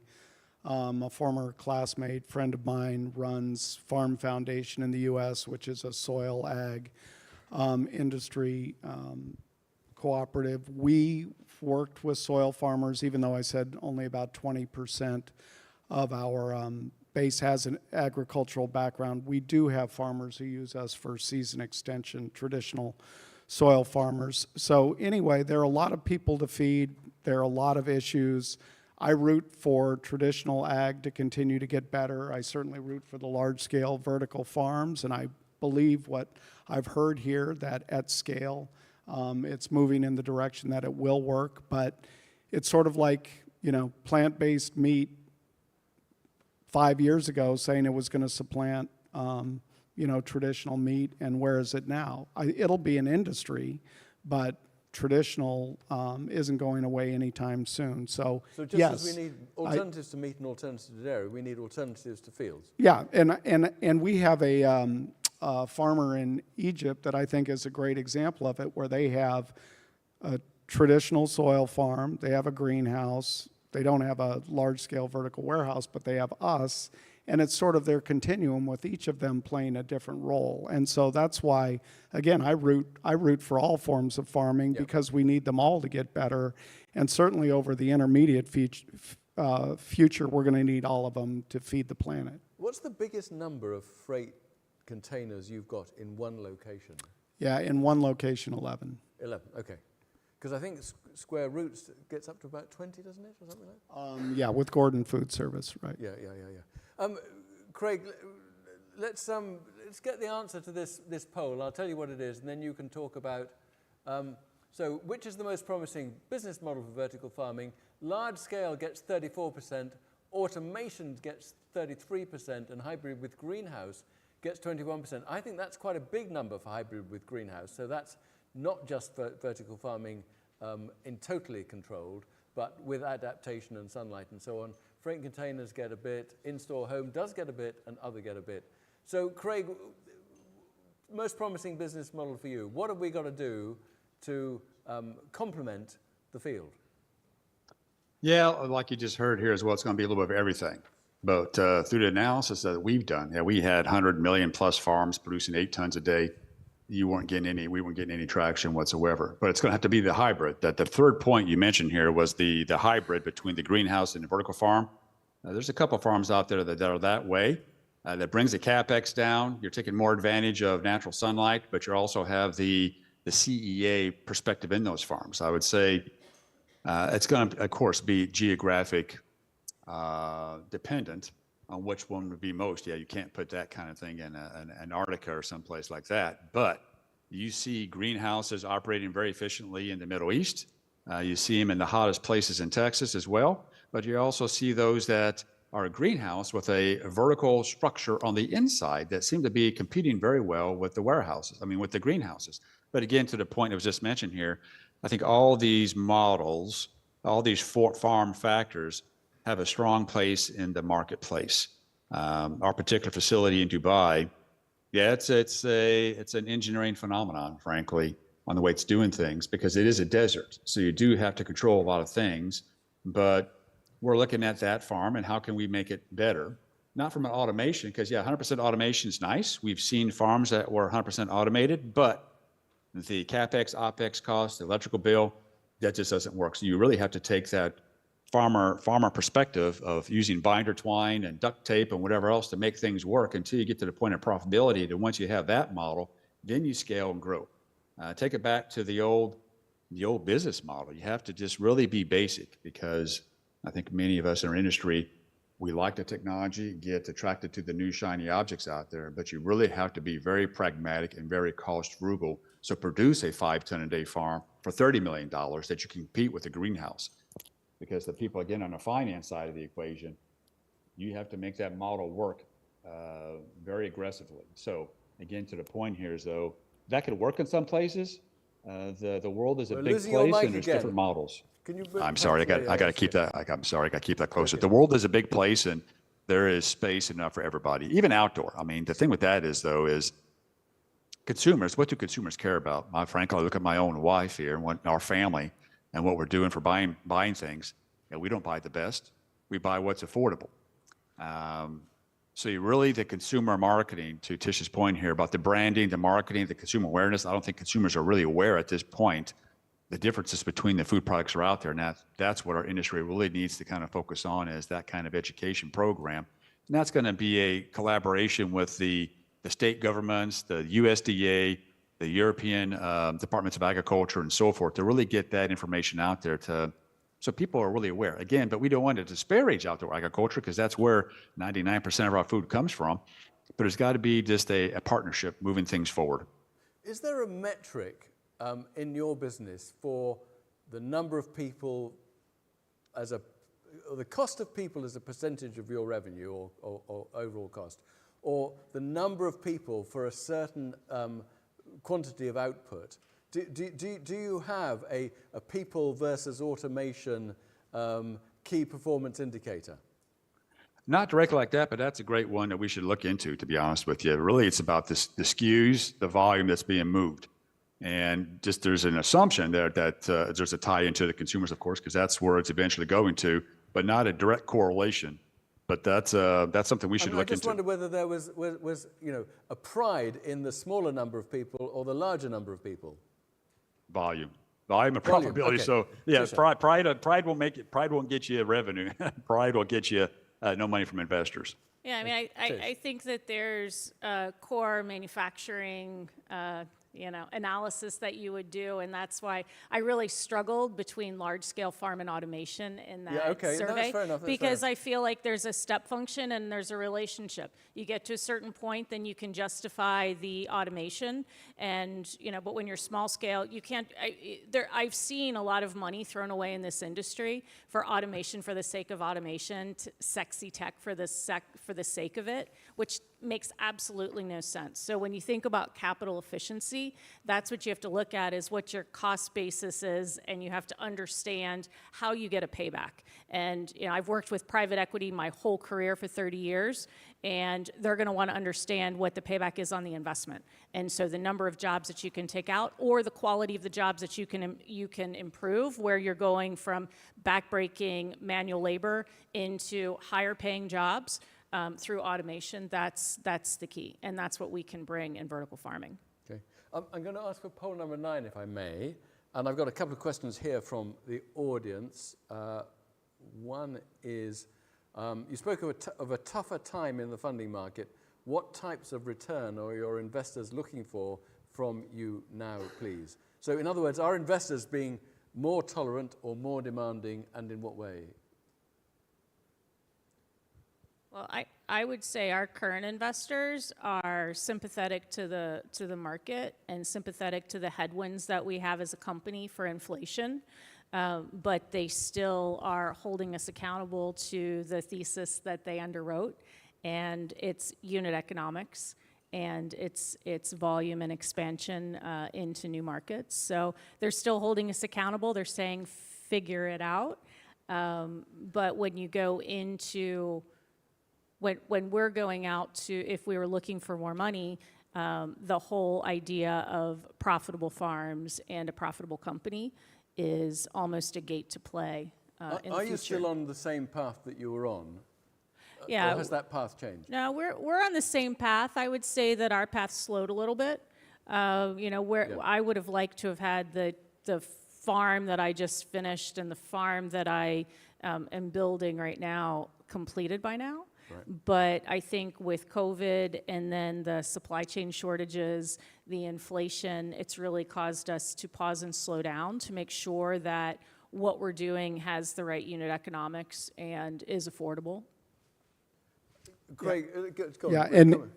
I would say that for sure there's less, we'll take it on faith, what you're saying. The due diligence is much deeper in terms of if you're going to claim you have good unit economics or in customer economics, I want to see the P&L, I want to talk to the customer, I want to understand not just top level, but let me see by line in the P&L what are our energy costs, et cetera. And I'd say the other is time horizon. Again, back in the SPAC era of 2 years ago, overwhelmingly people were concerned about, okay, in your 5th year, can you paint a cool enough story that somebody could see how you could be a multi-billion-dollar company? And now it's much more a demonstrate how you're going to get to EBITDA positive next year. Yeah, I agree, Rick. And I think part of it is that as an industry 8 years ago when I started, it was a dream because it was so unproven. So you paint this beautiful picture of what can be, and people were investing and wanting to be part of something amazing because they believe the story. Well, now we've been in it, and they're like, okay, now show me that you can actually do it, and the show me in the unit economics. We have information, we're operating facilities now, so we have, instead of a story, we actually have results. Craig, anything you want to add? Yeah, what we've experienced out there is de-risk. They want this offtake, like you heard here with Tisha and Kroger. If you don't have the offtake, it's tough because would they rather invest your money in a CEA or indoor vertical farm, or should they buy land in an outdoor farm or someplace? Land is always going to appreciate. And that's the struggle here, is that de-risking these operations. Yeah, profitability, it is tough. Even outdoor agriculture on the food production side, the margins are slim, but they expect more from us because it is a higher risk profile when you got an indoor vertical farm that if it goes bankrupt, who's going to buy that building? If your farm on outdoor goes bankrupt, somebody's going to buy your land. You got 50 neighbors that are going to buy your land and they're going to do something better than you have. So for us, it's always about offtake. I've been with this company for 3 years, and even the commodity industry is a little bit different because you have a price discovery mechanism called the Chicago Board of Trade that you can for your pricing for your product. But this fruit, vegetable, indoor growing space and the products you produce, boy, it is a hyper-competitive industry when it comes to buyers buying your product because if they don't like you, they go to somebody else. So you don't really have that floor or ceiling on your prices. It's just, like I said, like the CBOT or CME. So it is difficult. You have to be very savvy at your business. It's just not going out, growing stuff, throwing seeds in the ground, and it grows magically. It says you have to, like all the points I've just made here, you have to monitor all your unit metrics, your offtake, have a solid plan going forward. Yeah, the dream is over. Now it's about reality. Got to be very pragmatic in the way you approach this business. Okay. Craig or Tish, would you or do you do private retail label, sell product to branded marketing companies? Why or why not? So, Craig, are you doing a lot of that for retailers, or are you branding, or are you avoiding, or what? Yeah, for us, it's private brand. It's our Fresh Box Farm. So it's not Crop One Holdings. You'll see Fresh Box Farms out there. Okay, so that's a brand of yours. Correct. And you're not doing private label? Not at this time, no. That could be something we could look into going forward. Again, if you build these larger scale farms, you're going to have that as part of your portfolio. Okay. And are you investing in your brand? Correct. Okay. As a branded company. Tish? Yeah, we only have the 80 Acres brand, and we think that that's really important because we can offer a brand promise that outdoor and greenhouse can't. Which is consistency and a quality that's a different level.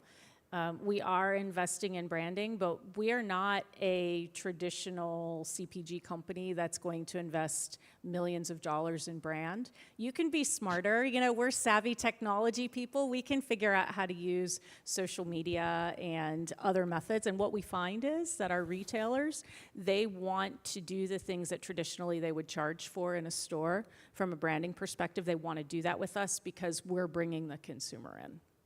So we're not, okay. we are not, there was a comment earlier about paying for brand. We don't do that. In fact, lots of new startups don't do that. They Yep, use social that's media, right. they use influencers. That's right, Yeah, that's right. Yeah. Considering you have got significant experience in setting up scaled operations, what are your top 3 lessons learned that a new entrant must be aware of? So, scaling, what would you say to a new entrant? Three things. I'd say pick the brains of folks who've successfully scaled so you don't repeat a lot of the mistakes. I mean, again, we're different. I'm not the expert in scaling a large farm. Our view on scaling our farms is more about, again, leveraging the network effect and the collective learnings and how do we turbocharge our R&D with that global R&D. I'd say the other thing we look at ourselves at is actually kind of the gateway drug of vertical farming. For instance, App Harvest, before they ever had live farms, they purchased 3 of our farms to place in schools as part of community outreach and to show people what vertical farming was. Plenty early on in their existence, when they wanted to show people what vertical farming was, they took them on tours of a farm we had on Google's campus in Mountain View. And we're hoping that's part of where, being in academia, we're in more colleges and universities than anyone in the world, is to help also with sort of the research and demonstration projects. So I would say hopefully we will help others scale. And again, for us, since we scale largely at the rate of more deployments. But also scaling means shared information, doesn't it? Learning from what's gone before and sure. applying it within a model. Scaling? I would say crawl, walk, run. And so, Say that again? crawl, walk, run. Oh, Crawl, walk, run. So we have experience where there's plenty of vertical farms that raised money and they built a big farm, and that was their first farm. I started with containers. Mike and I were the first growers of our company because a container is a perfect size to learn, to screw up, and to fix. Right, okay. And so capital efficiency is super important. And one of the ways that we continue to be capital efficient is by leveraging partners. There are plenty of people out here in the industry that are willing to work with vertical farming companies or startups, universities, another. So take the learnings from them, talk to them, and learn from them. Don't feel like you have to create everything yourself or reinvent the wheel, but really leverage what everyone else has found. Scaling lessons, Craig? That's exactly right. I mean, technology agnostic. The technology's out there. Like anything else, if you're an outdoor farmer, you've got tractors, combines, planters, all this other stuff, the same thing in our industry. Don't try to develop your own specialized technology for this farming industry. That'll come later. You have to build that model that'll be profitable. But partnerships, like you heard here as well, offtake partnerships. So that's so critical. I can't overstress that offtake. I know I talk to my sales team, they never heard of the word offtake.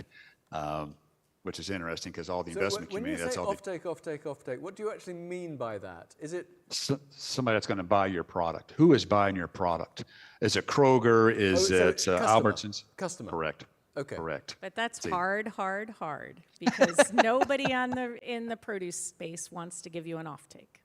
I mean, that's the problem, right? And the investors come in and are like, where's your offtake? And we're like, well, they don't do that in the produce industry. It's hard. Okay, so the truth is that customers can assure you, but they will not guarantee anything. Is that right?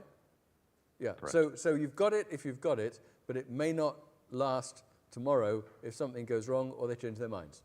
That's why you have to deliver every day. Yeah.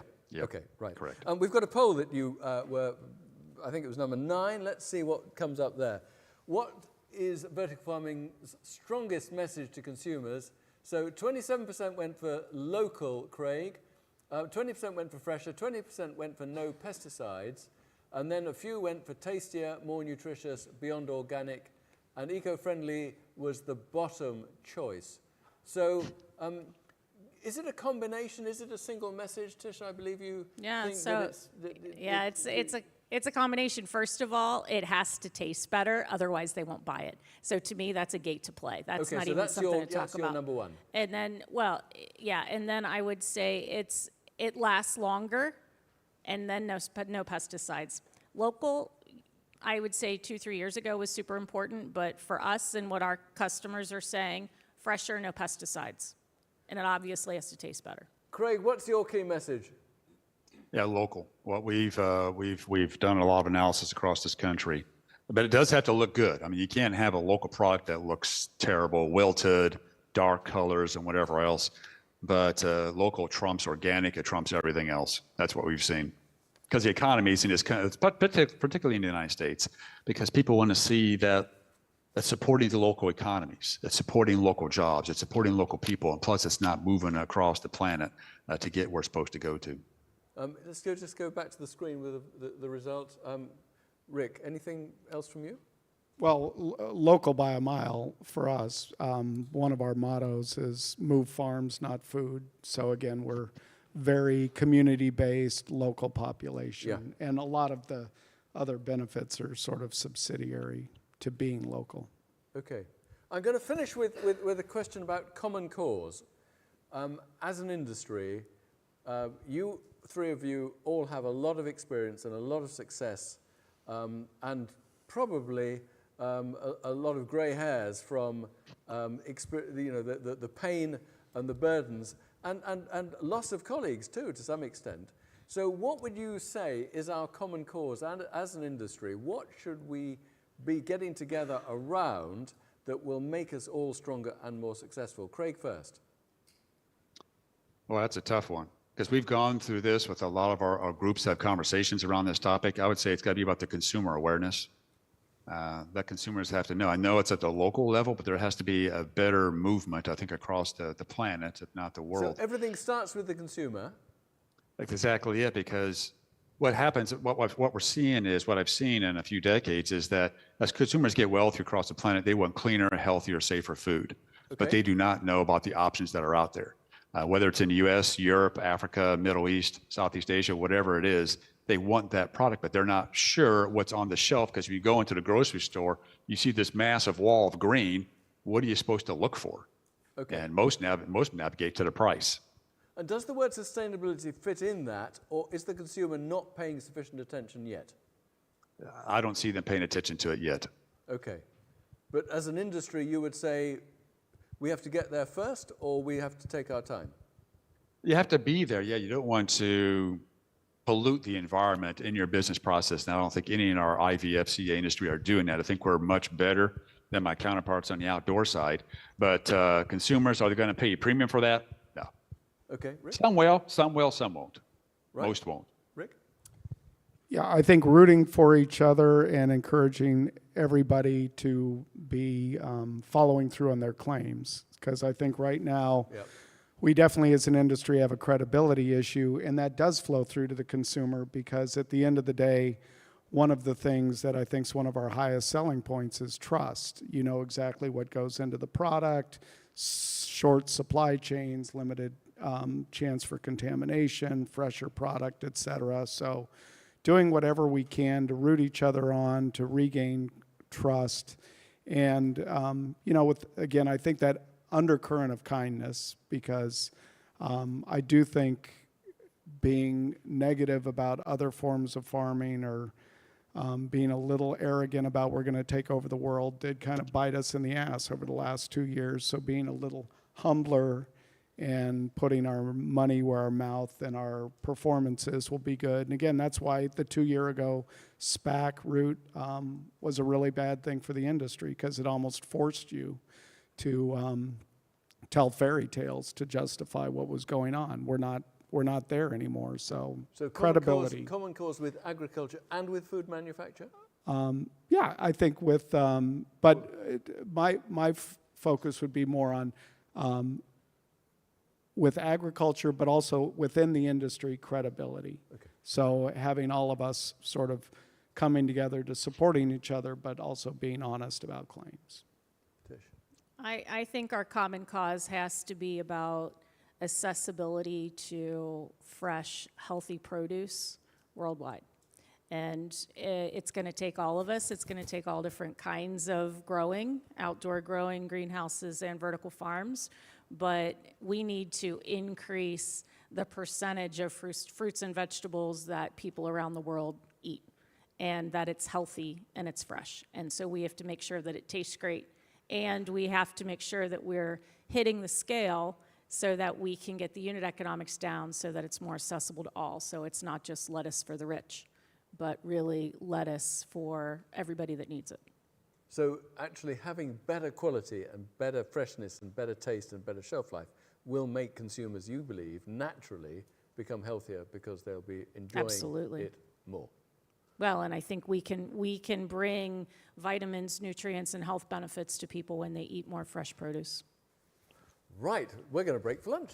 I'm sorry, it should all be leafy greens and micro herbs and everything else, but I suspect it's normal hotel fare. But thank you very much, Tish. Thank you, Craig, and thank you, Rick, and good luck. Thank you. Turn at 2 o'clock, please. Thank you.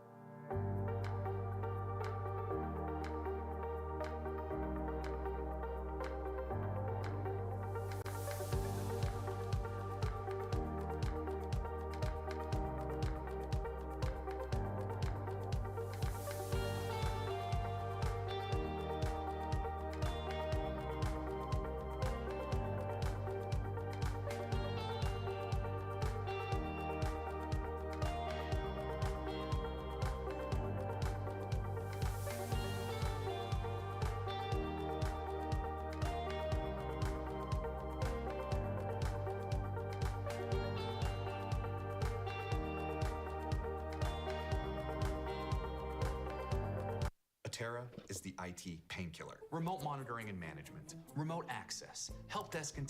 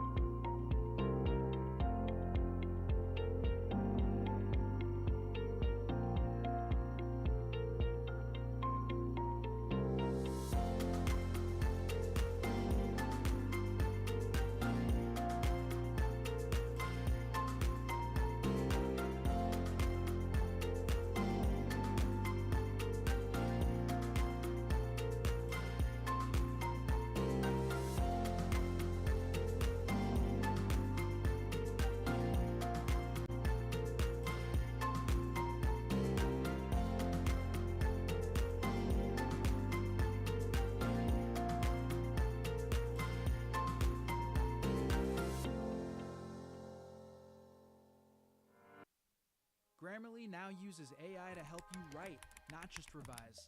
Type a prompt and generate a persuasive, mistake-free draft in seconds, personalized to your unique writing style. Download it for free at Grammarly.com. OpenSpace offers an automated 360 photo documentation solution. We do that by taking an off-the-shelf 360 camera, mounting it to your hard hat using one of these magnetic mounts, and pairing it with our mobile phone app for iOS and Android. Think of that like a remote control, ultimately a start and stop button in your hand rather than top of your head. OpenSpace as a software then takes all of the photos that these cameras are capturing and automatically pin it to your floor plan using our vision engine. So that process looks something like this. Strap your camera on, hit record, and walk. It's very much that simple. The output is then something like this. This green squiggly line on the right is the path you've taken as you've walked around site. Think of it as OpenSpace dropping digital breadcrumbs as you're walking around. And then on the left, you've got this beautiful 360-degree view, just like Google Street View, of what you've captured on site.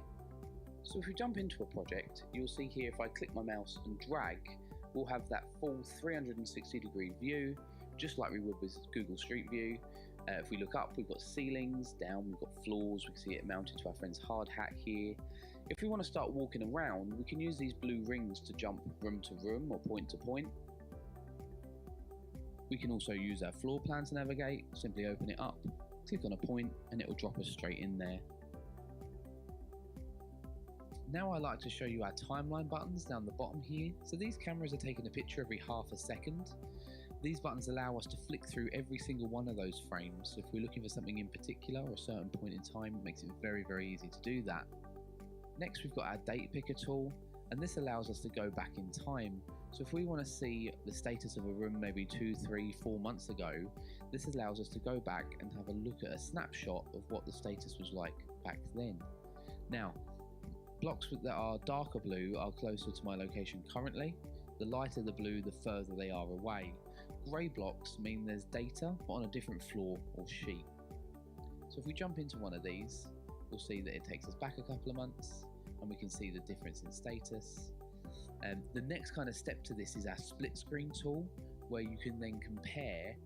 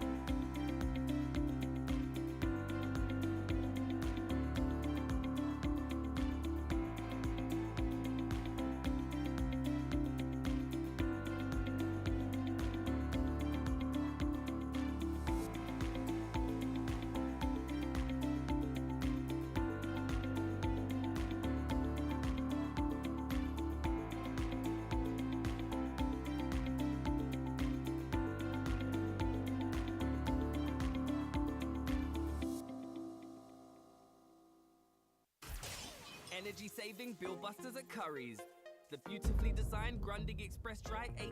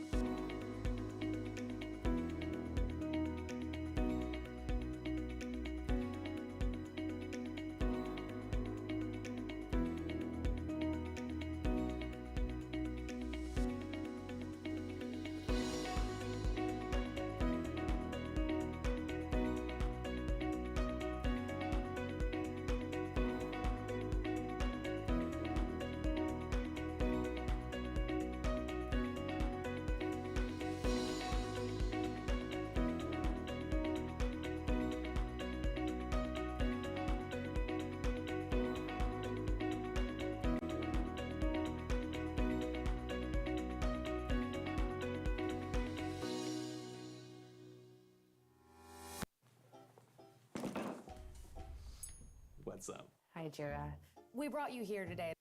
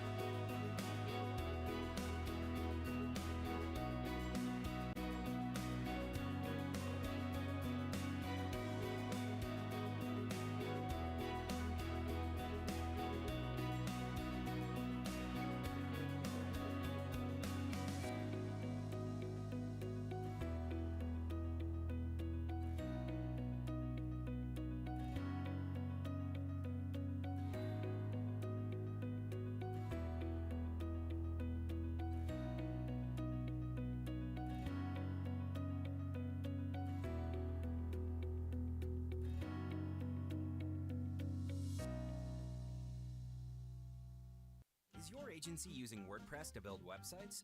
That's like carving a chicken with a handsaw, drying your hair with a leaf blower, or using a baseball bat to kill a housefly. They get the job done, but they're awful to work with, kinda like WordPress. Instead, work with Duda, a website platform that's designed to help agencies build websites at scale. So stop working with the wrong tools and say, goodbye WordPress and hello Duda today.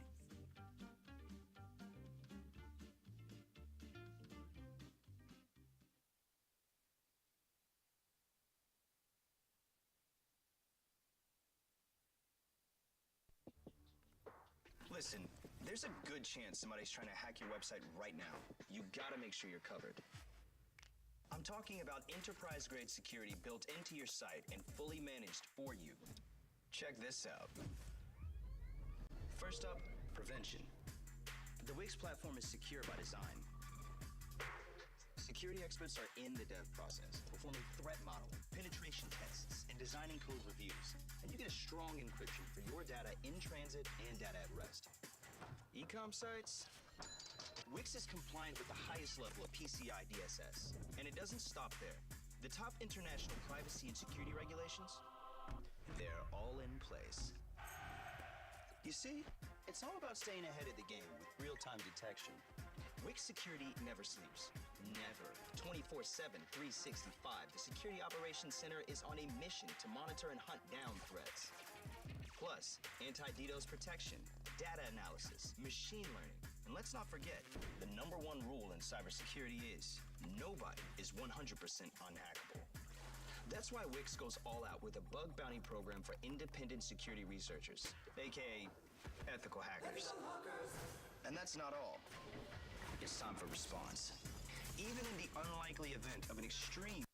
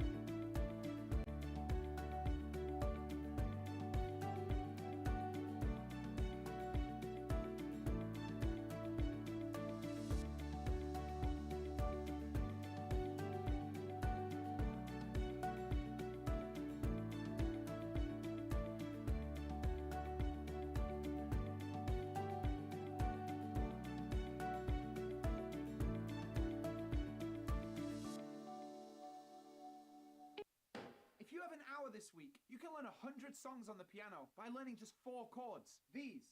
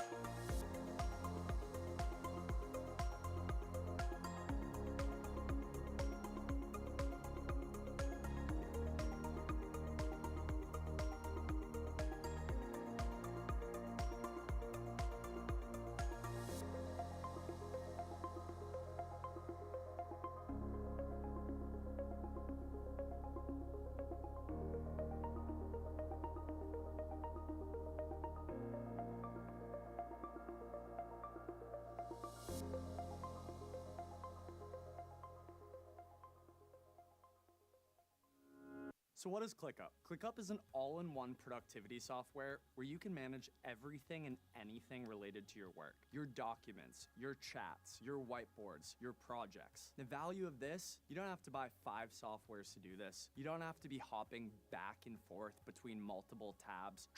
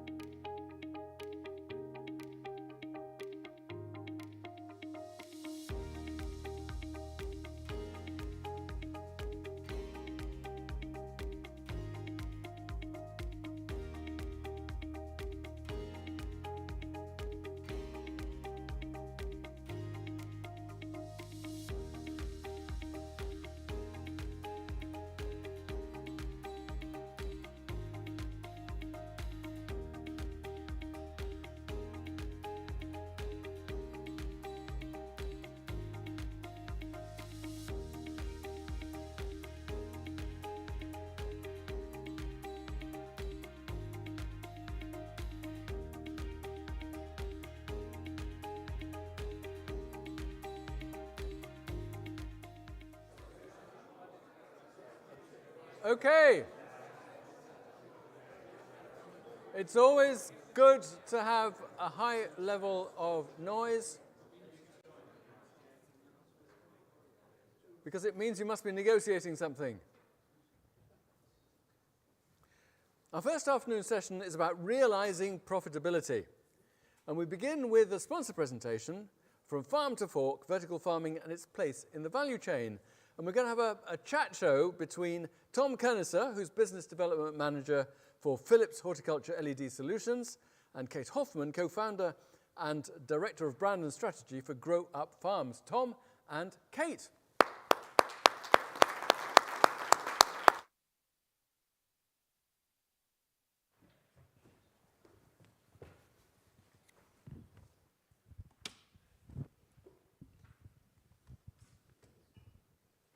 Hi, Tom. Good afternoon, Kate. So this is going to be a bit experimental. We were just having a similar discussion during lunch, which felt very natural. Now, not so much, but we'll make it work. It's just the same. It's just the same. Just 100 people listening in. So thanks for joining our one-to-one discussion this afternoon, and thanks for being here right after lunch. So hopefully we'll keep you awake. So actually the idea came up a few weeks ago when we were at Grow Up for a video shoot for case study that will be published soon, and we were having a similar kind of discussion, and we thought instead of having a sales pitch from a sponsor, maybe better to have the sponsor with the customer, in this case Grow Up.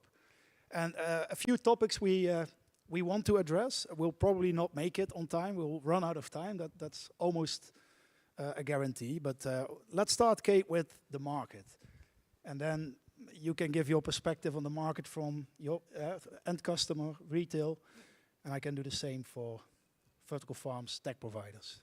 Yeah, so when we've talked about this before, and this question of sort of how is the market and what's going on, I think one of the really interesting things to start with is the fact that actually for our businesses, there's two totally different markets that we're talking about. So I'm not talking about geographic, although I know you'll mention that as well, but there's the kind of the market for the vertical farming ecosystem, which I guess is the market represented by all of the people and businesses in this room and the different parts of the value chain that we all sit in.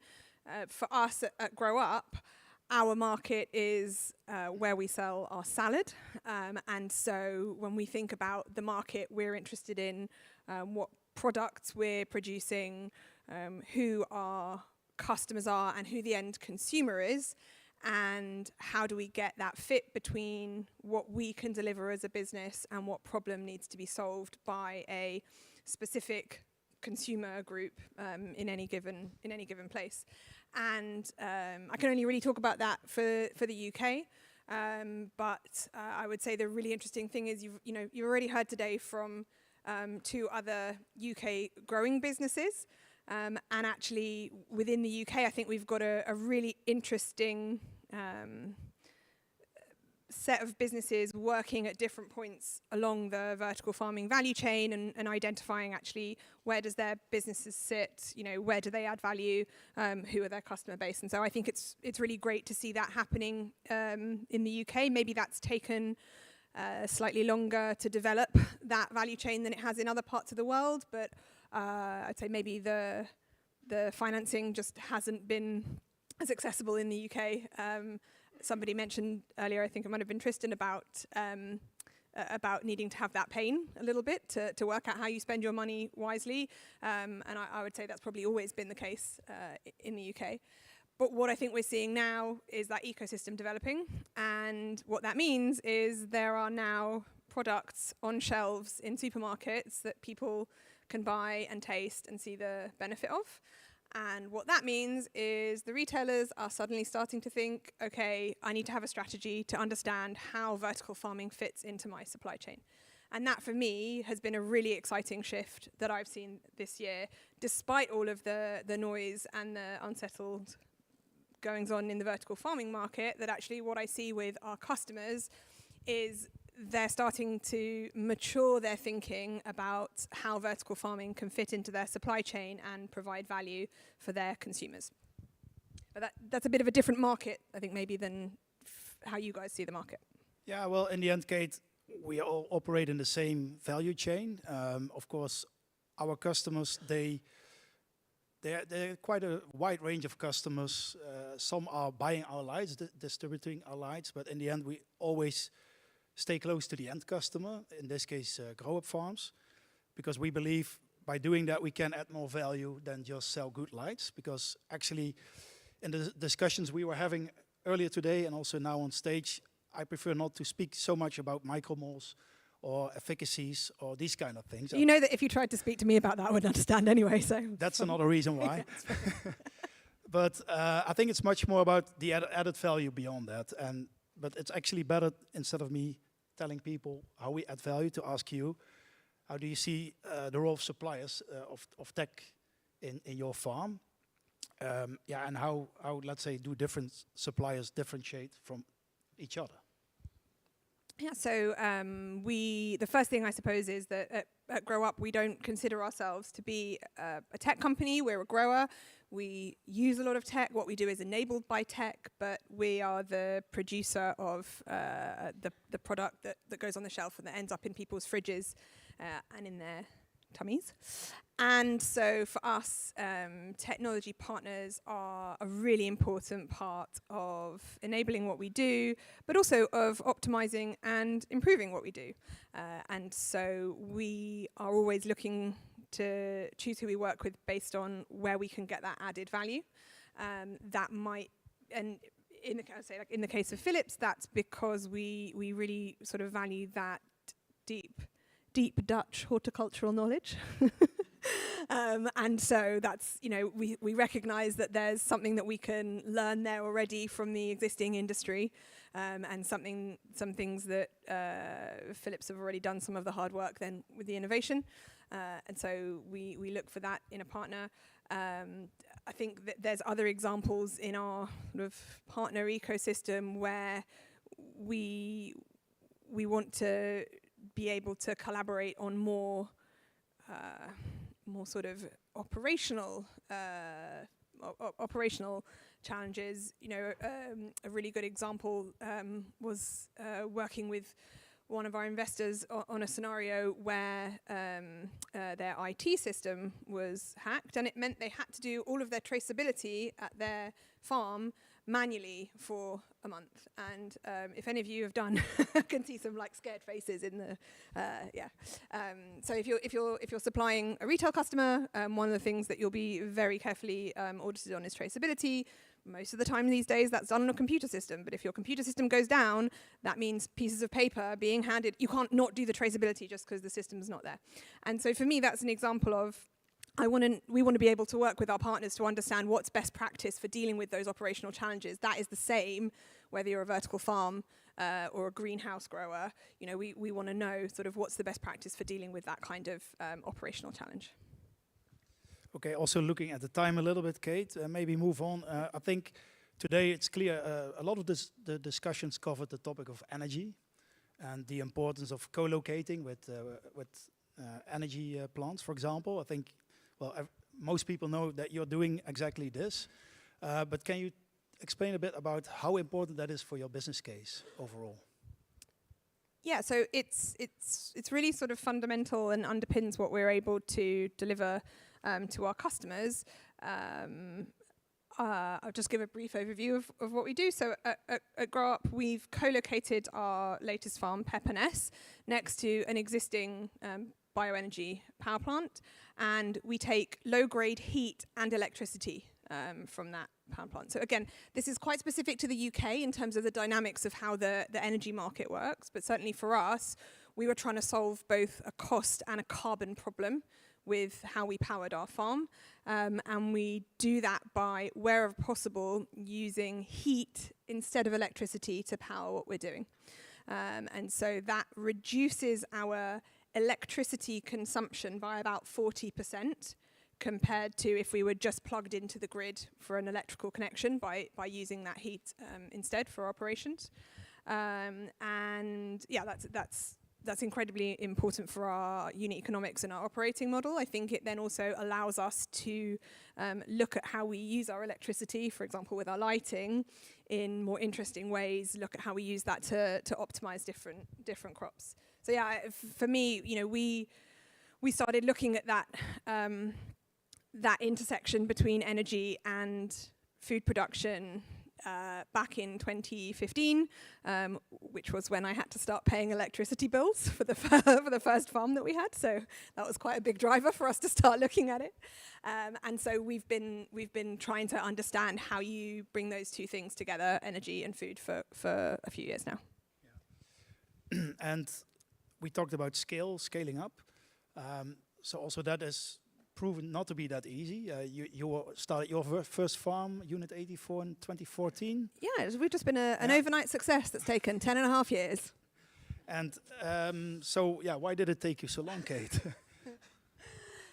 I think when Tom and I set up the business, and I don't have the slide, but people might have seen me present before. I've got this lovely picture. 10.5 years ago, we also started with a container farm. It's a very fresh-faced, other Tom, not my co-founder Tom, not this Tom. Many Toms. Many Toms, yeah.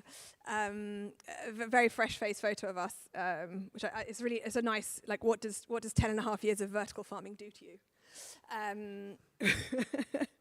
But we started with a really big ambition, which was that we had this vision that we could take new and existing technology and grow more sustainable food in a more affordable way. And we started with that vision, and that's still what drives the business today. But we've had to learn a lot along the way about actually how you put that into practice. And we've had to learn a lot about how we really wanted to focus our attention as a business. And again, for us, that was about choosing technology partners to work with so that we could focus on the operations and the proposition for the customer, for the consumer. And so part of what's taken that time is, waiting for you guys to make the lights better. And part of what's taken time is seeing how the market and the industry has developed to allow us to be really clear on, okay, what's the consumer proposition that we're solving? How do we need to design and build our facilities to be able to deliver that? And we've done that over several iterations to allow us to get to the scale that we're at now. I see Richard pointing at his watch. I don't know what it means, but just carry on. We'll speed up. There's one topic I definitely want to address because I know it's your passion, people. Oh, yeah. So shortly on that, because we talked a lot about automation and importance of it. It's not a one-size-fits-all. Doesn't mean that anywhere in the world you need the same level of automation for any scale of farm. But can you explain a bit about how you have, let's say, integrated both and your view on people versus machines? Yeah. So, I very much share Tisha's approach of looking at what we do as a manufacturing business. And so when you're at the right scale, you bring in automation that allows you to make that production more efficient. And so there's sort of a relationship there between labor and automation. I think what's really interesting in the UK, again, sort of not entirely specific, but there are some confounding factors that make this more the case in the UK. Conventional farming really is struggling now with the cost of labour, and not just the cost of labour, but the availability of labour all the way along our food production value chain. So from picking in the field to packing in pack houses, abattoirs through to manufacturing plants, there's a real shortage of labour. And there's a lot of usually sort of complaining from that conventional supply chain about the cost of labour and what that does to the business. And so I think I'm the only grower who speaks to the British press and is excited about how much we pay our staff and the fact that we're a certified living wage employer and we're a B Corp and we take our responsibilities to people very seriously. The automation is fantastic. It's an enabler for the business. It's part of the technology. But ultimately, our success as a business is going to be determined by our biggest asset, which we have a very big shed, but that's not the biggest asset. Our biggest asset is our people. Yeah, in the end, people build culture, machines don't, right? Exactly. Unless anyone here is selling a machine that builds culture, in which case, come talk to me. We're interested. So I think, Richard, we need to leave it here. Thanks, Kate, for being on stage with me here. Yeah, you did very well, Tom. Don't worry. Okay. No, thank you very much for having me. And if you're interested in hearing a bit more about how we've built a fantastic brand and got it onto the shelf of the UK's largest supermarket, I'll be talking about that in my session tomorrow. Thank you.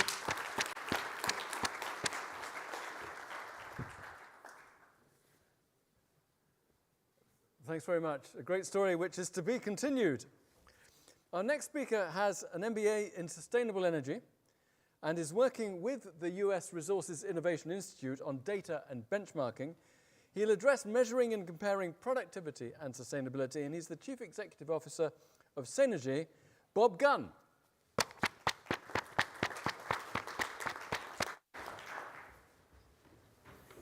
All right. Thank you very much for having me. Is there a clicker? Excellent.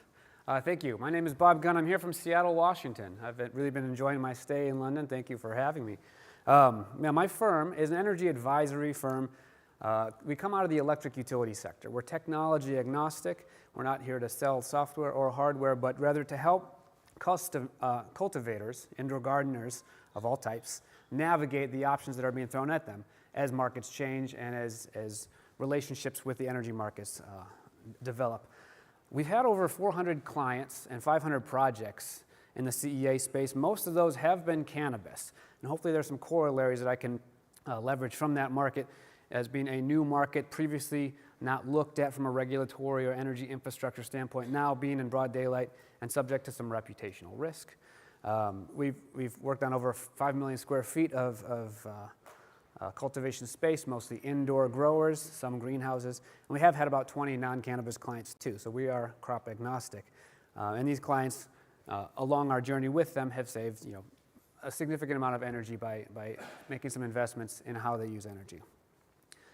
It's been mentioned a couple times as the elephant in the room that energy is a cost and a barrier for getting to market, and it's increasingly risky. We know it's a core driver of COGS. I heard 30 to 35% of cost of goods sold. I don't disagree with that fact. It varies widely. We know there's some reputational risk with using such resources in concentration in urban environments often. Governments and regulatory agents and other sustainability stakeholders are looking at energy and resource use through a more critical lens. So I think there's a real opportunity to share data and be transparent and be proactive just to understand your own operations, but also to drive the data forward as a market. One study says vertical farms use an average of almost 40 kilowatt hours per square foot, about 7 times more than greenhouses. And that's just kilowatt hours. That's just one source of energy. We know there's gas and other sources of energy.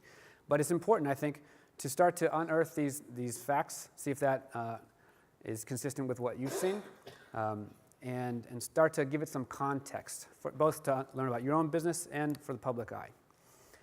We also hear, well, I don't know, you might disagree. Most vertical farms don't want to think about energy. In general, as a former utility person, customers generally want cheap power, they want enough power, they want the lights on, they want reliable power, and they want it installed on time. And if they want to build their business, they want to know that the utility is there to build with them.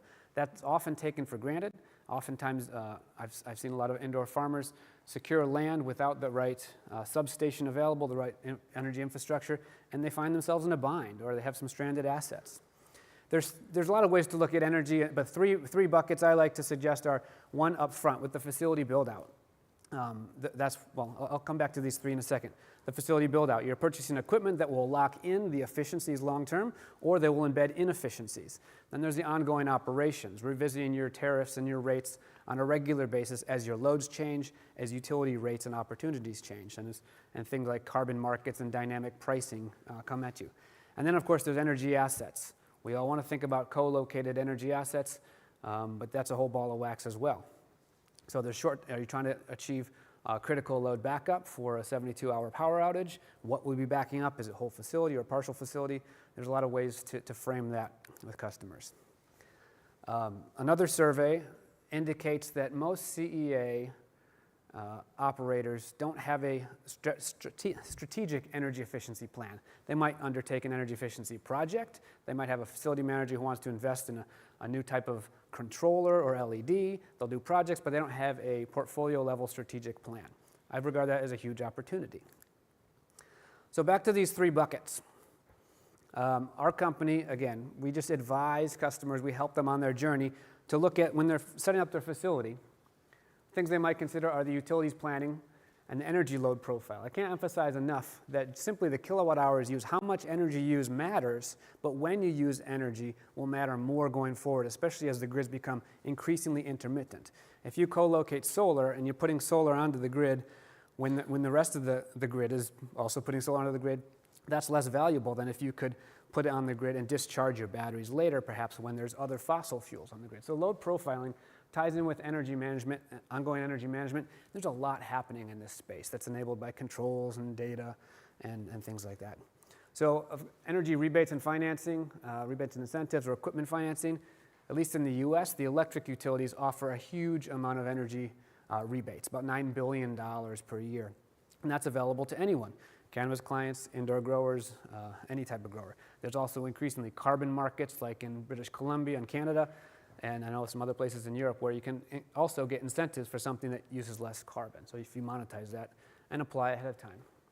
So on an ongoing basis, looking at what tariffs you're on, sometimes you can competitively bid your energy costs, both gas and electricity. Again, understanding when you're using energy, peak, off-peak, will make a big difference in how you go to market to bid these costs. And finally, the sexy energy projects. We all want a solar plant, PV with some battery storage to shave peaks or to have some resiliency. And doing those feasibility studies properly is really critical to getting it right. So what would it mean to your business and to your investors if you could shave off $1 to $2 per kilogram of produce? I assume it would be significant. I think that's achievable, depending on where you start. A typical client of ours will spend about $2.5 million on lighting up front, and of that, they might achieve a 50% rebate from their utility or their provincial government, depending on who it is. Through energy management, they might be able to operate off peaks and save $60,000 per year. I won't read this whole thing, but there's demand response programs. There's all these new opportunities for customers to really understand their energy spend and sharpen their pencil and manage around that. And finally, benchmarking. I'll talk about benchmarking a little bit more here. I think benchmarking, I invite everyone to encourage any farm to do benchmarking and embrace benchmarking, at least for yourself to understand what your energy and carbon diet is today so you can improve against that, but also share it with the industry so that we can learn as an industry and so regulators can help create policies, utilities can create programs and incentives around your own business. I'll share one example of Glasshouse Farms, a client of mine in Ventura County, California, a very large cannabis greenhouse. They had a hunch that what the media was saying about their industry, even greenhouse cultivation, was really damning. So we worked with them to measure their energy, their electric and gas consumption. And sure enough, they made some pretty charts and graphs saying, look, we're half as bad as the industry says and much better than an indoor grow. As a result, they won some sustainability awards. They spoke at South by Southwest. And now the policy regulators in California, the Clear Agency, the energy commissions, are working with them to help understand what they're doing, how others can learn along the way. So rather than hiding their data, they were transparent and open about it, didn't give away any secret sauce. I encourage everyone to do that. I will make a plug for the Resource Innovation Institute. Last year, Derek Smith was here, a colleague of mine from the electric utility sector. My business supports Resource Innovation Institute. They provided a benchmarking report. It actually had 19 data inputs. Some of the farms present here today, thank you for participating with them, shared their data, and they're working with the Department of Agriculture and the U.S. Department of Energy to put forth best practices for energy benchmarking for energy and water. More plug for Resource Innovation Institute. Again, they're a trade association, a nonprofit. They're looking for the best and brightest ideas and trying to give a voice and a forum for everyone to learn from each other. They do have a power score that's a free resource available to anyone. It's like Energy Star Portfolio Manager, but catered for the CEA industry. So if you're not aware of that, I encourage everyone to at least do some benchmarking to start your journey for energy management.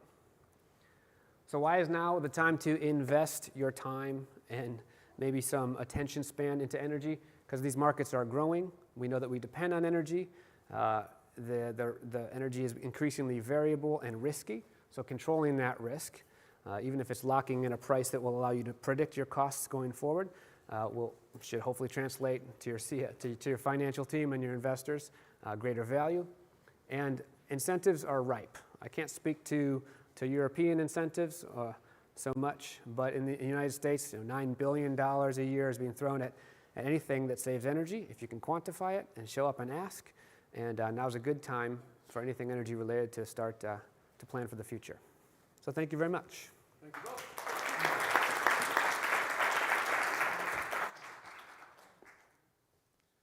Thanks very much, Bob. We now turn to expertise from Japan. With a background in sales and international trade, our next speaker joined Spread in 2022 as Senior Manager of Business Development, and he'll speak about progressively improving efficiency and profitability. Masaru Iwase. Masaru.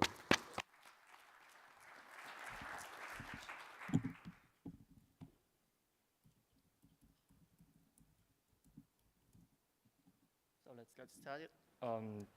today, unfortunately, our founder cannot attend this Congress, so I take his place. And then, yeah, he left many messages, and I emphasize the last one. He hopes every CA companies work all together for the future. I tell the story about his career, to establish the spread. Actually, we established in 2006 in Kyoto, in Japan. But to begin with, the founder was not a vertical farmer from the beginning. At the time, he was an entrepreneur who had started a company in the vegetable distribution business. Then, as part of that business, he met one tomato farmer in 2001. Then he saw the harsh realities in the agriculture. For example, there were succession problems or low profitability due to natural disasters, and so on. So with a sense of crisis over the future of agriculture, he began to research social problems regarding agriculture around the world, not only in Japan. This was a trigger for him to think about vertical farm. As a result, he found vertical farming as a key factor for the future of agriculture. We believe technology is essential for agriculture to solve the social problems. There are three major points for the vertical farms: the harvest and production, cultivation, and R&D. So expectations for innovation, particularly in automation, seem to be rising, I think. In 2022, the FMO reports on the advantages of automation technology. So I explain briefly our journey so far. Since the startup company in 2006, we have been innovating and increasing our productivity. In our first farm, the left one, we had 2 tons of lettuce with 20,000 heads per day, but it's all dry band, but done by hand, not automated.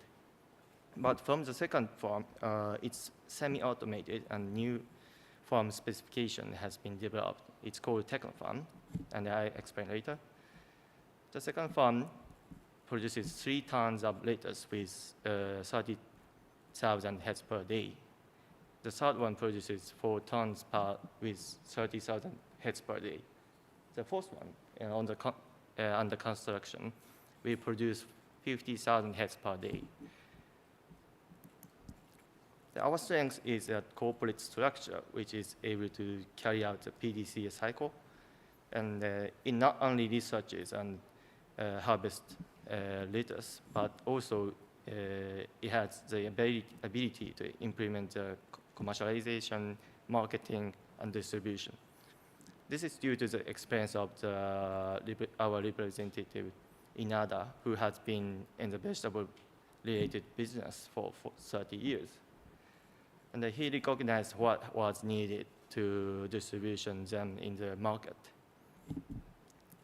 So I would talk about the first farm. Despite some difficulties, the first farm achieved stable operation and profitability over a period of 6 years. At the time, this was unusual for large-scale vertical farm with tons of production at the time. The corporate structure carried out the PDCA cycle and made environmental control know-how and retail strategy. Over time, we have developed the know-how to control the environment in large spaces, and production yields have improved dramatically. Everyone here knows that it's quite difficult, to provide a uniform environment for all stacks and panels. So this know-how and the automation idea originally processed by our representative, and the farm specification for the a future large-scale cultivation lead to the techno farm, we called. So regarding sales and marketing at the time, other CEA companies were selling to the HoReCa channels at the time. However, our sales strategies was bold to shift from selling to the HoReCa channel, which had unstable demand and low prices, to retail. So Spread started selling lettuce in individual package directly to consumers, emphasizing the benefits of vertically farmed lettuce. For example, it's pesticide-free, the long shelf lives, if you compare to the outfield vegetables. So Techno Farm, we call our latest specifications of vertical farm, has a concept of a sustainable agricultural production system.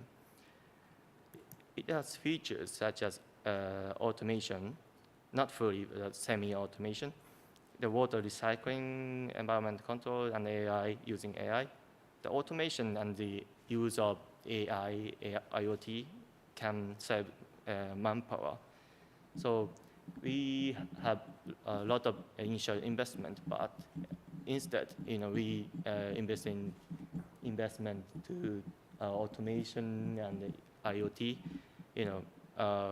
We can operate less OPEX.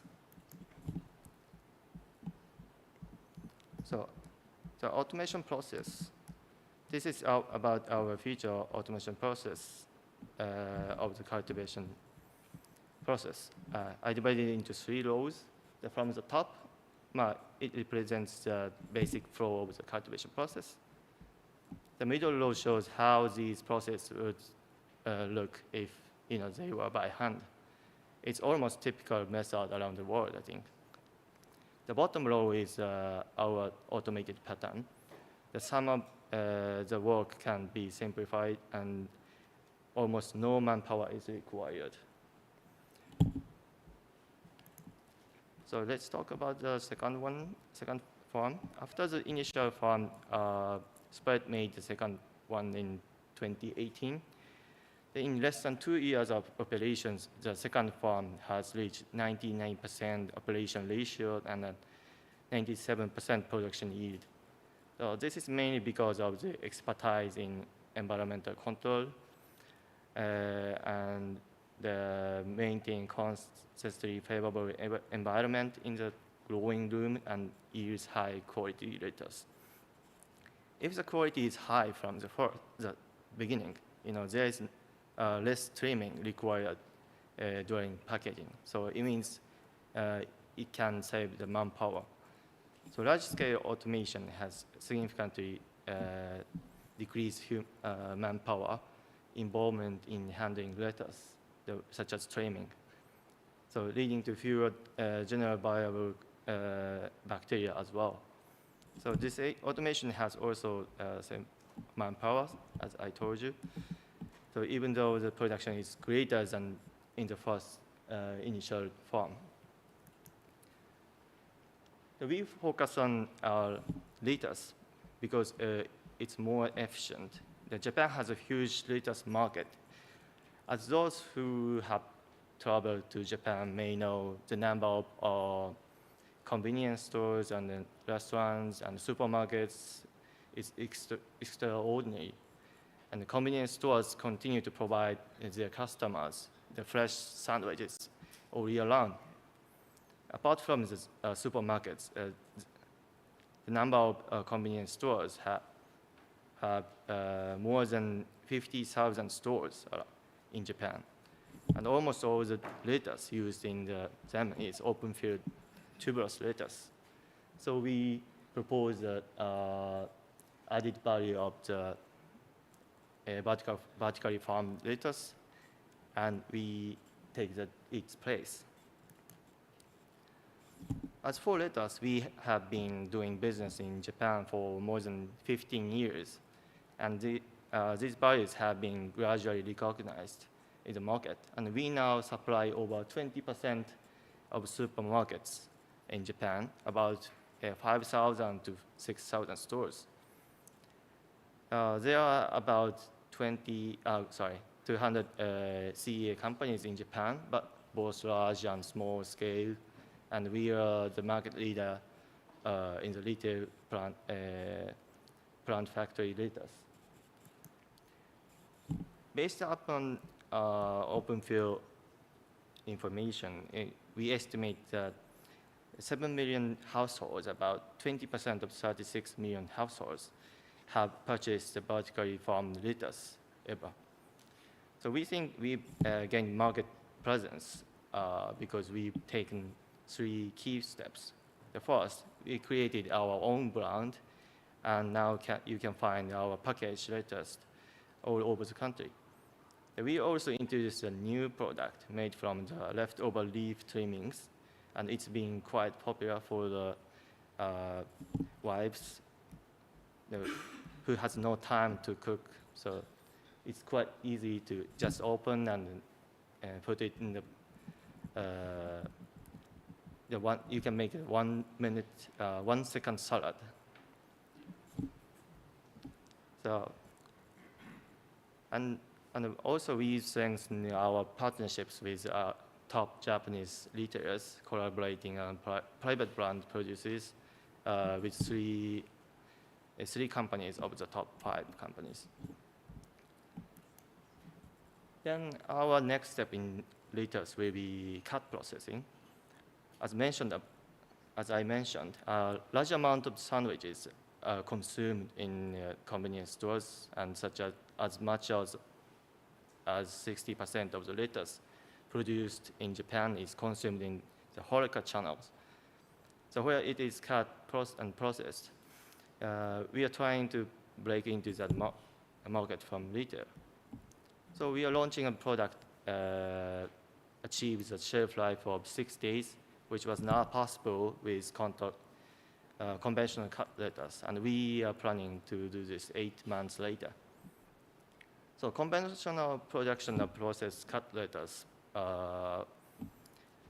has been hampered by high production yields. Therefore, a unique unique cleaning method was developed that doesn't use hypochlorous acid. So this method, which makes use of the low bacterial counts of the original method, so cut water consumption and manpower by about half, and significantly improves production yields. And it's able to keep taste and freshness for a long time by sterilizing them with a small amount of water and in a short period of time. On the left is a cut and a processed product from Technofresh, the left one. And on the right side is current cut letters in the market. Obviously, the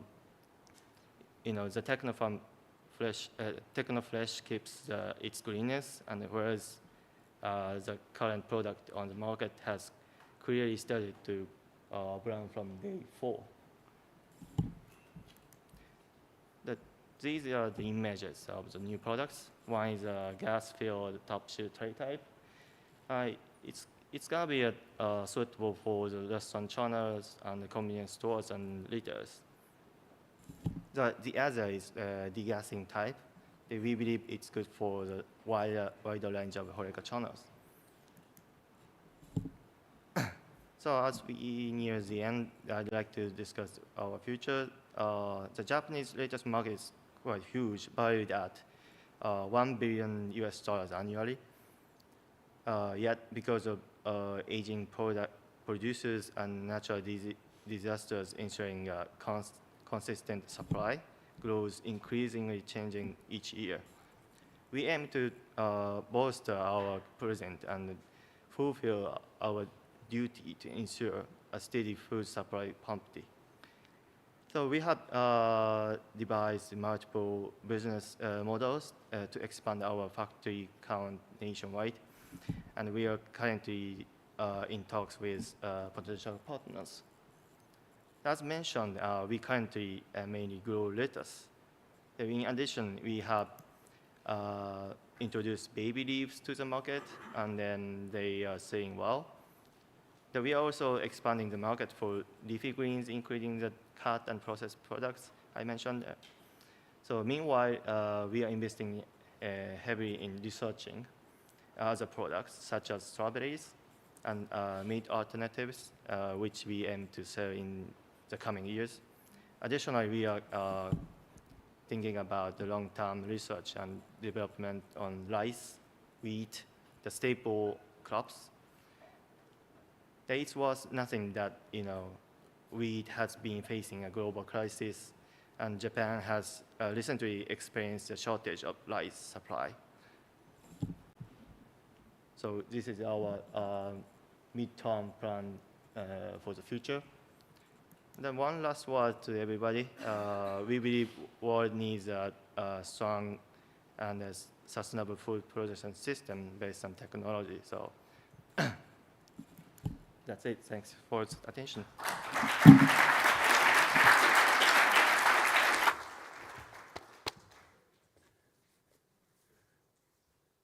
That's a really fascinating and impressive story. Thank you very much, Masaru. Finally, we move to the United States with a man who served as President and Chief Executive Officer of the United Fresh Produce Association for 29 years, before becoming the Executive Director of the CEA Alliance. And he'll look at both short-term priorities and long-term outlook. Tom Stenzel.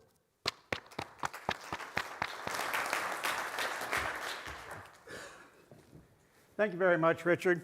Thank you for the invitation. I think sitting through this morning's session, there's not a lot of unique things that I'm going to bring to this, but I hope to summarize perhaps with a little clarity as to where we are heading as an indoor vertical industry. When Richard asked me to talk about this topic, realizing profitability, it led me to one question. Is this the beginning of the end for us, or is it the end of the beginning? I'll submit that none of us would be here today if you believed this were the end, and it's not. This is a major technology evolution that's going to continue. I believe we have passed that initial growth curve. Someone said this morning it was the dream phase.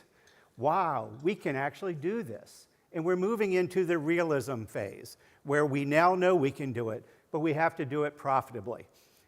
Why am I so confident? Why are all of you so confident? I'd start with the short term, which is where the title of this talk was. But I really think to be confident, we have to look at the long term first. The fundamentals that are leading to indoor vertical farming have not changed. Climate challenges, reduced use of scarce natural resources, reduced food waste, increased resiliency and surety of the food supply. Those are all still the real challenges that are driving indoor agriculture. Now this next bullet, listen to this. Growing outdoors is getting harder and more expensive. Growing indoors is getting easier and less expensive. When we started with indoor vertical farming, we were much more expensive and it was much harder than outdoor growing. But look at the curve. Learnings indoor are making us so much more efficient than we were. The cost of lighting, the cost of other elements are coming down. Compare that to outdoor growing, where it's getting harder and harder due to those climate change issues that I mentioned, and it's getting more and more expensive, whether it's labor or other inputs for outdoor growing. The trend lines are moving in the right direction. And finally, if you take the long view of this, for the first time in history, vertical farming has separated the reliance on geography. So no longer are we restricted by where you have the most sun, or where you have the most water, or where you have the most fertile land. We can now pretty much grow in the desert, or we can grow in the northern climes, and we can feed our populations there. It's a fundamental change in the history of agriculture. So the short-term question then is, what can we do to accelerate progress? Because we are a little bit in a holding pattern. You heard it from some of the folks this morning. Hunker down. It hasn't gone as fast as we think it should. Why not, and what can we do to accelerate that progress? First, to the consumer, and you heard it this morning, focus on quality, taste, and freshness. That's what they care about. When you go to buy any type of fresh produce in your stores or consume out in restaurants, that's what you care about. Consumers will not pay for technology. They will pay for the benefits that technology enables. So keep that in mind. Don't be selling the technology and the golly gee whiz stuff that we're doing to consumers. Sell them on the quality delivered product. Sustainability is great.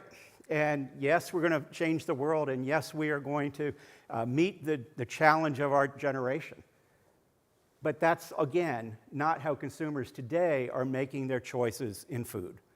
There's a small population that probably is, and that will grow. But today, quality, freshness, taste. Drive consumer trial of our products. If we truly have better, fresher products, we have to get those out to people. Repeated purchase will happen. As I talk with a number of retailers in the United States, that's the number one issue. It's getting consumers to try our products, and then they will keep coming back. This last quote, loyalty is the absence of something better. The CEO of Walmart delivered this line. The absence of something better. If we are better, we will be successful. So turning to that retail buyer, the ultimate gatekeeper, we don't sell directly to consumers. We sell to retailers or food service buyers.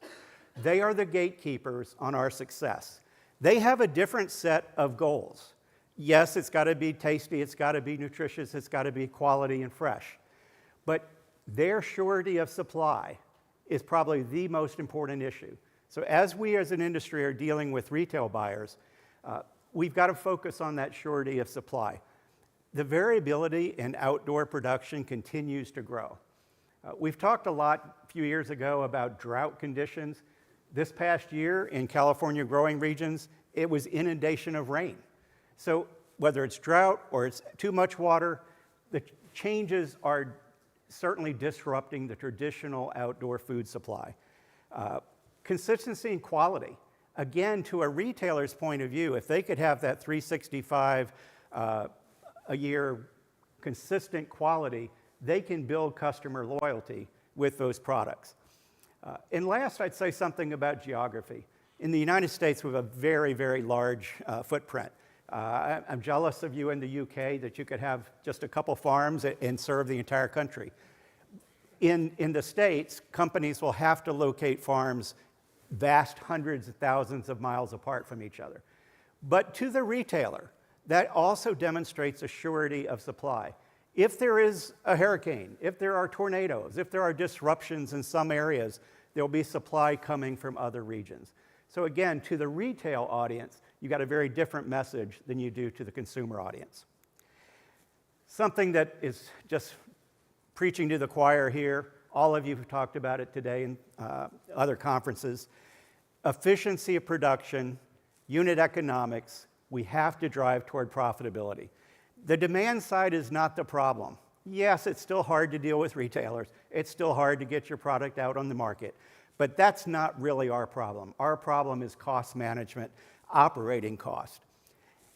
Yet we're growing plants. You know, they're entirely variable. Biology really does matter. They're not widgets. Yet to bring a manufacturing philosophy to our growing operations is critical. We've got to have repeated success. We've got to have standardization. We've got to have manufacturing excellence applied to the farming enterprise. Efficiency and consistency in production is really going to be key to creating a profitable cost structure. Last, I submit it's time to work together as an industry. We've gone it alone for far too long. I think a lot of that was because of the tech investment that came in. Venture capital thought everybody's creating something unique, and man, I'm going to make a killing on this. But you know what? We have got to work together as an industry. Your competitor is not in this room. I'm thrilled to hear 3 UK farms on this conference program working together to grow this industry. That's what it's going to take for all of us. The success of one vertical farm only helps others. You know, Rick Benzura has said this so many times. We're in this together. Don't shoot at each other. Don't delight when somebody has a failure, because really that brings everybody down. The narrative for this sector of agriculture right now is not where it should be. I hope that we've turned that corner and we're going to be looking up And I ask all of you to support one another. And I will say this too, outdoor farmers are not your enemy either. Yes, there's competition, but I anticipate we're going to see more and more cooperation with outdoor farmers who get into indoor farming. I certainly see it in the States.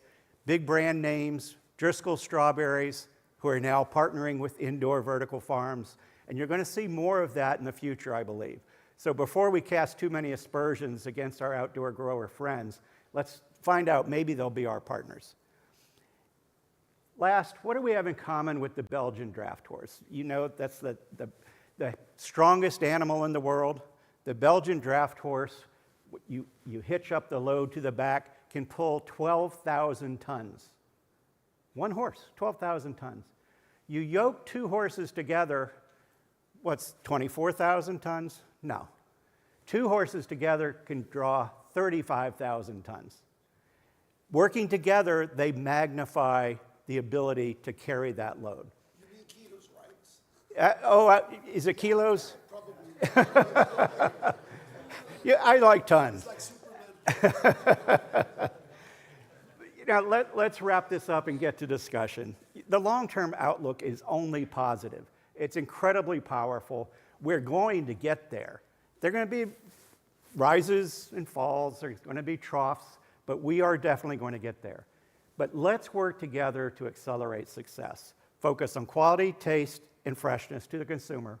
Focused on surety of supply to the retailer. Drive efficiency and cost management in your operations, and work together as an industry.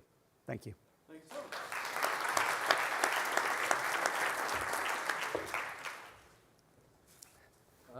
Bob and Masaru, we'd like to join us. That would be great. Thank you for coming back up. Do send your questions up if you have any. We will do a poll. In fact, we might as well do one right now while everyone's coming up. And the one I wanted was number 10, please. I almost want to ask you questions as you go. Sorry, would you like to just vote on that? So, is openness with data and technology a threat, an opportunity, or a necessity? And I have a reason for asking this question. Because the answer that most of you have practiced is to regard it as a threat. And I mean, it's very interesting, actually. I really thought that we would be able to visit some vertical farms for this Congress. And everyone is a little bit anxious about that. Mm-hmm. And we've got data problems, and we've got standards, and we've got sharing. We've got a good number of answers. Let's see what you think about this question. So two-thirds necessity, one-third opportunity, but 1 or 2, in fact, probably 1. One person says it's a threat. So, Bob, you're working, so Resources Innovation Institute is working on some data and some benchmarking. What is that project? What are the benchmarks? And what do you need to make it a success? Sure. I think it's an opportunity. I think data sharing is not yet a real necessity other than some markets, and I'll draw from my cannabis experience. Certain counties or licensing agencies are saying, we'll let you operate here, but to have your social license to operate, you'll need to tell us how much water and gas and electricity and waste and carbon you use. So in some cases, it's a necessity. Other places, it's not yet a necessity, but I'm not sure what the question was, but I'll finish my thought. But energy code, previously, indoor agriculture was considered a manufacturing process, exempt from energy codes, at least in the US. Now, CEA is a new building type. The Department of Agriculture and the model energy codes, we call it ASHRAE in the US, has created new energy uses for horticulture lighting and for buildings. And like the real estate markets in many states and cities more so, say, if you're building over 50,000 square feet, you need to tell us your resource footprint. That's being applied to CEA. So I'm seeing that become more of a necessity, but I think it's better to start sharing early and often before, to make sure that the regulators do it the right way. So the RII study at the moment is concentrating on energy? Yes. Energy, concentrate on energy and waste and water. Okay. And yeah, and sorry, that was your question. I will say they don't have that much participation. I think only 19 data points, and most of that was modeled data, not even measured data. So that's a missed opportunity. okay. So, for example, Masaru, would a company like yours be willing to share or anonymously to provide data to a third party in order to have an industry-wide benchmarking metric? You've done all the work, you've shared a lot with us, but I don't know how we as an industry get to have something that we can benchmark ourselves against and show the world what we're achieving. Yeah, it's a tough one. Actually, I voted to necessity, and then the vertical farm industry is kind of very first category and not perfect category yet for the human history. So what the most difficult is in this category is cultivation, stable cultivation and energy, just you said, energy use. So it's quite the further development of this industry. I think it's necessity to open and share the information how we succeeded or you failed. So and it's going to be helpful for the development of the future, I think. How do we do this, Tom? Well, Richard, yeah, I didn't say too much about the CA Alliance, but this is a coalition of individual indoor growers across North America who are committed to working together on some of these key issues. So we are working with RII on that CEA footprint project. And you've got US government backing for this? The government is involved peripherally, not nearly enough, honestly. But let me say this, I think even before the benchmarking, there needs to be consistency in metrics. And how do we measure all of these things? And right now, there's just across the board, everybody is measuring differently. So we've got a sustainability metrics group that's working once a week that meets also with RII to try to define how do you measure water use? How do you measure energy use? How do you measure waste management? All the way through the channel. There are 20 KPIs that we have identified working with a number of our member companies to try to standardize how we measure. And then the next step is actually providing that data anonymously to a central source for benchmarking. Okay, let us, if you would, circulate the 20 KPIs to the wider international industry and the other associations, and let's ask them to see if we can create a collaborative process where, first of all, we agree the metrics, and then we agree to contribute to some process. Is that something that's feasible and desirable? It's the intent. That's one reason why we're working with RII or Farm Tech Society or anyone to try to get to some common approach across this industry, as opposed to every company thinking they are unique and just inventing their own way. We heard it this morning of we can't continue to just try to invent everything as we go. If this industry is going to succeed, we have to find a way to grow together. So hands up those of you who would like that process to be successful. Anyone not want it to be successful? Okay, good, great. So so if we're dealing with elephants in the room, let's deal with another one. Sustainability standard. Okay? So sustainability isn't uppermost in the consumer's mind, but it is strong in investor minds. And it's, I think, embedded in the conscience of the industry because everyone in this room has a reason for doing what they're doing, and sustainability is part of that reason, is my sort of understanding. Therefore, how do we get to an expression of sustainability? Bob, you showed a slide which looked awful for vertical farming, absolutely awful. Vertical farming was right in the red on the right, and everything else was on the left. So, first of all, your three thoughts, and then we'll see what everyone thinks about that. Well, I think doing a carbon footprint whether it's scope 1, 2, or 3. And scope 3 has the upstream and downstream effects harder to quantify. But scope 1 and 2, how much do you use on site, and how much, what's your carbon footprint based on your fuels used on site as well?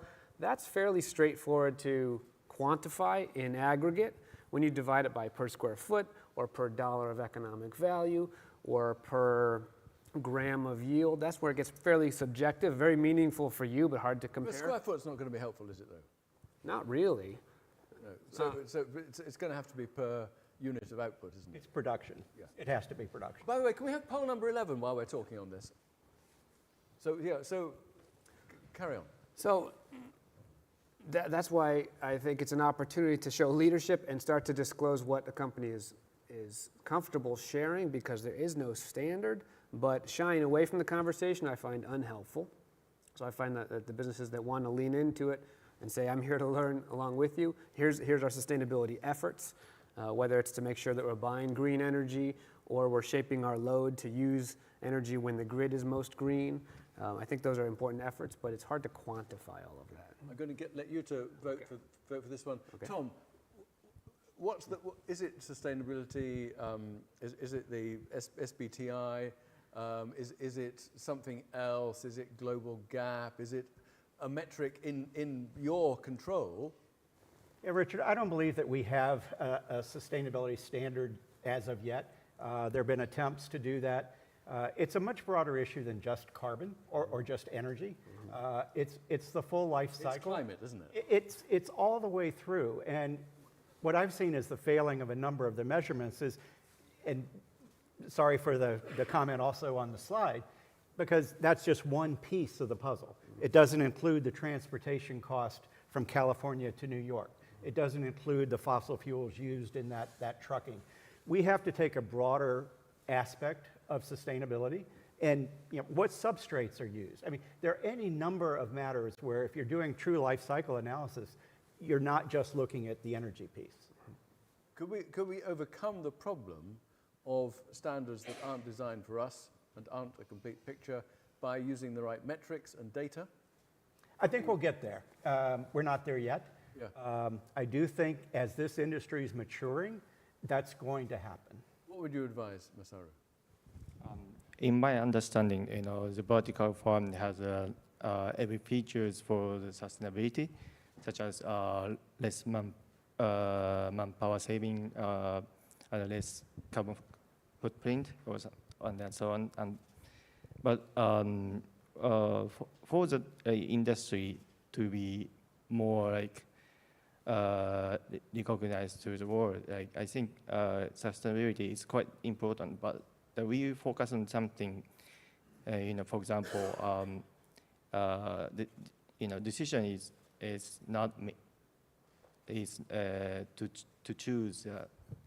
Is not to choose what we do, but to choose what we get rid of. So we focus on the one of the sustainability points of the features. So I think the point is just the sustainability is a key factor, but we have to consider everything we have to do or not. So okay, let's just see what the view is on that. So big support for common standard, but not universal. A third of people aren't seeking that. But I think that we have to try and find something we can communicate in common about sustainability, however we do it. And Tom, if you're leading the way for us, I think we'd be grateful to be guided. Sure. Well, I hesitate to take that leadership role. That's going to If be. you said to everybody, look, become a B Corp because that's the best thing to do. Sure. Or if you said, look, here are 3 standards that are worth at least pay attention to one of them. Well, a number of the companies are B Corps today. Yes, I'd say a majority, probably. Indeed. That's not a consumer message at this point in time. We've had members talk about, should we develop a sustainability standard, put a label on the product, we're sustainable. Most companies don't really want that right now. They just don't feel it's that powerful a message to the consumer. Yes, sustainability drives our business. That's why we are in vertical farming, because of the challenges that we're facing in outdoors. It's not selling products. But it's not selling today. Right, okay. Masaru, I must ask 1 or 2 questions of you, because your presentation was fascinating. You've got a waste brand. Just tell us a bit more about it. I mean, I don't know if anybody else has got a waste brand. Has anyone else got a waste brand? Okay, good, interesting. So there's one in the States. Tell us about your waste brand. Oh, yeah. Our brand is already, our brand has started since 2008. So like it already has been like over 15 years. So like, you know, the most important thing we think is the sales and marketing.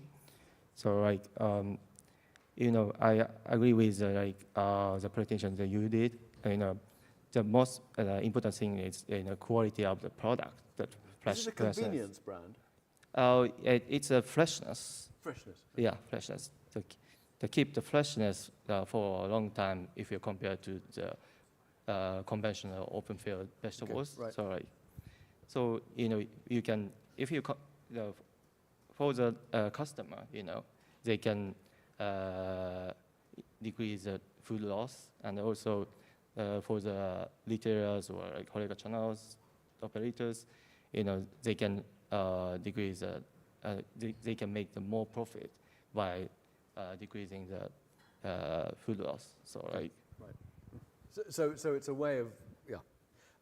Second question to you about what you said was perceptions of vertically farmed produce. If you're in a quarter of households and a quarter of stores in Japan, is vertical farming an important feature of your marketing, or is it the freshness and taste? And does anybody have any idea that it's vertically farmed?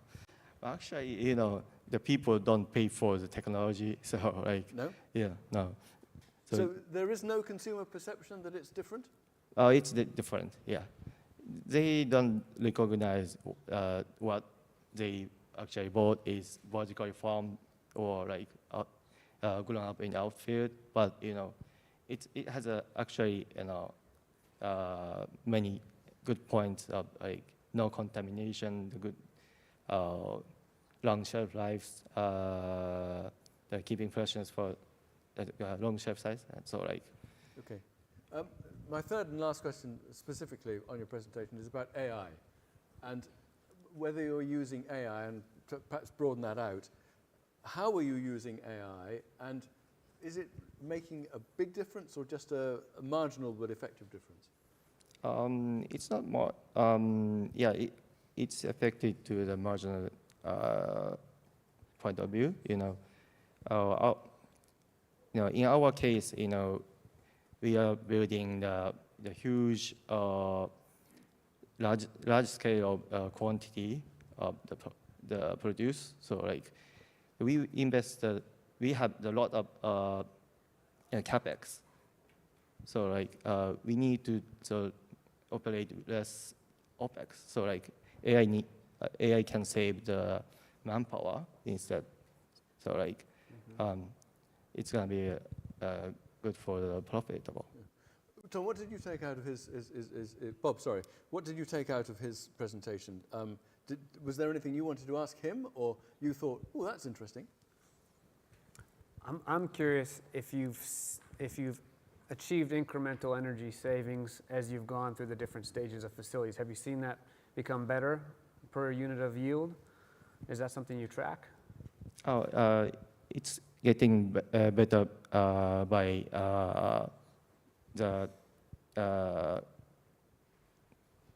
for the farms, vertical farms. You know, if you compare the initial farm and, you know, our second farm has more efficient in energy use, and the third one is much better than the second one. So like, yeah, we are. And will the next one be much better again, or have you got? So you're still improving quite substantially. Yes. Okay. Have you got any questions? The yield increase was tremendous to see over the growth. Separate question, but just to recognize that. On the techno wash you were talking about, are you actually washing or rinsing the greens after harvest? Because I know a number of companies are not. Yeah, in our case, Very clean in Japan. They love their washing. yeah, actually we wash after the harvesting, and then, but we don't use a hypochlorous acid. So like we just make the clean. Originally it's a vertical farm vegetables are just clean. Less viable bacteria. So like. So is the Japanese consumer particularly concerned for that, or do you do that? Yeah, especially concerned about contamination. Right. About insects. So even though there's no contamination, they still want it cleaned? Yeah. Right, okay. It takes away from shelf life Yes. to wash. Yes. Perhaps in bigger geography, the states where that's a critical factor of no need to wash. Yes. Okay. Have you got any questions on the American market, or that? do you look at the American market at all? Yeah, we do. Yeah. And do you have any observations about that? Yeah. In the United States, yeah, generally, the main production of the liters is based on California. So like the eastern people have the little bit unfleshed liters. So the most I think there is a potential market in the eastern east part of the United States. Yeah. So I've got a good last question to conclude on. Which KPIs should we start sharing amongst each other in events like this to start pushing transparency forward? Bob, let's start with you. Which KPIs? I mean, is it water, waste, and energy, or is it something else? If I had to pick one, I would normalize energy into carbon. So grams of carbon per kilogram of cultivation, I think, is the most universal. That takes into consideration, electricity and gas. And do you think one is enough, or I mean, if we did one, would everything else follow, or? I think that's a good start. I wouldn't want to have. Okay, right. 20 would be a lot, a heavy lift to publicize, but if we had to pick one, okay, I'd go with. Sorry. Our KPI is based on sales. So like we have already done the well organized yield of production. So like after that, we have to sell everything we cultivated. So like our KPI is always sales and marketing, and then our representative manage the sales team directly. I do have actually one other question, nutrition. We haven't really talked about that. And I think that there's a huge argument in nutritional benefit. Do you find Japanese consumers get nutritional benefit and understand that intrinsically, or do you communicate that? Yeah, for the consumers, yeah, and some of them have interest in it, but for the restaurant channels, they have more interest in that, like nutrition point. Taste and freshness. Yes. Okay, Tom. Nutrition, I think eventually we'll get there to be able to fine-tune the plants to increase nutrition. Today I will agree with Tisha that it's increasing fruit and vegetable consumption in general is really our key. I don't want to make a claim more for vertical today than traditional. Key metrics, KPIs, add water. I think water use is going to be one of the most critical. I would add nutrient use, fertilizers, waste management, wastewater, effluent going out, and then finally food loss, because food loss is an extreme challenge for the entire world, and that's something I think vertical farming can really help solve. And that seems to be a big difference we can make, regardless of anything else. Yeah. There's so much lost. Look, thank you, Bob, thank you, Masaru, and thank you, Tom, very much.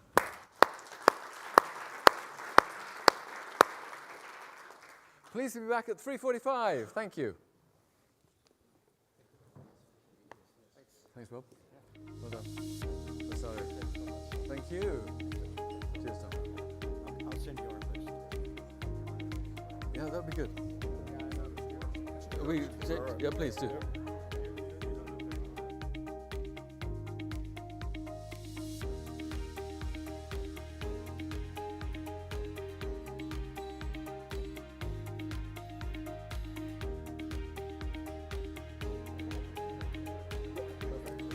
you very much.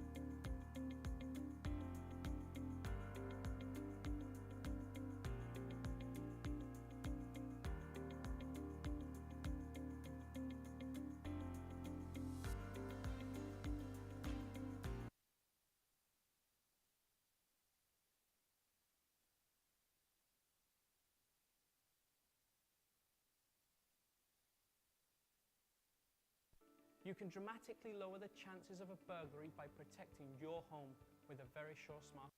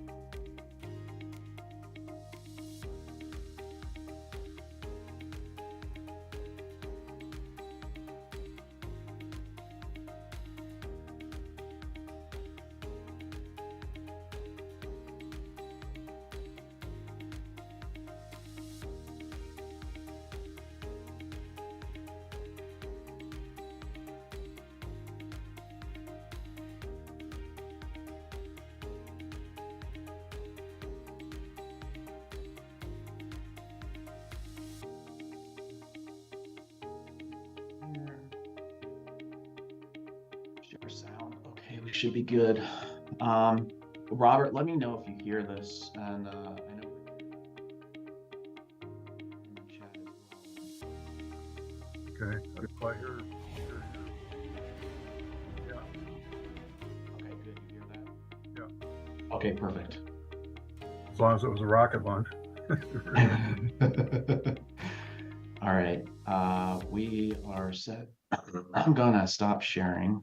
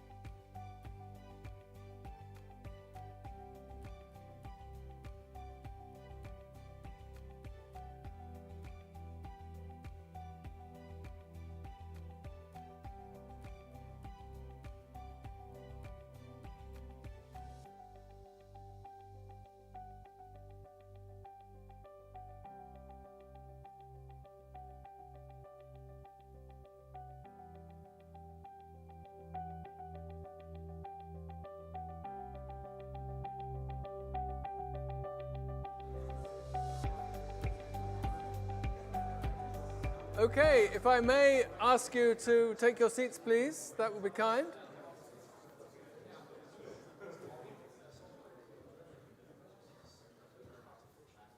Now, I don't know about all of you, but I am fascinated by growing in space, and our next session is on new techniques for space exploration, and it will be entirely online. First, we have a presentation on growing plants in space, and we've got Sean Pfeiffer from the International Space Station and Robert Morrow from Sierra Space. And I think they're going to present one and then the next in a moment afterwards. And if we can have Sean starting. Sean, are you there?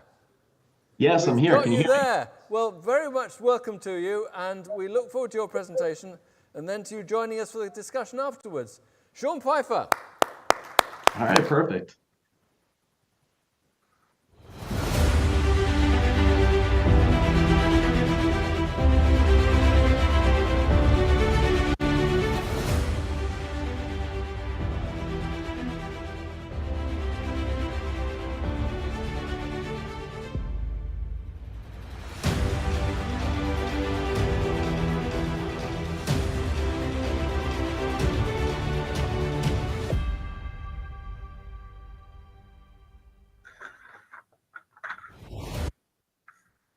Well, hello from across the pond. I'm joining you this afternoon from the Kennedy Space Center here in Cape Canaveral, Florida. I'm Sean Pfeiffer, Commercial Innovation Manager for the International Space Station National Laboratory, managed by the Center for Advancement of Science in Space. I'm joined by one of our commercial partners from Sierra Space, lead plant scientist, Dr. Robert Morrow. I'm going to take about 9 minutes to walk you through what the ISS National Lab is, why space matters, our research portfolio, and specifically some of the R&D as it relates to vertical farming. Let's get started. The International Space Station is located 402 kilometers above Earth and traveling at 27,000 kilometers an hour, completing one revolution of Earth in 90 minutes and witnessing 16 sunsets and sunrises every day. It's been described as humankind's most remarkable technological achievement, and for more than 23 years, the space station has been continuously occupied by humans living and working in space.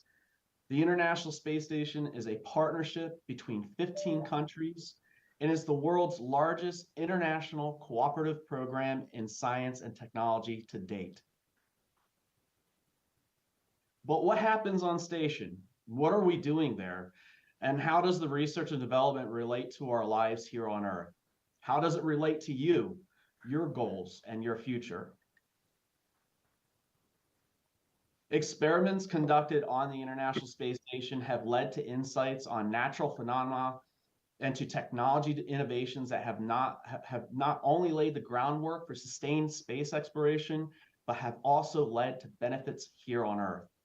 One example of many is learning how to grow plants in space. It's triggered a technological advances such as LED grow lights that later benefited indoor vertical farming here on Earth.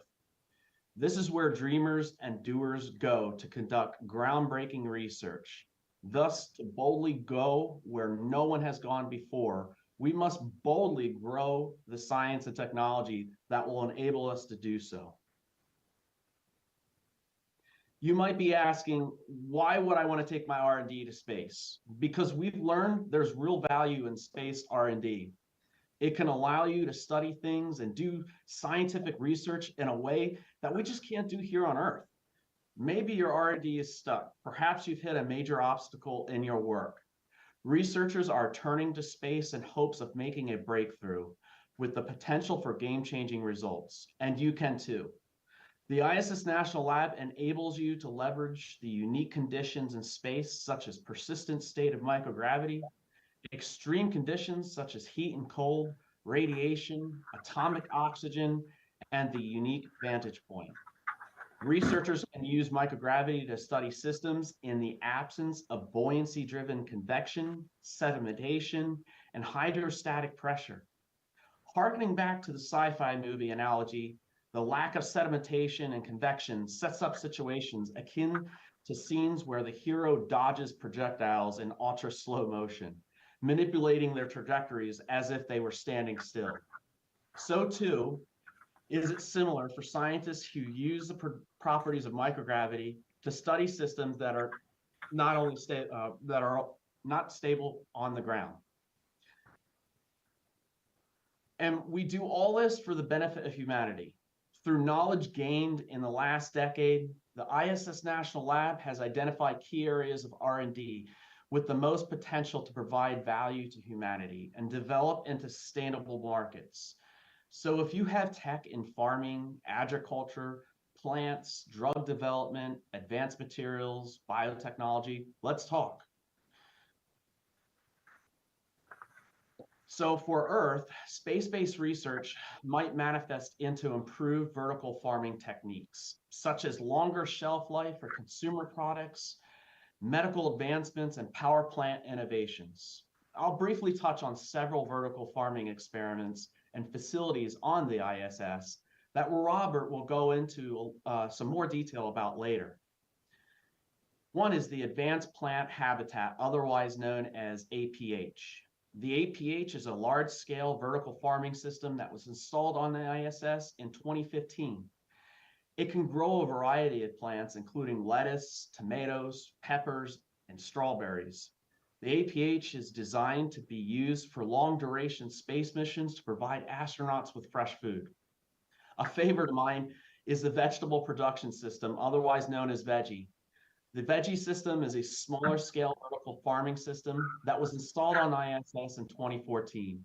It has been used to grow a variety of leafy greens, including lettuce, spinach, and mustard.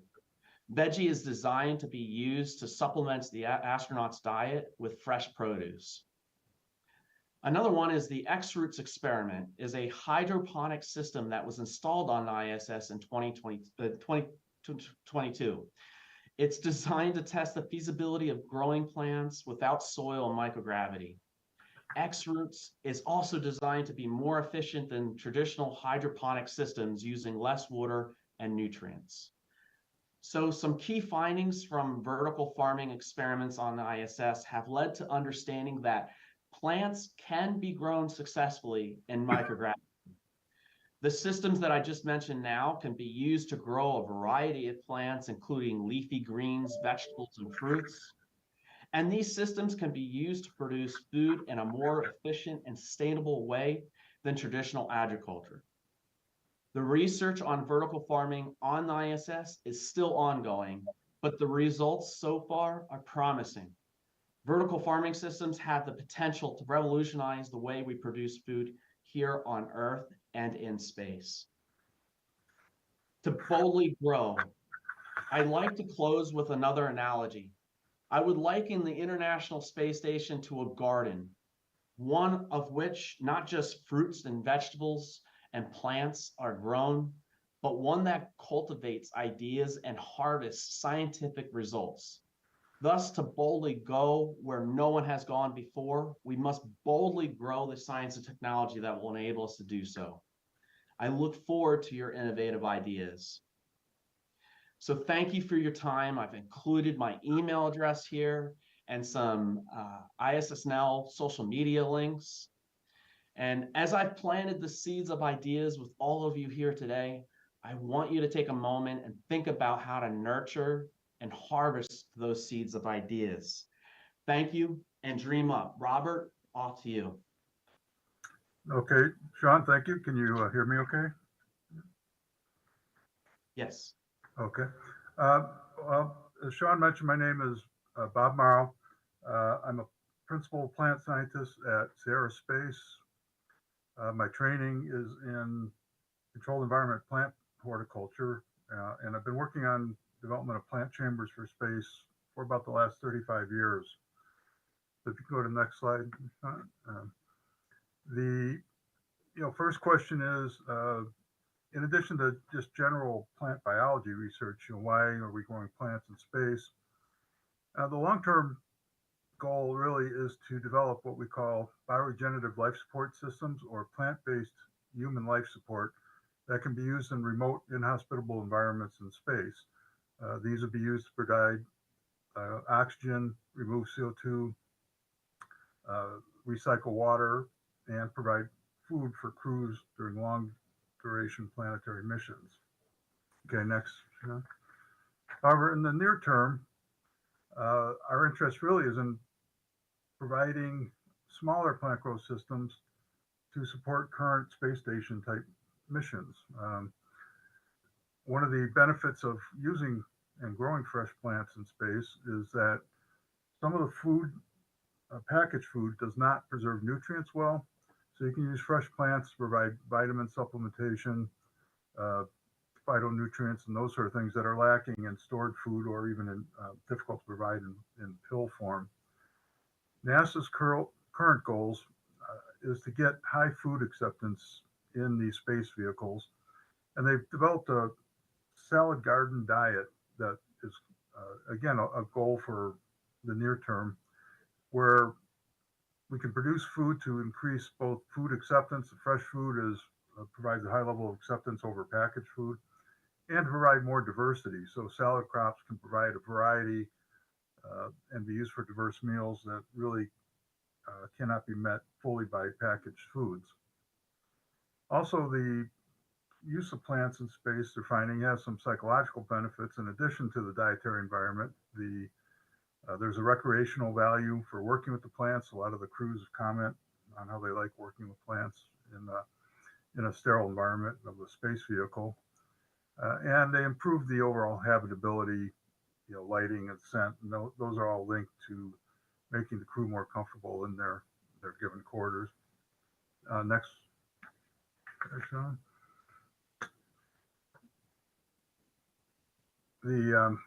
So Sean mentioned some of the plant systems that we've developed. The first one I'm going to mention is the veggie system. This is a simple system. Primarily, it's just LED lighting and ventilation between the growing area and the cabin. Used to be a simple vegetable production system. And currently, there are two of these operating on Space Station. The first one was up in 2014. The second went up in 2017. And these are used almost continuously since that time. Used for both research, but primarily for growing different types of crop plants. And the predominant crop has been various leafy greens like lettuce, Chinese cabbage, mizuna, and so forth. But we've even used it to grow flowers up there. So the value of this is really it's the first system built specifically to produce edible food that the crew can eat as a type of regular salad. Next slide. Yep. These are just a couple more pictures of the veggie systems in operation on the space station, growing lettuce and mizuna crops. So the crew really enjoys working at this. They like the scent. When they open it up, the smell, the appearance, and just the ability to sample some fresh plants. So again, these are small units, so they can't produce a significant amount of fresh food at this point. The other unit mentioned was the advanced plant habitat, which is the next slide. And this is currently the largest plant growth system on Space Station. This is a little more sophisticated plant growth system. It has control of temperature, humidity, CO2 and oxygen levels. You can change the light spectrum and level. This is all LED-based system. You can provide a variety of nutrient delivery and water delivery systems and contaminant removal. So this unit is used primarily for basic plant research in microgravity. However, it has been used for production of a couple edible crops thus far, including radishes and chili peppers. And the crews enjoy crops that have a little more bite because their taste is inhibited by the lack of gravity. They get fluid shift up to their head, which makes it a little more muted, their smell and their taste. So spicy crops are pretty popular. And both these crops were growing. Part of the crop was sent back to Earth for testing and analysis, and the other half of the crop was eaten by the crew. So they enjoyed these kind of crops. If you look on the next slide here, this is a picture of the hatch chili pepper crop that they grew, and they liked working with this one. These are pictures of the crew harvesting the chilies, and then they used them in tacos and a number of different ways up on the station. And again, this is another crop that they enjoyed. So what's the next step? With these small units, they're getting just a kind of a taste of growing plants and eating plants on orbit. So the next step, if you go to the next slide, is to really scale up these systems. And X-Roots, which Sean also mentioned, is really looking at the last kind of subsystem we need to be able to scale these up from small locker type systems up to a full scale salad production system. This was a hydroponic experiment flown last year and will be reflown this coming year or early next year, looking at growing plants in a soilless growing system, basically aeroponics or ebb flow hydroponics. Previous plant systems have used a clay matrix with capillary watering systems. These will allow us to logistically scale up to large scale growth systems. We really can't take large quantities of growing media into a microgravity environment. So by growing aeroponically, we can avoid those issues and scale up to larger growth. Okay, Sean.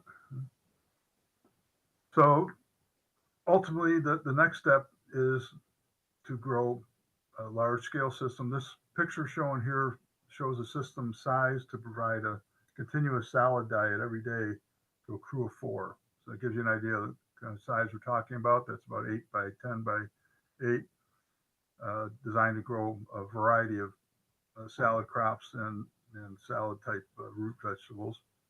And ultimately, and really in the next few years, not very many years out, we hope to fly these larger scale systems on a test basis. And that's the final slide that shows the Sierra Space Life Habitat. This is a space station being built by Sierra Space to help replace the ISS when it is reaches end of life, which is in the not too distant future. And this is equivalent to a 3-story type building with 300 cubic meters of pressurized volume, and it contains various lab space, kitchen, sleeping quarters, and will contain some garden modules as shown in the upper right hand and lower left hand photographs to really start testing at a scaled version to understand how to fully implement these kind of crop production systems in microgravity. You know, how do you deal with cleanliness, harvest? We know the plants from years of plant growth experiment space. We know that the plants will grow relatively in a relatively similar fashion to Earth. So now it's to look at what are the logistics with dealing with these kind of systems in space. And I will leave it there, I think, since I think we're at the end of time. So thank you. Thank you, Sean, and thank you, Robert. That was really, really interesting. And second, we have from Australia, the Associate Professor Caitlin Burt, who's Science Advisor to Lunaria 1 on growing plants on the moon. Her presentation is recorded, I believe, but she'll be joining us online.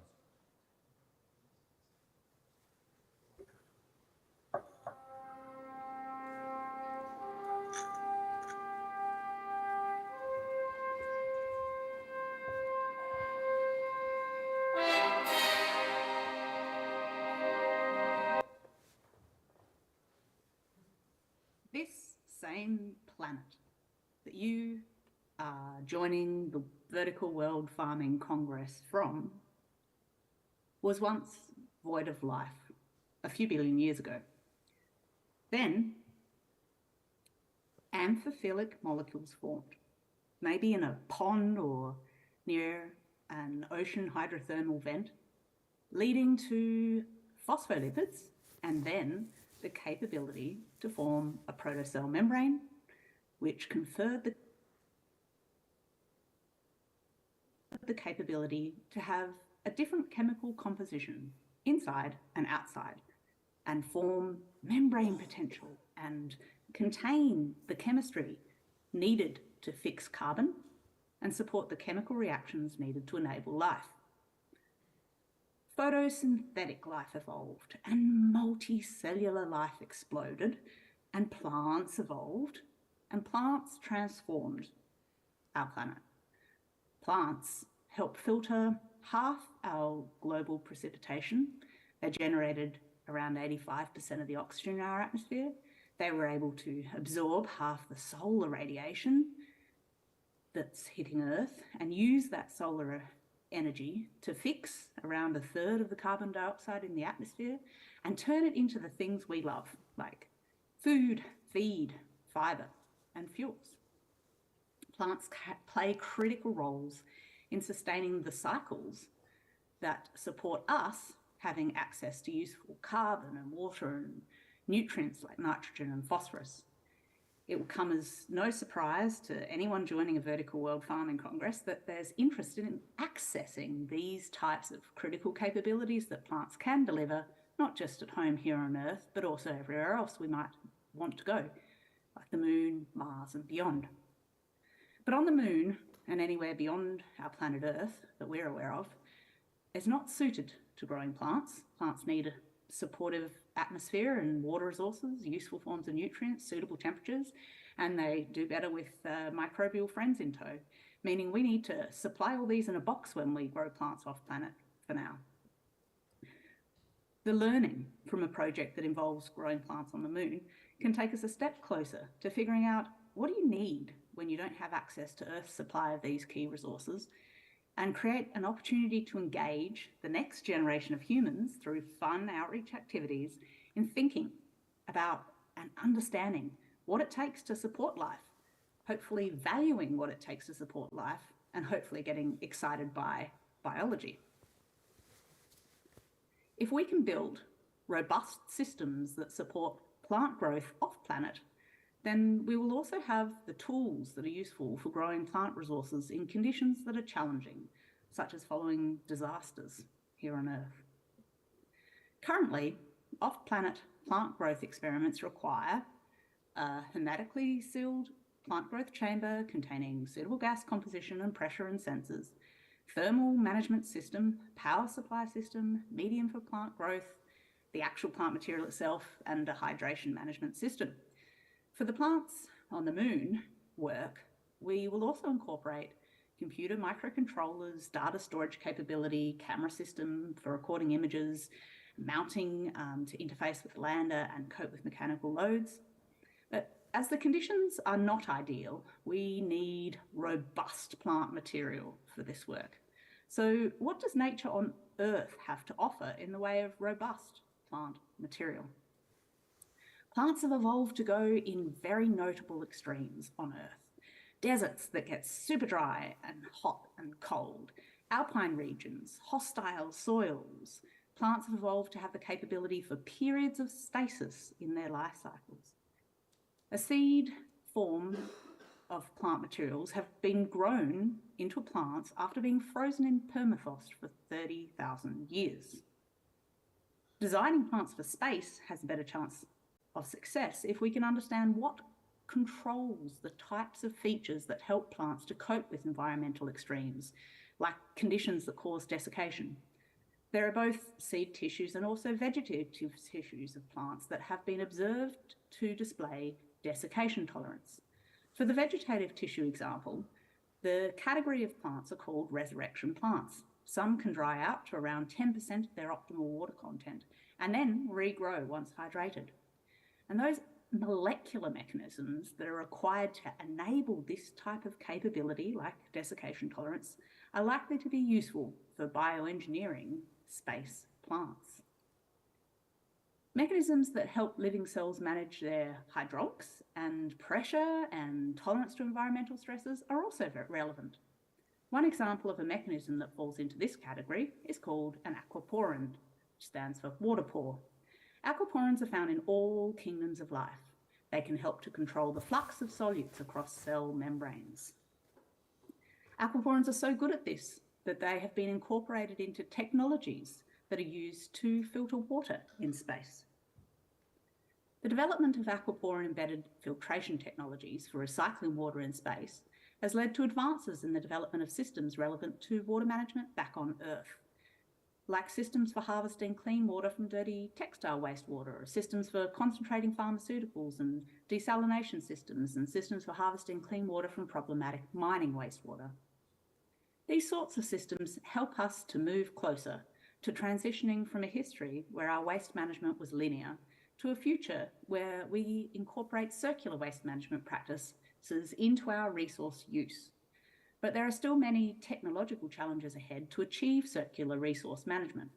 Addressing these challenges is important for sustaining life on Earth and would make life in space more feasible. Plants are masters of efficient resource use, and they've evolved mechanisms that can support advancements in technologies that we can use for circular resource use. Our research team at ANU study the mechanisms that plants use to harvest resources from the environment and process those sort of resources, and the mechanisms that enable plants to differentiate and separate and compartmentalize different molecules. We use this information to design crops that can perform in challenging environments and to improve crop productivity. And we're also using these mechanisms to build new membrane separation technologies for harvesting resources from waste. Current water-selective aquaporin membranes enable clean water to be harvested from complex wastewater solutions.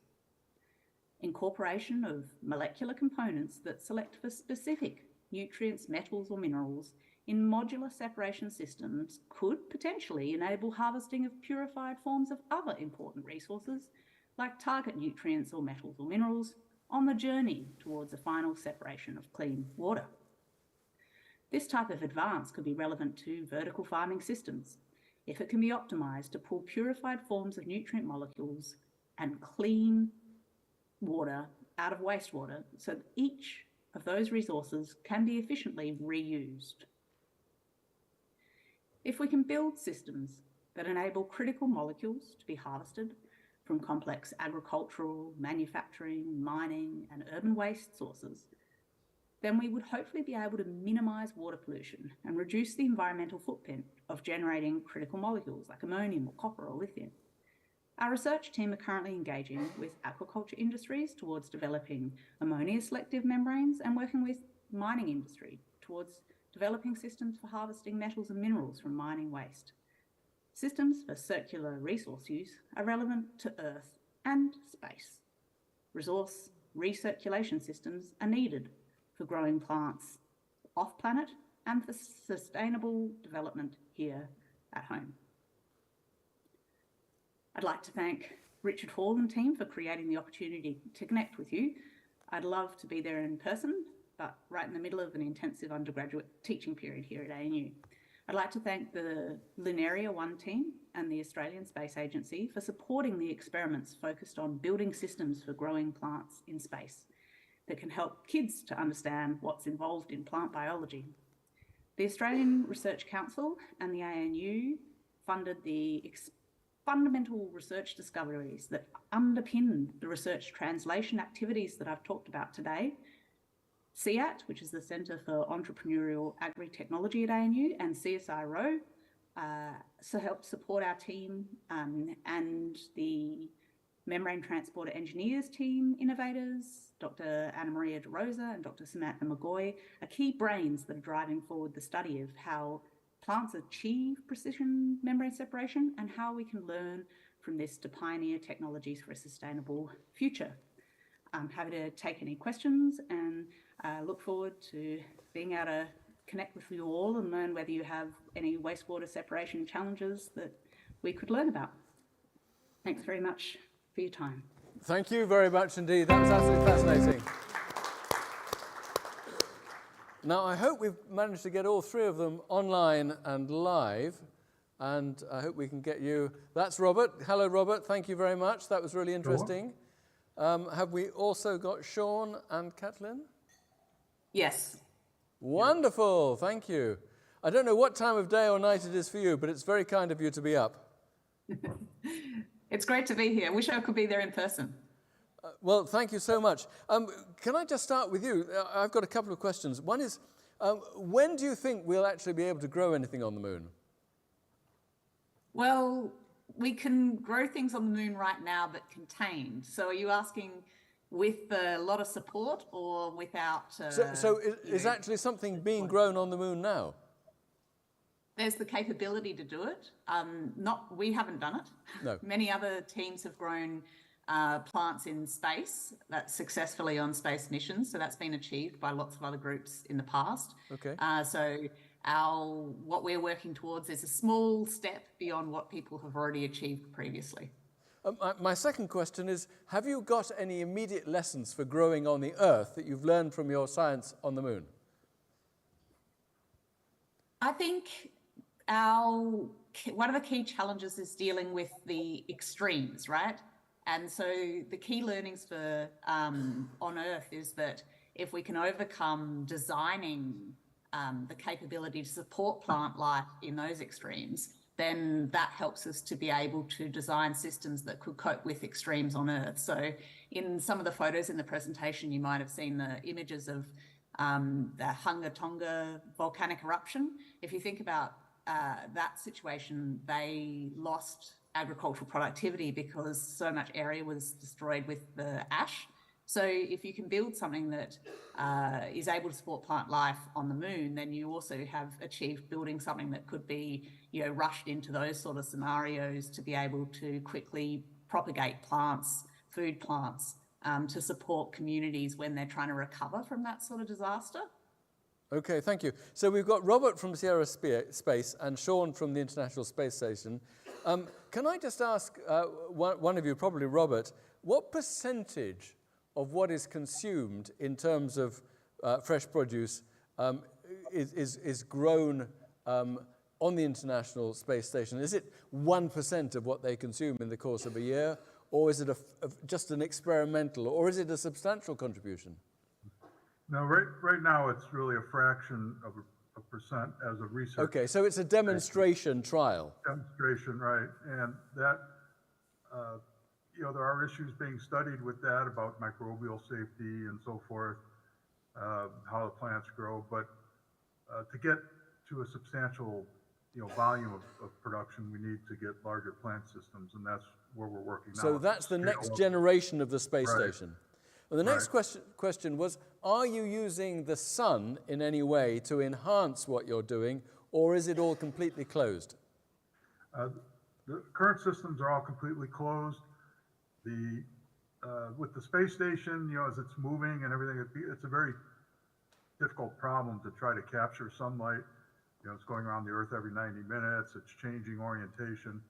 And frankly, it's getting to the point with the LED lighting systems now, there's really less interest in capturing the sunlight because the difficulty of doing that doesn't pay for the small amount of electricity it takes to do electric lighting. Planetary base, that may be a different situation.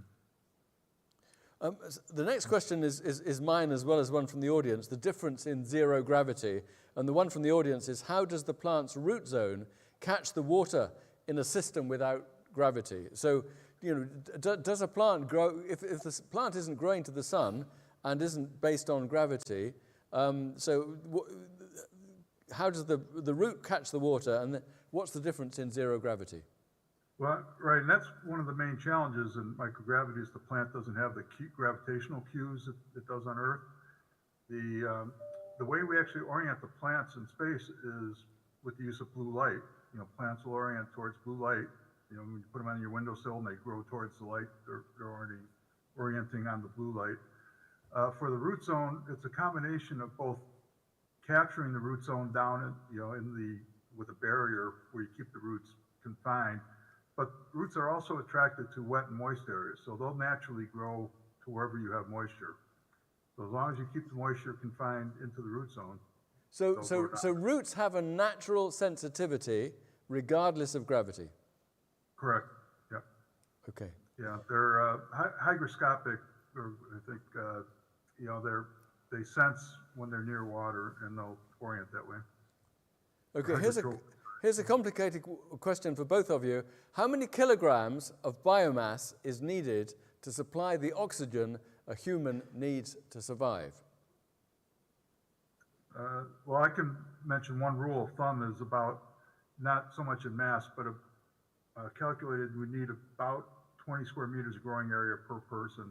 20 square meters growing area per person in space. Right, for gas, processing, oxygen and CO2 removal.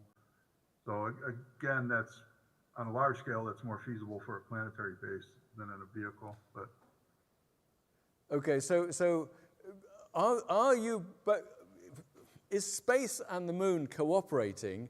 Is there a lot of collaboration internationally, and are you using the rest of the science world for the work you're doing? Kathleen, first, are you collaborating around the world, or are you a one-off leading pioneering institute in Australia? Definitely collaborating across the world and trying to connect up with others, which is part of the reason why it's also very exciting to be here. So within our team, they have lots of connections around with different institutes. Coming back to what you mentioned about like the kilograms of biomass, actually just early today saw a diagram from some of the really early studies of photosynthesis where they actually had a mouse in a gas-tight container, and they had another gas-tight container growing a plant in it and a little tube feeding through to actually see whether the plant was supplying sufficient oxygen for the mouse, which was probably done at a time where you didn't need as much ethics approvals to do that sort of experiment. So I don't think much has been done since then to really test. And obviously it depends on the activity of the photosynthesis, how efficient it is, and the conditions in terms of how much oxygen is going to be generated. But yeah, so certainly for our team, connecting up with other groups is really critical. We have a huge focus on like the outreach and the engagement for kids, because what we're building is inspired by the huge achievements that have already been made by so many other groups around the world. And we have this amazing opportunity supported by the Australian Space Agency to chip in and get involved in that. And so it's really exciting to build connections, and we're entirely open to that. Okay. Robert?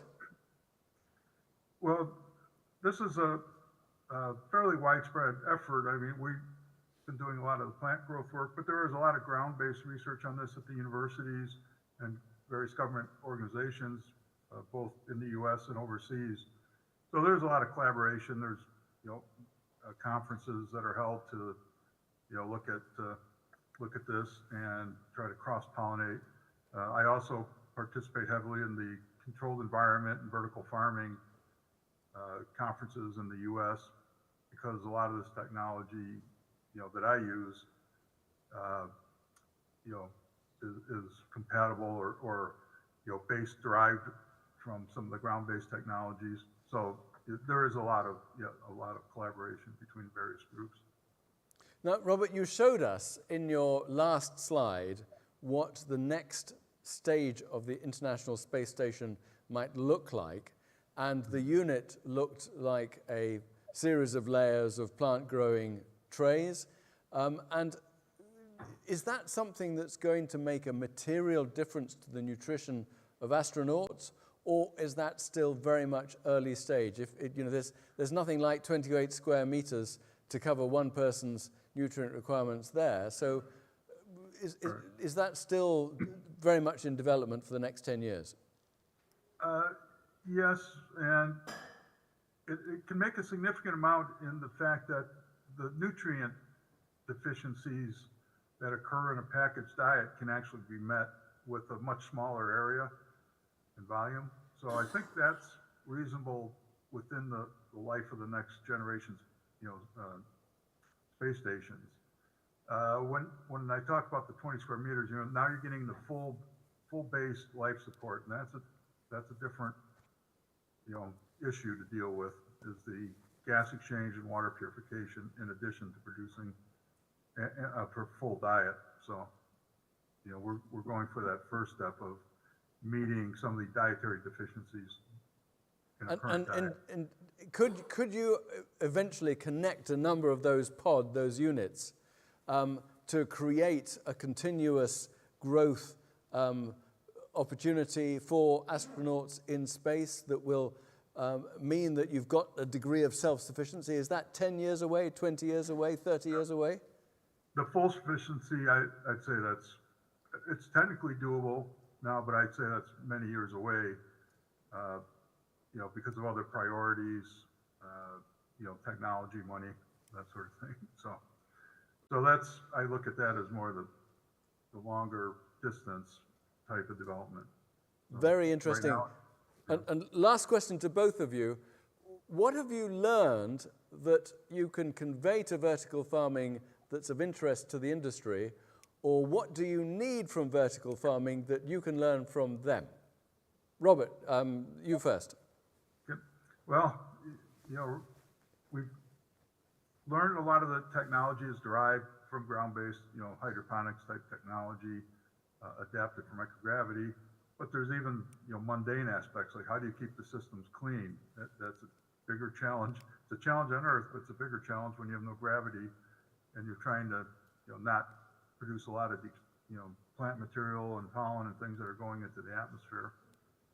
So, looking at filtration systems, what are the techniques used on the ground for keeping these systems microbially clean, and then trying to translate that to a contained environment in space. Have you ever created an insect or a bug in space that you didn't want? Not an insect, but we've had microbial outbreaks, with some, a lot of algae and there are certain molds that tend to grow up there that are standard, Right. routinely seen in the plant growth environment anyway. But so it's trying to minimize that in a closed environment. Yeah. And Caitlin, do you have any asks of vertical farming or lessons for us?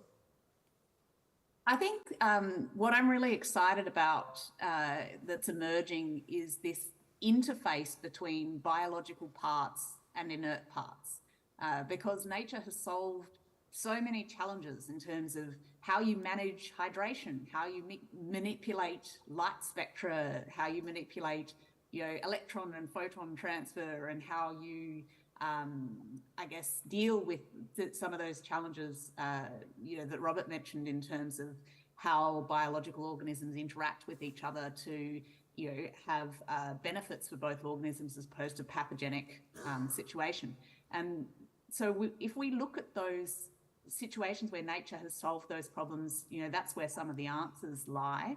And, so many challenges ahead, lots of things to do, but that's the exciting part is seeing in nature where something's been achieved. So the example that I'd given in the talk was the capability of seeds to just sit dormant and dry for thousands and thousands of years, and then boom, like kick into a plant.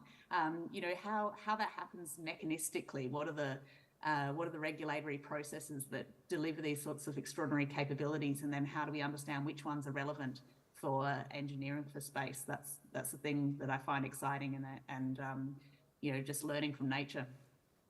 Absolutely fascinating. Is Sean there? Sean, do you want to finish on your observations before we leave? Yeah, the National Lab, we do a lot of research and development up there, as I had noted earlier. Even if you have an idea, or maybe you're stuck on trying to understand how to run an experiment in microgravity, send me an email or reach out to us on one of our links I provided there on the slide. We'd be happy to have a conversation with you. In addition, the National Lab, we have our partners at NASA. They was always putting out solicitations, and I know that they would be happy to have some discussions with you as well. So look forward to hearing from you, and thank you. So are you in touch with some of the vertical farming companies in the US already, or have you gone international? Yeah, so the National Lab is a US-based laboratory. It's US taxpayer funded, so we only deal with folks that are located here in the United States, as well as US subsidiaries.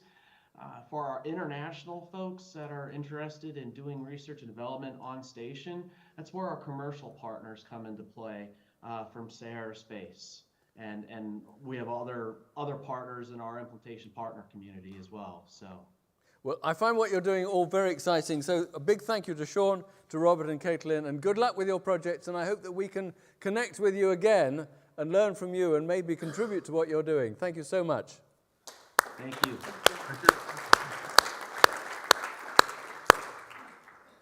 So our last session is a brief world tour of other key developments. We start in Sweden with a self-described technical challenge solver. He's chief technologist for Swegreen, and we'll be arguing for communicating sustainability. We need a common approach. Joachim Ritterborn. Joachim.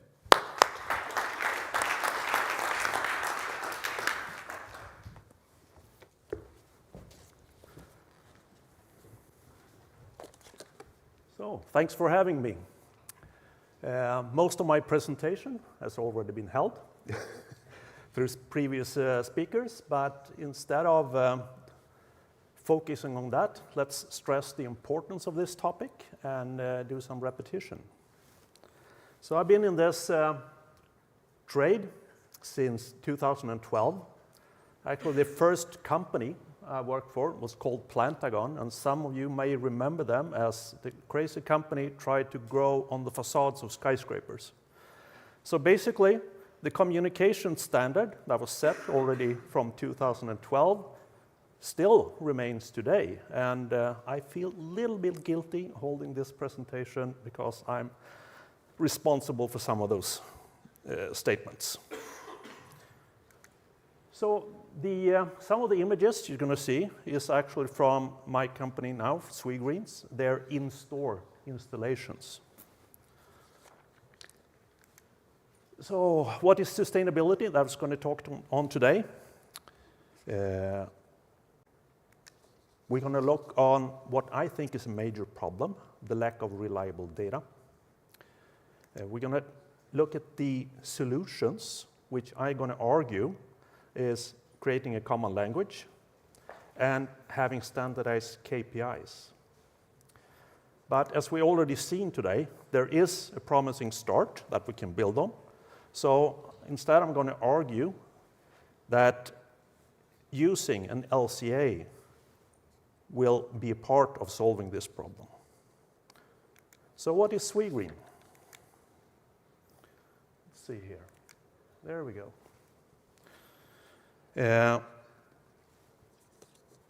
Sweetgreen is a company that offers in-store growing solutions for supermarkets, but also for restaurants and real estate. We offer our units as a service model. We provide the growing unit to the customers without an upfront fee. Basically, we give them the growing unit. The customer, they get a vertical farming unit that is matched to their needs. We have solutions from 30 up to 450 heads of lettuce per day, or could also be herbs. We monitor this unit 24/7. The customer, they do all the work at the store from seed to harvest. And we provide a digital tool for them so they see every step on the way to do what to do every day. So every plant that's going to be moved or sown, they have a picture of. We call this farming as a service. So the customer signs up for a 36 months subscription, and we get a fixed price per plant. When we design the systems, we have sustainability in focus. This means that to do this, we heavily depend on reliable KPIs to actually benchmark against. Otherwise, we don't know if we're sustainable or not.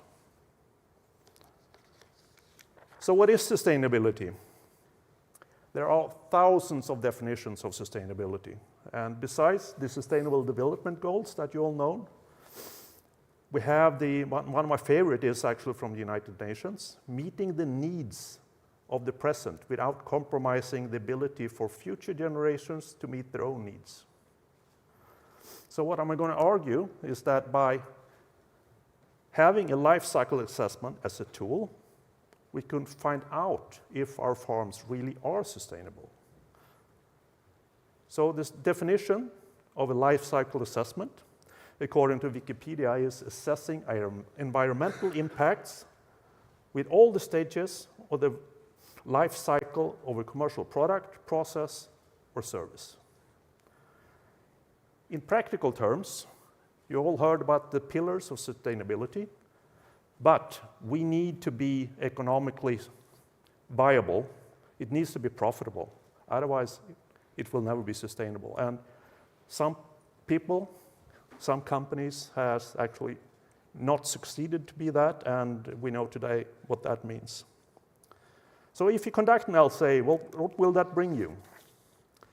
In this four-fielder, you see drivers and barriers for carrying out an LCA. We see that from two perspectives. From the grower system provider, which is called internal, and from the customer user perspective, here called external. If we look at the drivers for the grower internally, we get tools for improvement of the systems. If we go over to the external, the customer user, you actually get non-biased sales material. The barriers, besides that it's quite time-consuming to execute one of those LCAs, common for both internal and external is that we actually lack benchmarks for comparing the numbers that you get from an LCA. So that's really the downside of this. We need more data to make this a valuable tool. So actually, to be able to benchmark, we need well-defined KPIs. So what is actually relevant to know? That depends who you are. If you're the grower, you want to know if your farm stacks up with competition. So the KPI here will be yield and efficiency.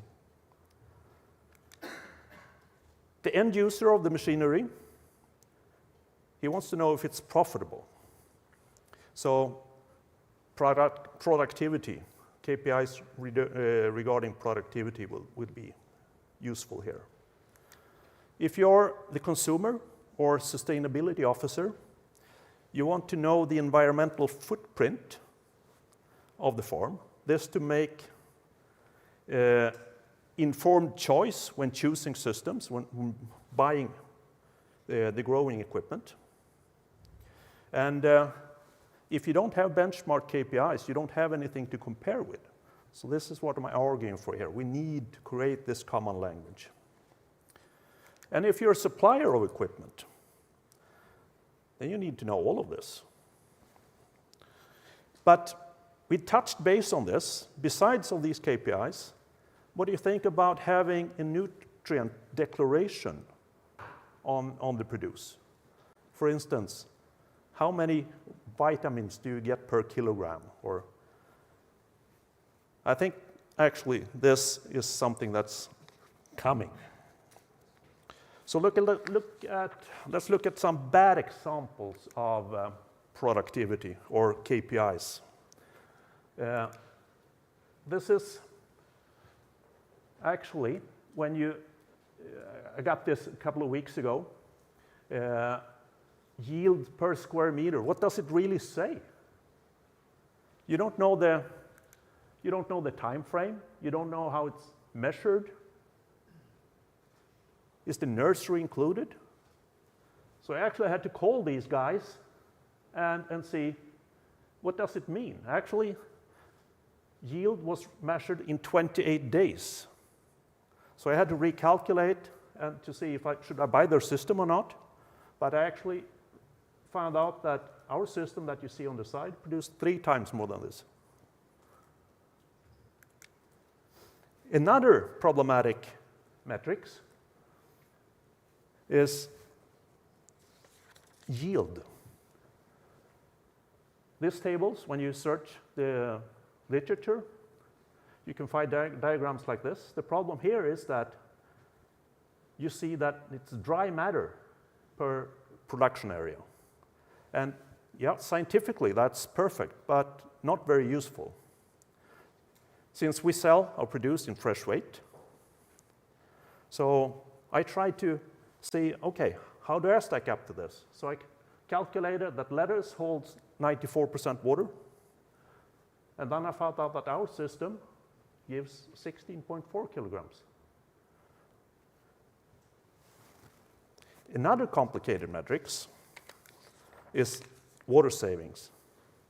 And on the right here, you see the most common used numbers. And I actually used this myself back in 2016 without further considerations because it proved incredibly favorable for vertical farms. But the problem here is that the numbers that you see, they were also used previously today, but they're from farms in southwestern Arizona, and it's quite dry there, I tell you. So these numbers, doesn't really give us anything. They're just misleading. So what numbers can you really trust?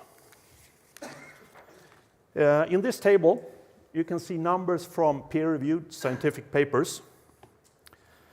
One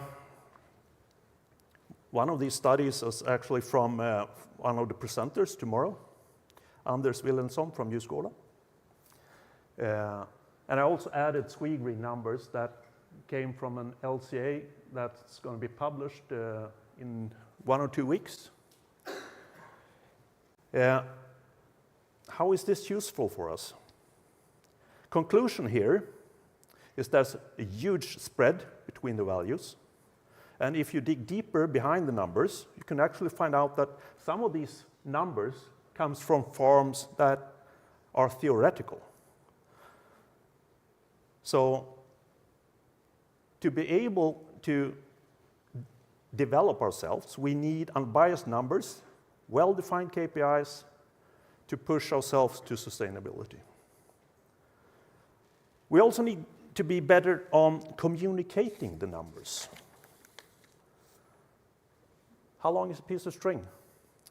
I made these infographics to make sense of the numbers, so let's see what you think.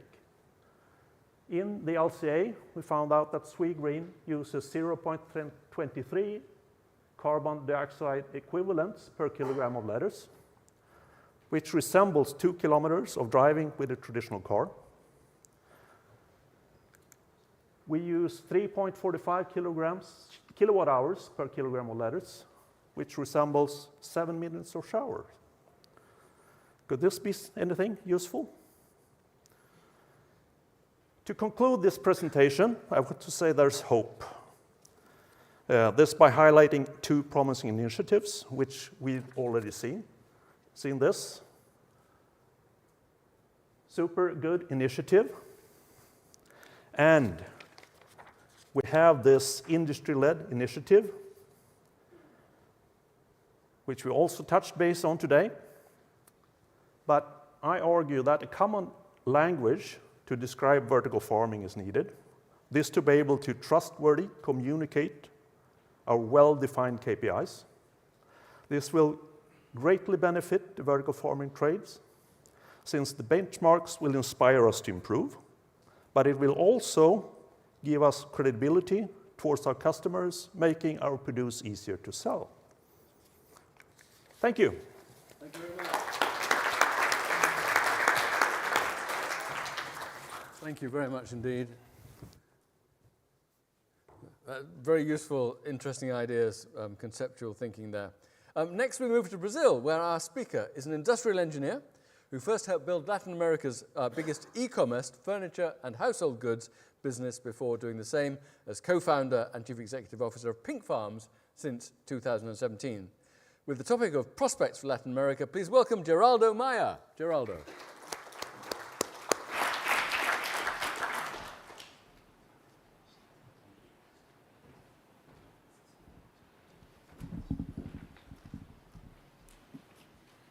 So, great to be here. Thank you for the invite. Just a correction, I didn't build Mobley, that's the company. I was part of the logistics side, so just a small correction, so we can start. Any Brazilians here? Okay, so I can't lie that much. That's good to know. But okay, let me introduce myself. My name is Geraldo Maia. I'm CEO and one of the 3 co-founders of Pink Farms. We have built the first and the biggest at the moment vertical farm in Latin America, at least as we know. And my objective for this presentation is to delve a little more into the Latin American space, our pains, what we as Pink Farms are doing here. So let me start. So Latin America, it's a very big space. We are talking from the top of Mexico to the end of Patagonia, so it's a very big space. We're talking around 20 million square kilometers of area, close to 650 million people in that place. But Brazil, it's probably the biggest in terms of area, around 40%, and also in terms of GDP and population, around a third of the population and GDP. So I'm gonna be a little biased. I'm gonna talk more about Brazil because that's where I know more. I know a lot of more in terms of facts and how the market is, and it is the biggest growing market in Latin America also. So it's going to make a little more sense talking more about what we know. So when we are looking at the purchasing power, that's something that when we look to vertical farms in the US or in Europe, we are talking places that have between $30,000 and $70,000 per year in terms of GDP per capita. When we look to Latin America, we are looking between 5 and 20. So it's a very different market. It has a lot less purchasing power. So people tend to look more at prices, and they are looking more at, in terms of calorie per dollar. So it brings a lot of more complexities. I'm going to delve into a little more in the final slides. So don't get me wrong, traditional farming is amazing. What we have been able to achieve and increase terms of production, bring more produce to the table in the last 200 to 300 years, it's amazing. But when we look to what we can do in Latin America, Brazil, for example, right now is the biggest producers of soy in the world. It's the third largest producers of corn. And almost in totality, almost everything is exported. So when we look to internal production, especially in produce that we want in terms of nutrition, it's a very fragmented and small farmers market. So it's very common to find productions of lettuce in family farms, less than 2 or 3 hectares. So it's very specialized. So people don't tend to have a big portfolio of produce. They're going to produce a few things and only that. And it's very fragmented also in terms of geography. So Brazil, it's very big. We're talking about 8.5 million square kilometers.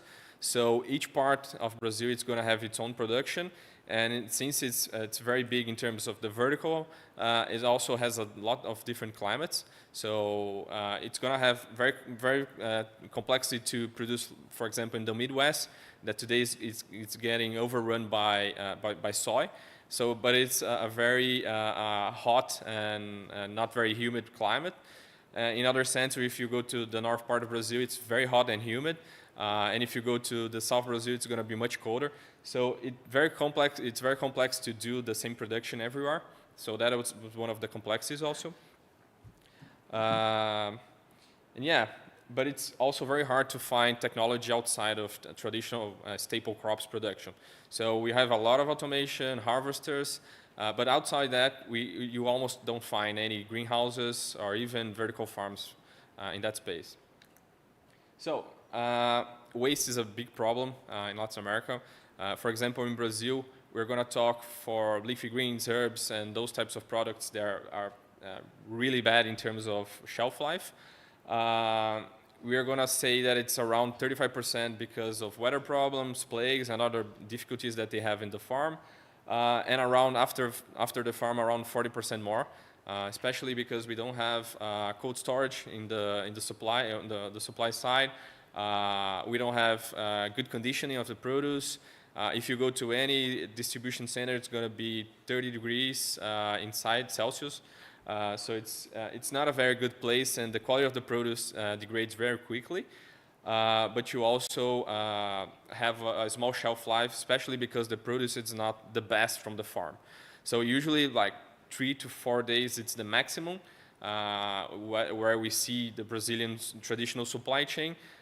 With traditional vertical farm, we can go up to 15 days easily compared to them. So the other part is, since Brazil is a very big exporter of food, we are seeing an increase in population. We expect to have at least 11 billion people in 2100, sorry. So we are seeing that it is expected to continue to grow the demand for vegetation, for growing areas, and cutting down a lot of traditional vegetation that we have there. If Brazil continues to grow in that sense to be an agricultural powerhouse. So that's something that is very, we are very preoccupied with that, but also in terms of the land that is already being used, how we're going to maintain it and not have contaminations and erosion of that land. The other part is, as I said, Brazil have some distressed water areas, like Midwest and the Northeast. So looking at the world, that 70% of fresh water, it's already being used for agriculture. That's something that we strive to figure out better ways to use this water and how we can implement solutions to that. And the other thing that we have seen in Brazil in the last 40 to 50 years is the increased amount of pesticides and herbicides being used, especially in staple crops. From the 1970s until today, we have grown almost 10x in terms of kilograms of pesticides and herbicides used per area. So that's something that it generates more cost. We know that it's necessary today to feed the world and with the expected yields that we have, but it's something that doesn't generate any value to the customer. It's the opposite. The customer doesn't want that in their food. So that's why, looking at all those problems, we created Pink Farms. I'm not gonna talk a lot in terms of the production. So it's a system that we all know, vertical systems. A lot more yields in terms of traditional production. I'm gonna just say some numbers later, but it's a system that we decided to do vertically. So we do all the R&D, the engineering, the construction, also operation of those farms, because we believe that's the best way looking forward, where we have more synergies. And we can quickly, if we develop any new software, we can quickly implement it in the farm. We have small hardware systems that we can exchange. It's something that we also can do. So we see that is a system that makes sense to be also the project owner of that facility. Just showing, this is our first farm. This is a video from 2020. So it's a more manual farm, but just to show a little more. We have been reaching around 400 times the traditional yield from farms in Brazil. We have testing that goes above and beyond that. As Joaquin said, we have this data in terms of Brazilian traditional farms, what they use of water per kilo and what we use. It's around 95%. That's a confirmed number from our side. We use 60% less fertilizers. We don't have any losses inside the farm or on the supply side. And the best part is that we can generate value to our customers without any pesticides or herbicides, but also, especially for food service and retail, we can have full traceability of the produce. And the best part, especially in Brazil, since it's a very large country, we can do anything anywhere. So looking a little more specifically to Latin America space, we see, especially it's, as I said, a low purchasing power place area. So people are really interested in seeing what they can buy with that money. So it's not unusual if you see people buying a lot of grains to eat, so things based on soy, wheat, corn. So it's a very hard to sell nutritional value to them. So that is one of the biggest problems that we have. So we have been striving as Pink Farms to lower continuously the price that we have. And also it's a country or countries with low education usually, and with hard access to professionals that can help them on how they should be eating. But on the other hand, we see that it's a place where people are focused on having a more healthy life. So, for example, Brazil, we have almost 40% of population doing sports weekly. Compared to the US, it's less than 20%. So we see that it's a place that people try to eat healthy, even though they actually might not know exactly how to do it.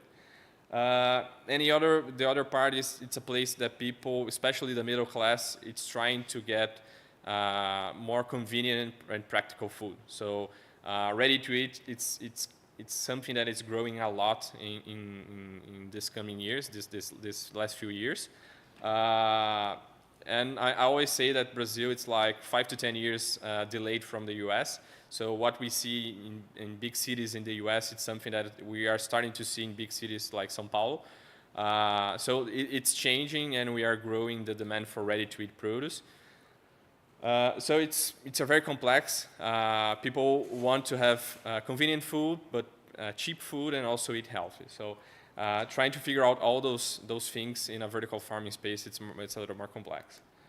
So just to try and show a little more about Pink Farms, what is our stage right now? 2024, we are starting right now with 2 more farms, so we're going to have 3 operations running. With the ramp up commercially, we expect to have around 330 tons of net produce next year. That is the worst case. We have a facility capacity around 600 tons. So that's the just amount that we expect to sell next year. We are already working with 5 of the 10 largest retailers in Latin America, in Brazil. And we expect to have at least 3 more farms under project or starting production, construction in 2024. With that, we are going to have close to 85 products on the portfolio also. So not only we're doing leafy greens, herbs, microgreens, flowers, but also we just started an operation of mushrooms. So that's it. This is my LinkedIn. So if anyone wants to connect, really appreciate the time, and hopefully we can have a good discussion after. Thank you. Thank you. Thank you. That's great. Excellent. And so finally today we turn to an Italian with an economics degree from the United States and a career with Goldman Sachs in London. He's the founder of Planet Farms in Italy. And I asked him about winning support from 3-star Michelin chefs because that is a pretty important contribution. Daniele Beratov. Daniele.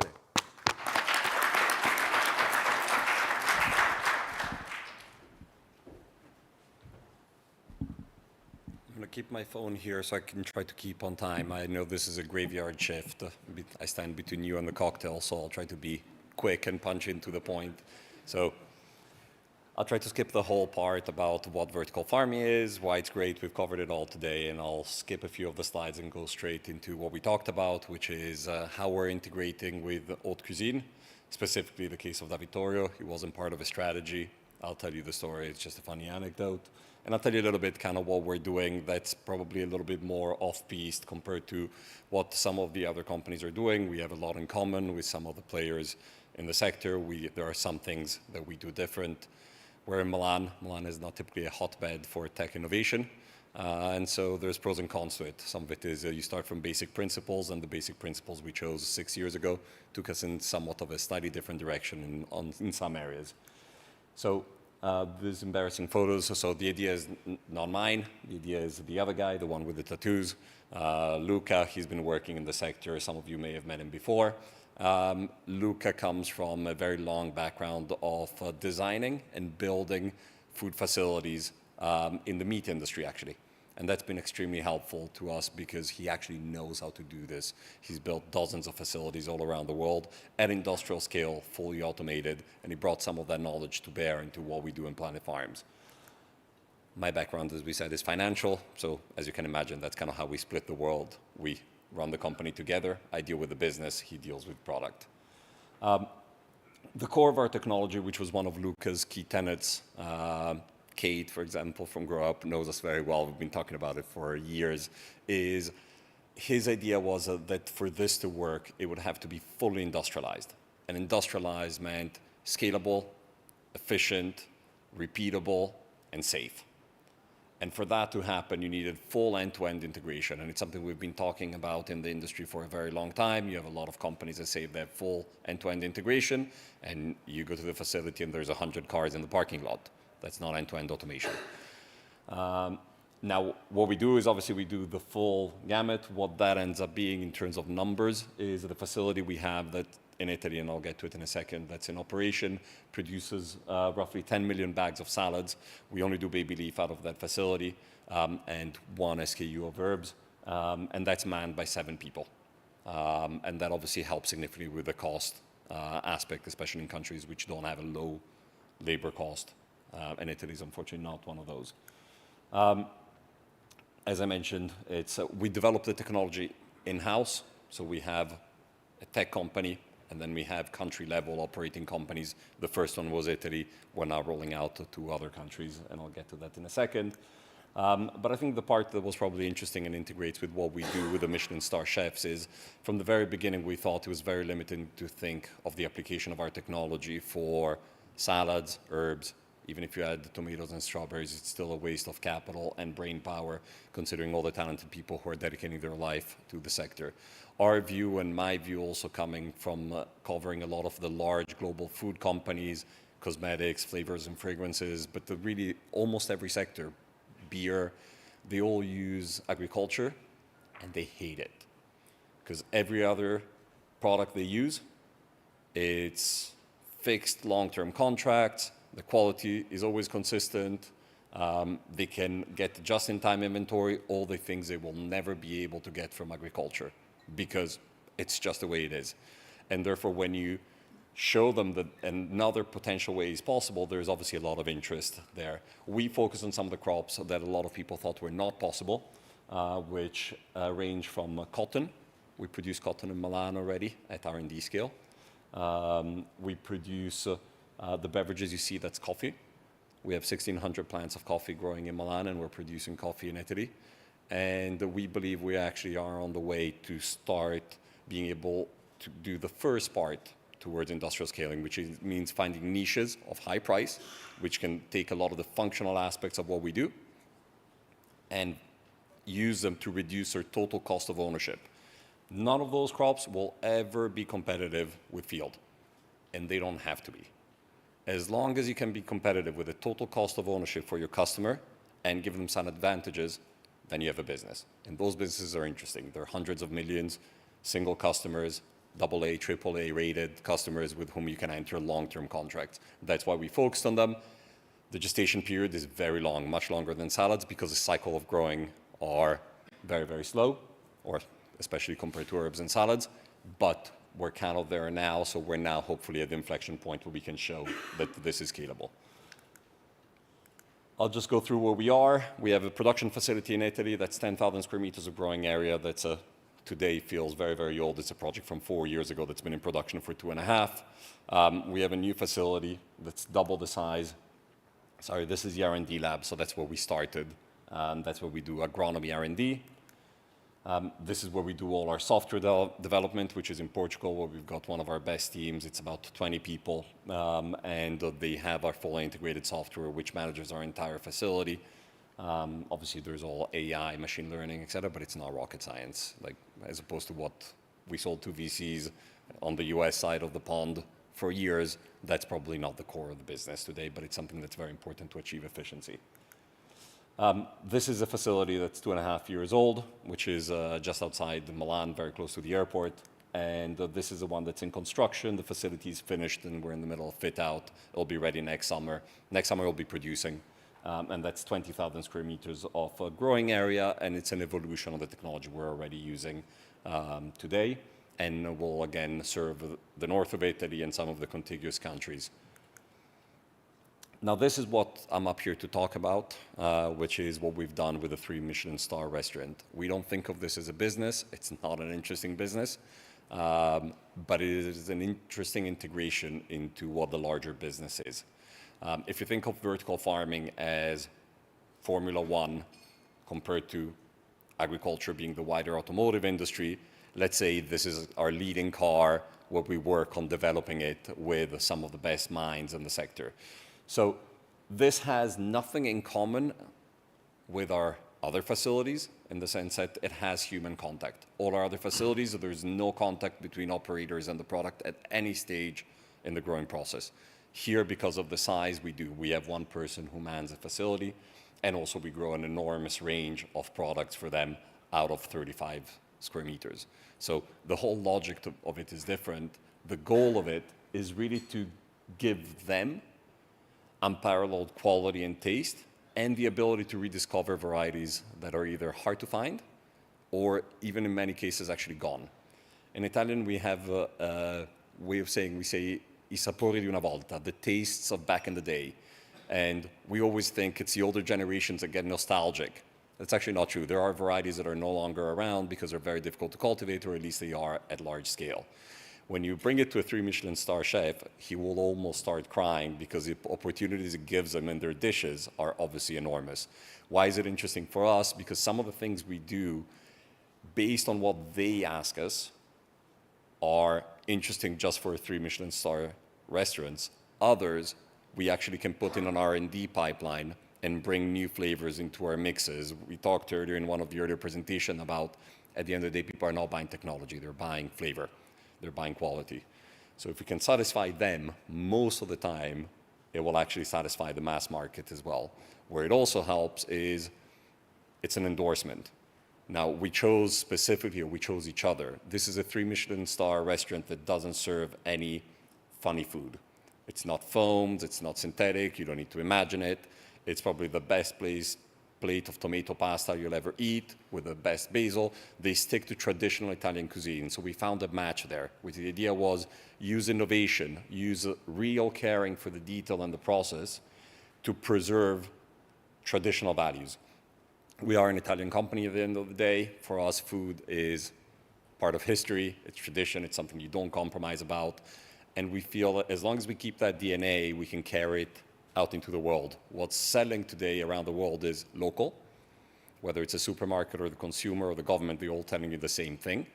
They want local. But for the consumer, the supermarkets, the only thing that sometimes allow you to break that rule is Italian. If you look in North America, most of the premium chains have an Italian sounding name. Most of the time they're not. It's because Italian food origin, provenance, still carries value with the customer, and we're trying to maintain that.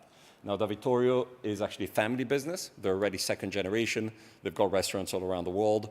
That's always been their core. We are on site. They have a relais chateau in there, so people can come and visit the facility from outside, and we do an enormous range of products. But as you can see, a tiny production. It's 4 kilos a day. And we found each other through COVID. They shut down, and they took, if you remember, COVID started in Bergamo. That was the first hotbed in Europe. And they took over the food hall of the local hospital. And we sent them basil. And the person who received the shipment was responsible for sourcing from the restaurant. This was March. And he called and said, "Where are you getting this basil in March?" Thinking we bought it and sent it because most people were sending donations. And we said we produced it in Milan, and he burst out laughing. And we said, "Come and see." The whole family came and saw the facility, and that's how the partnership started. Those are the 2 brothers. They're the chefs. They come into the facility, they smell the stuff, they taste the stuff, they give us feedback. That's very helpful to us. And obviously, it's in Italy, it's inside a relais chateau, so we had to make it pretty. So it looks like a beautiful building also, the way it's illuminated.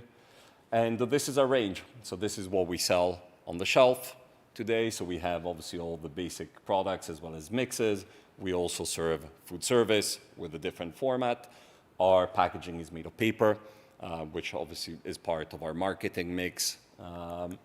And we also spent a lot of time working on how to show, at the core, we're a technology company, not a product company. But the product is the expression of the technology. And therefore, we had to show our final customers that a differentiated product is possible if you have a differentiated ingredient.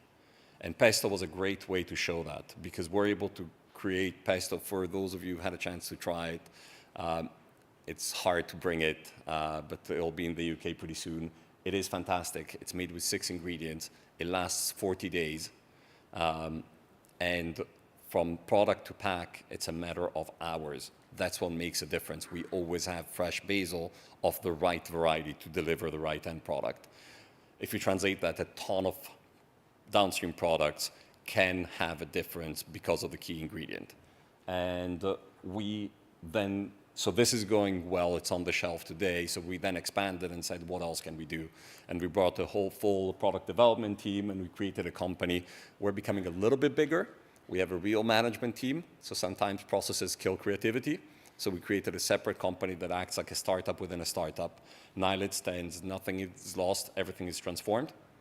And the idea is that they can only use waste byproduct of what we do and see what they can make with it.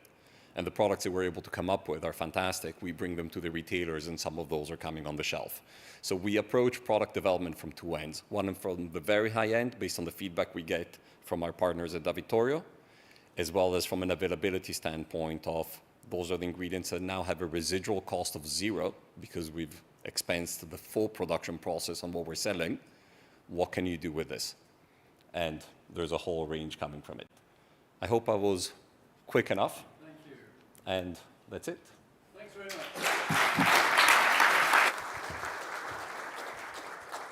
Daniele, come and join us if you would. Geraldo and Joachim, if you've got a moment. We've just got a few minutes, not very long, but just enough time. The thing that I would like to ask all three of you about is profitability. Daniele, first of all, can you justify your, you've beautifully designed operations. Can you justify the Michelin star thing from, is it a marketing spend, is it profitable in its own right, or is it a development lab? No, so in my mind, when you do a project, you need to be 100% clear why you're spending the money. That's a development lab. It was never designed as a business, so we don't run it as one. It's actually an exchange of services. So they give us their expertise to develop recipes. They also do all our events. That's actually how we cover the cost. And actually, the CapEx is actually not very high to and build that your facility. paper packaging, your main brand, is that the main business generator for you? Correct. And that's a profitable business now? Correct. At asset level, yes. Like most companies, we don't generate a profit at top level. I don't expect we will for a long time. And we don't believe it's actually necessary. So operating profitable, but not correct overall return. But you're expanding fast. Is this all self-generated? No. And again, it will not be. I come from the financial world. In my mind, this industry got it wrong 5 years ago. It's getting it wrong today. We don't need to be profitable as a company. Amazon was not. Linde, one of the best companies we have in Europe. You don't mind because actually we don't mind you're as long space. as every asset. So where I spend money is not on OPEX. Our burn is actually not high. Where I spend money is on CapEx. As long as every single facility can earn the right return on capital, in my mind, it's a payback period of no more than 5 years, because that's how it needs to be. Model. If you're hitting that, then you'll always find capital in any environment. That's a 20% unlevered return. If you can hit that, the capital will be there. Geraldo, just to your point, what's the size of your unit at the moment? The first unit in operation, it's around 600 square meters. Okay. In total, the 3 facilities, it's going to be around 5,000 square meters. Okay. And when can you get to profitability? Operation and then? Yeah, in terms of top level this year. It's because the market's a little different. I agree with Danielle for a lot of things. But when it comes to Brazil and Latin America, the amount of capital that we can raise, it's a little different. Yeah. The interest rates, basic interest rates, like 13 to 14%. So it's different in terms of how capital comes to us.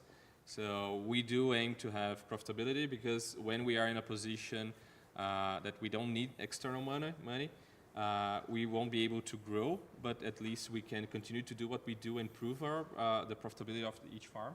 So that's a different take, but I can agree with him. In the US and Europe, it makes more sense to be like that.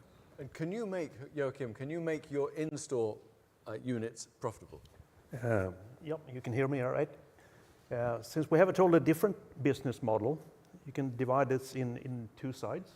The store themselves, they decide the price. We, from Sweetgreen, we charge them a fixed price, so we're always profitable selling our units. But what we've seen outside in the stores is actually very interesting. When we place our in-store units, the whole department of greens increase in sales from 20 up to 50% increased sales. So even if the supermarket decide to sell the greens that they produce themselves to a loss, they actually make profit in the whole department.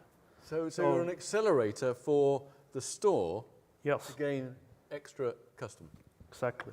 And I guess that's the same with your model from the restaurants, because everyone's talking about 3-star. They think your quality must be amazing.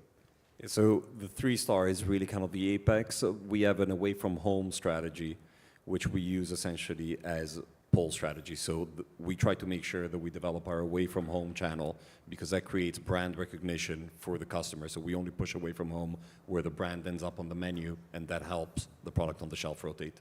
Will you allow me one question of each of them before we break? Yeah?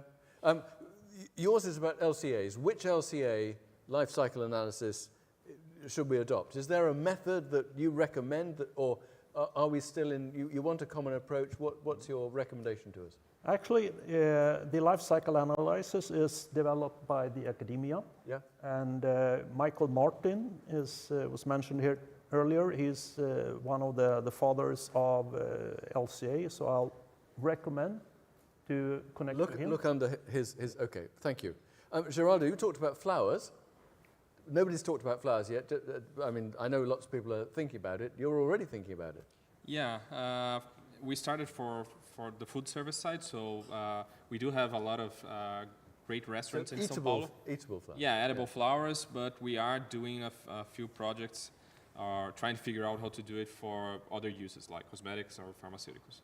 Okay, very interesting. And yours is going to be about cotton and coffee, because that's not been mentioned before. So why cotton and coffee, and sort of timescales? So we actually started, it just so happens that Italy is very involved with both. Cotton is fashion, coffee, we have some of the larger coffee brands, but that's actually coincidental.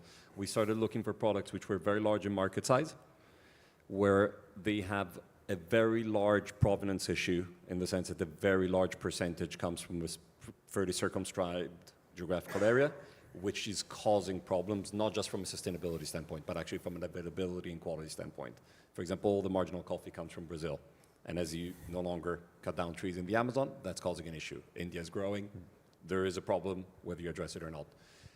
That created a larger category. Then we started working on products where we thought we could actually apply our technology to, and skim those down to the ones that have an initial niche that's large enough that could absorb a very high price product initially, but is still large enough. If you think fashion, it's high-end fashion. For a Balenciaga sweatshirt, the cost of cotton is irrelevant as part of the overall package, but the provenance makes a difference, sustainability, so etc. fashion rather than the three-star. Exactly, but it's a large enough market. Yeah. Coffee is the same thing. Obviously, for mainstream, we could not be competitive anytime soon.